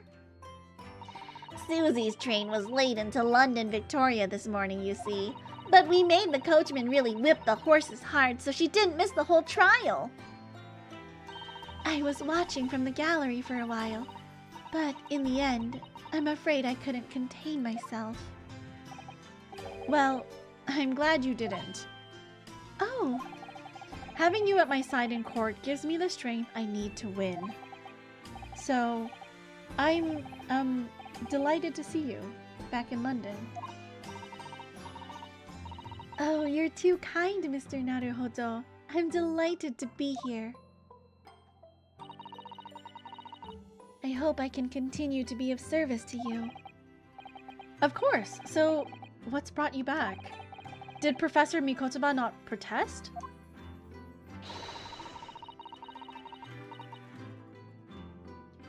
I have a library guy story too.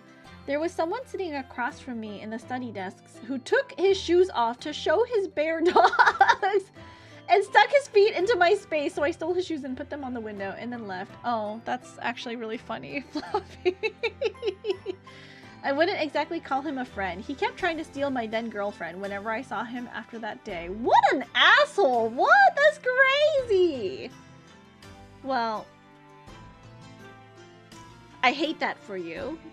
And I hope that, you know, he never successfully stole your girlfriend. I don't know what the whole outcome was, but that's terrible. I'm so sorry. That sucks.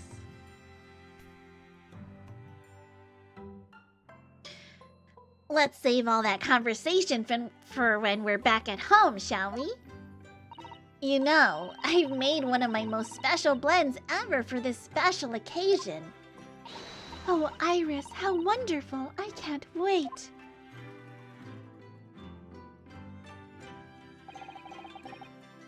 Susato-san was back in London. It's hard to describe how happy that made me feel at the time, but despite my elation, our tale was about to take yet another extraordinary turn. I should have taken his shoes to a different floor? That would have been so funny. I think that would have been hilarious, Floppy.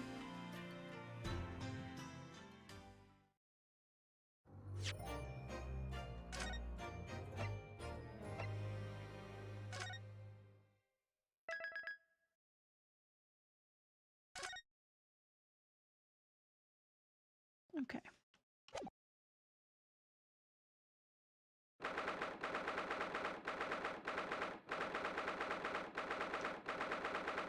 So Susato's back. Wait, if it takes how long? 2 months to get back from Japan to London? Then was she gone 2 months after the trial and then she stayed in Japan 2 months and 2 months ago came back? I'm so confused. Oh, this room, it's been too long. It hasn't changed in the slightest, though. And it's been some 6 months, hasn't it? That's a long time for things to stay so familiar.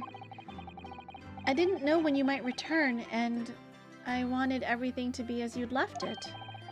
But it has been some 6 months, it's true. So, is your father alright, Susie? What happened? My father? Yes, Professor Mikotoba, I mean, it was half a year ago, but that's why you went back to Japan.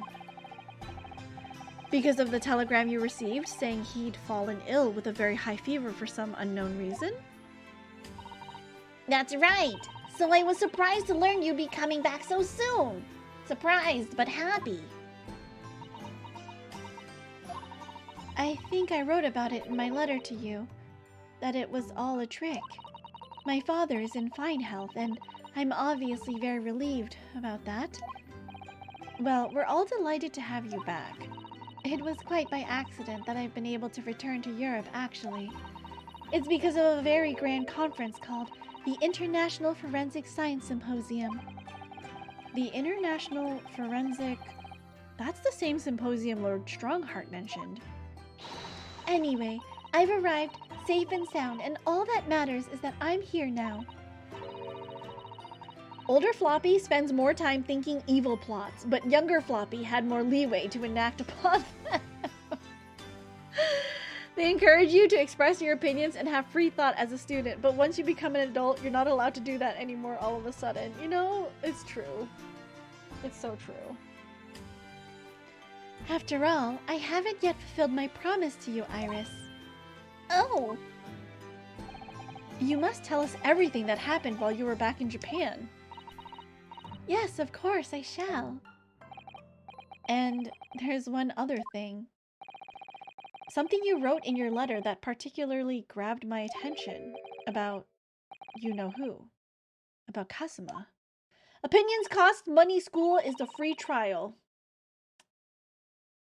Opinions cost money. School is the free trial. Punctuation is really important. I guess that's true.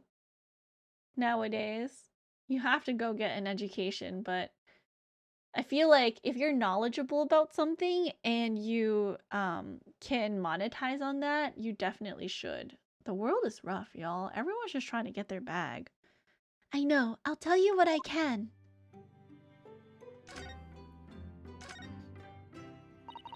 When I first arrived back in Japan, I really thought I'd never be allowed to return to Britain. But curiously, after that awful trial at the Supreme Court, Father's mood changed entirely. The awful trial? Oh, yes, for the murder of Giselle Brett. Oh, you dressed as a man then, didn't you, Susie? Oh, well, yes, since women are forbidden in the courtroom, I had no choice. Wow, amazing! I wish I'd seen it, don't you, Runo? Yes, I suppose so. What is a grammar? It's true. I want to play at being a lawyer now. I could wear a false mustache, maybe. I don't think any mustache could hide the fact that you're just 10 years old, Iris. There's something else I've been wanting to ask you, Miss Susato. It's about the real reason why Professor Mikotoba summoned you back to Japan. You said in your letter it was something to do with that convict's loot we found in Mr. Natsume's lodgings. That's right. The very large dog collar we found with the bee emblem on it. It seems Mr. Natsume included a drawing of the collar in the report he submitted about his time in Britain. I understand that when Father saw the report, he turned as white as a sheet. Why would that be then? Father came to Britain himself, of course, to study. It was some time ago now, but he stayed for 6 years. I can only imagine that something must have happened during that time. But if he refuses to tell me what it was, then I intend to find the answers for myself. And I've decided that I, for one, won't keep any more secrets. Oh, Susie. That's very meaningful look Susato-san's giving Iris there. What use is grammar to me? It's not like I've written stories on Royal Road or anything. What's Royal Road? Is that like a journal? Lord Strongheart mentioned something about that symposium too. I think he said that investigative authorities from 40 different countries would attend. Yes, and from Japan, my father and Judge Jigoku have been invited. It's something of an honor, I believe. Well, Professor Mikotaba is the leading expert in forensic medicine in our country, after all. But who's the other person you mentioned? A judge, did you say? Yes, His Excellency, Judge Seishiro Jigoku. You've met him, Mr. Naruhodo. Last year, in the Supreme Court. You can't possibly have forgotten. Not an AO3 fan? We love AO3.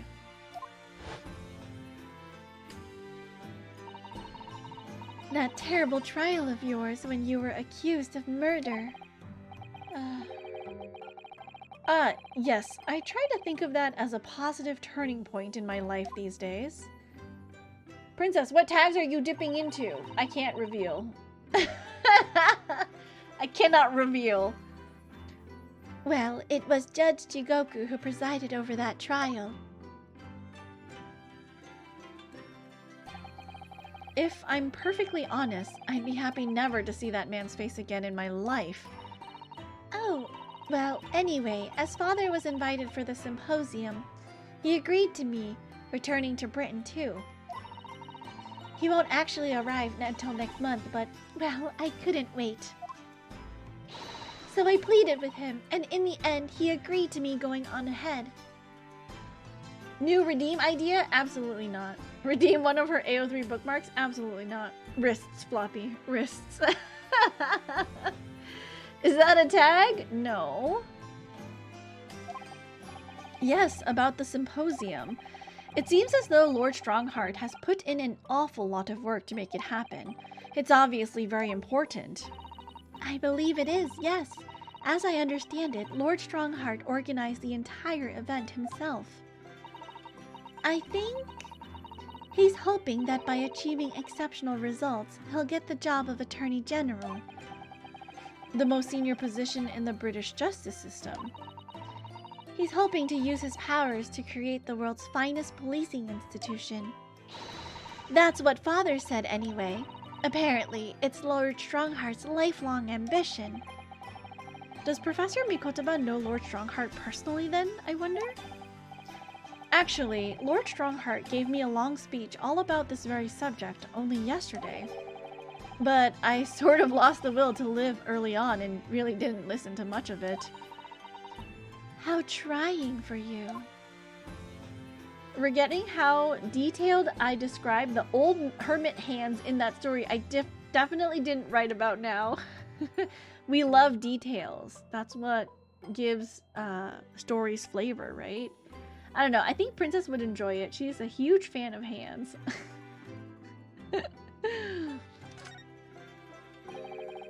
Giselle Brett.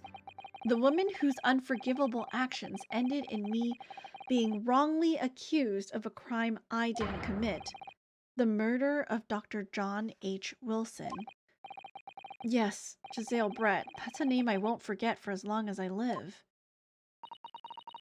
The extraordinary thing is, though, it seems it's a name we should all forget. Sorry? Since the incident, our government's intelligence services have been investigating Miss Brett. But it turns out that an Englishwoman by the name of Giselle Brett didn't actually exist. Didn't exist? But how can that be? It was a pseudonym. Her real name was Xin. And she wasn't a visiting student either. That was a front. A front? Who on earth was she then? Miss A. Shin. Her name is literally all our intelligence services have been able to ascertain about her. Nobody knows why or even how she came to be in Japan. It's a complete mystery. But that makes no sense. It's no easy task to be accepted as a foreign student anywhere. What could the woman have been up to? I'm afraid I really don't know. The only thing we can be sure of is that she had some business in our country that we don't yet understand. And now she's been killed. While all the questions surrounding her existence remain unanswered. I'm afraid so. A Shin. Who on earth was she? And why do I feel as though I've heard that name before somewhere? Princess has a type of spidey sense, but instead of danger, it helps her find the best risks. After my friend Ray's trial, the reporter who actually killed Miss Brett said something very strange. I know the truth. I know you had a hand in what went on. In that visiting student's fate! Nobody here in Japan knows anything about it. They don't know that the guy never made it to England, that he died on that steamship, and that he'll never... Obviously, I couldn't ask him to elaborate at the time. But later, I visited the man in his prison cell and asked him what he was going to say about Kazuma-sama. And what did you learn? After he died on the voyage to Great Britain, his body should have been unladen at the port of Hong Kong and passed into the care of the consulate staff there. Should have been? Well, it turns out that his body never arrived. No body, no crime. No body, he's still alive. No body, no death. I bet you he's still alive. He's still alive. Our best friend is actually alive, and we will see him soon. This is copium. I'm living in Delulu. It's fine. It just disappeared. What? Kazuma's body vanished? Our government tried to cover the fact up, it seems. They erected a grave on the hills by our hometown. Except Kazuma-sama isn't there. But Delulu is always the Salulu. It's true. It's very true. Did Professor Mikotoba know about this? Okay, Grandma, it's time to get you to bed. Hey, I'm not Grandma. I may be 80 years old, but I'm not a grandma. I don't have children. My children don't have children. Yes, it would seem that he did. But he didn't tell me. They're still investigating what happened to Kazuma-sama's body as we speak. I just don't believe it. And what is this acute feeling of apprehension I have all of a sudden? Kazuma mystery. Thinking back now, some of the things that happened on the SS Burya were definitely strange. I mean, after he died, we never saw his body again, did we?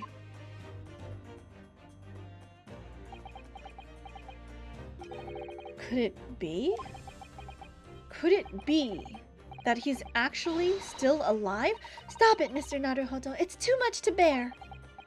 I'm sorry. I didn't mean to. Just thinking about the possibility pains me so very much. Cast your mind back for a moment, Mr. Naruhodo. When Kazuma-sama was discovered, Mr. Sholmes was there, wasn't he? And he definitely examined the body. I remember it clearly. You're right. So, if Kazuma hadn't actually been dead at all, it would mean that Mr. Sholmes had lied to us. But there was no reason why he would possibly have done such a thing. I suppose that's true, yes. Maybe Sholmes is also in on it. He's been a little bit sus. The past couple of scenes that we've seen Sholmes in, he seems a little sus.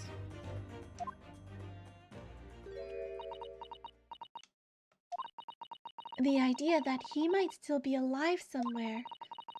It wants to fill me with hope, but I can't let it. Because if it turned out not to be true, then I'd be back at the bottom of that awful pit of despair again. I'm terrified of what that might do to me. Oh, Miss Susato. I know she's given the idea the thought it deserves. It's Susato-san we're talking about after all. So I probably shouldn't push it now. Oh, Susato, I know. Poor baby. Okay. I feel like this is a good stopping point right now. We finished the whole trial. We finished investigating, we finished the trial. We caught up with Susato-san a little bit, so I think here is where I'm going to call it. Raiders, I'm so sorry that I couldn't stream a little bit more for you guys since you guys just came in. But I gotta go 130.4k. You got this, Floppy. You're gonna redeem the game in no time. So I think what I'm gonna do is I'm gonna send you guys off to another friend. Let's see who's on, and we can say hello, and I can drop you off. Thank you guys so much for hanging out with me, whether you were lurking or chatting. I appreciate it all. I really do. What I do wouldn't be the same without all of you, without friends and friends of friends coming to support, and I really do appreciate all of that. So I wanted to say thank you to Jam for your raid in with your community. Redactyl, thank you for the follow. Bricklebork, thank you for the follow. Vaxlive, thank you for the follow. Bigfort, thank you again for the second raid in 2 days. I really appreciate you dropping your community off with me. I hope you've been enjoying Warhammer. I don't know if you're still there, but if you are, I hope you enjoyed Warhammer. Cupid, thank you for the raid in with your community. You are always so sweet. Odessa, thank you for raiding in with your community.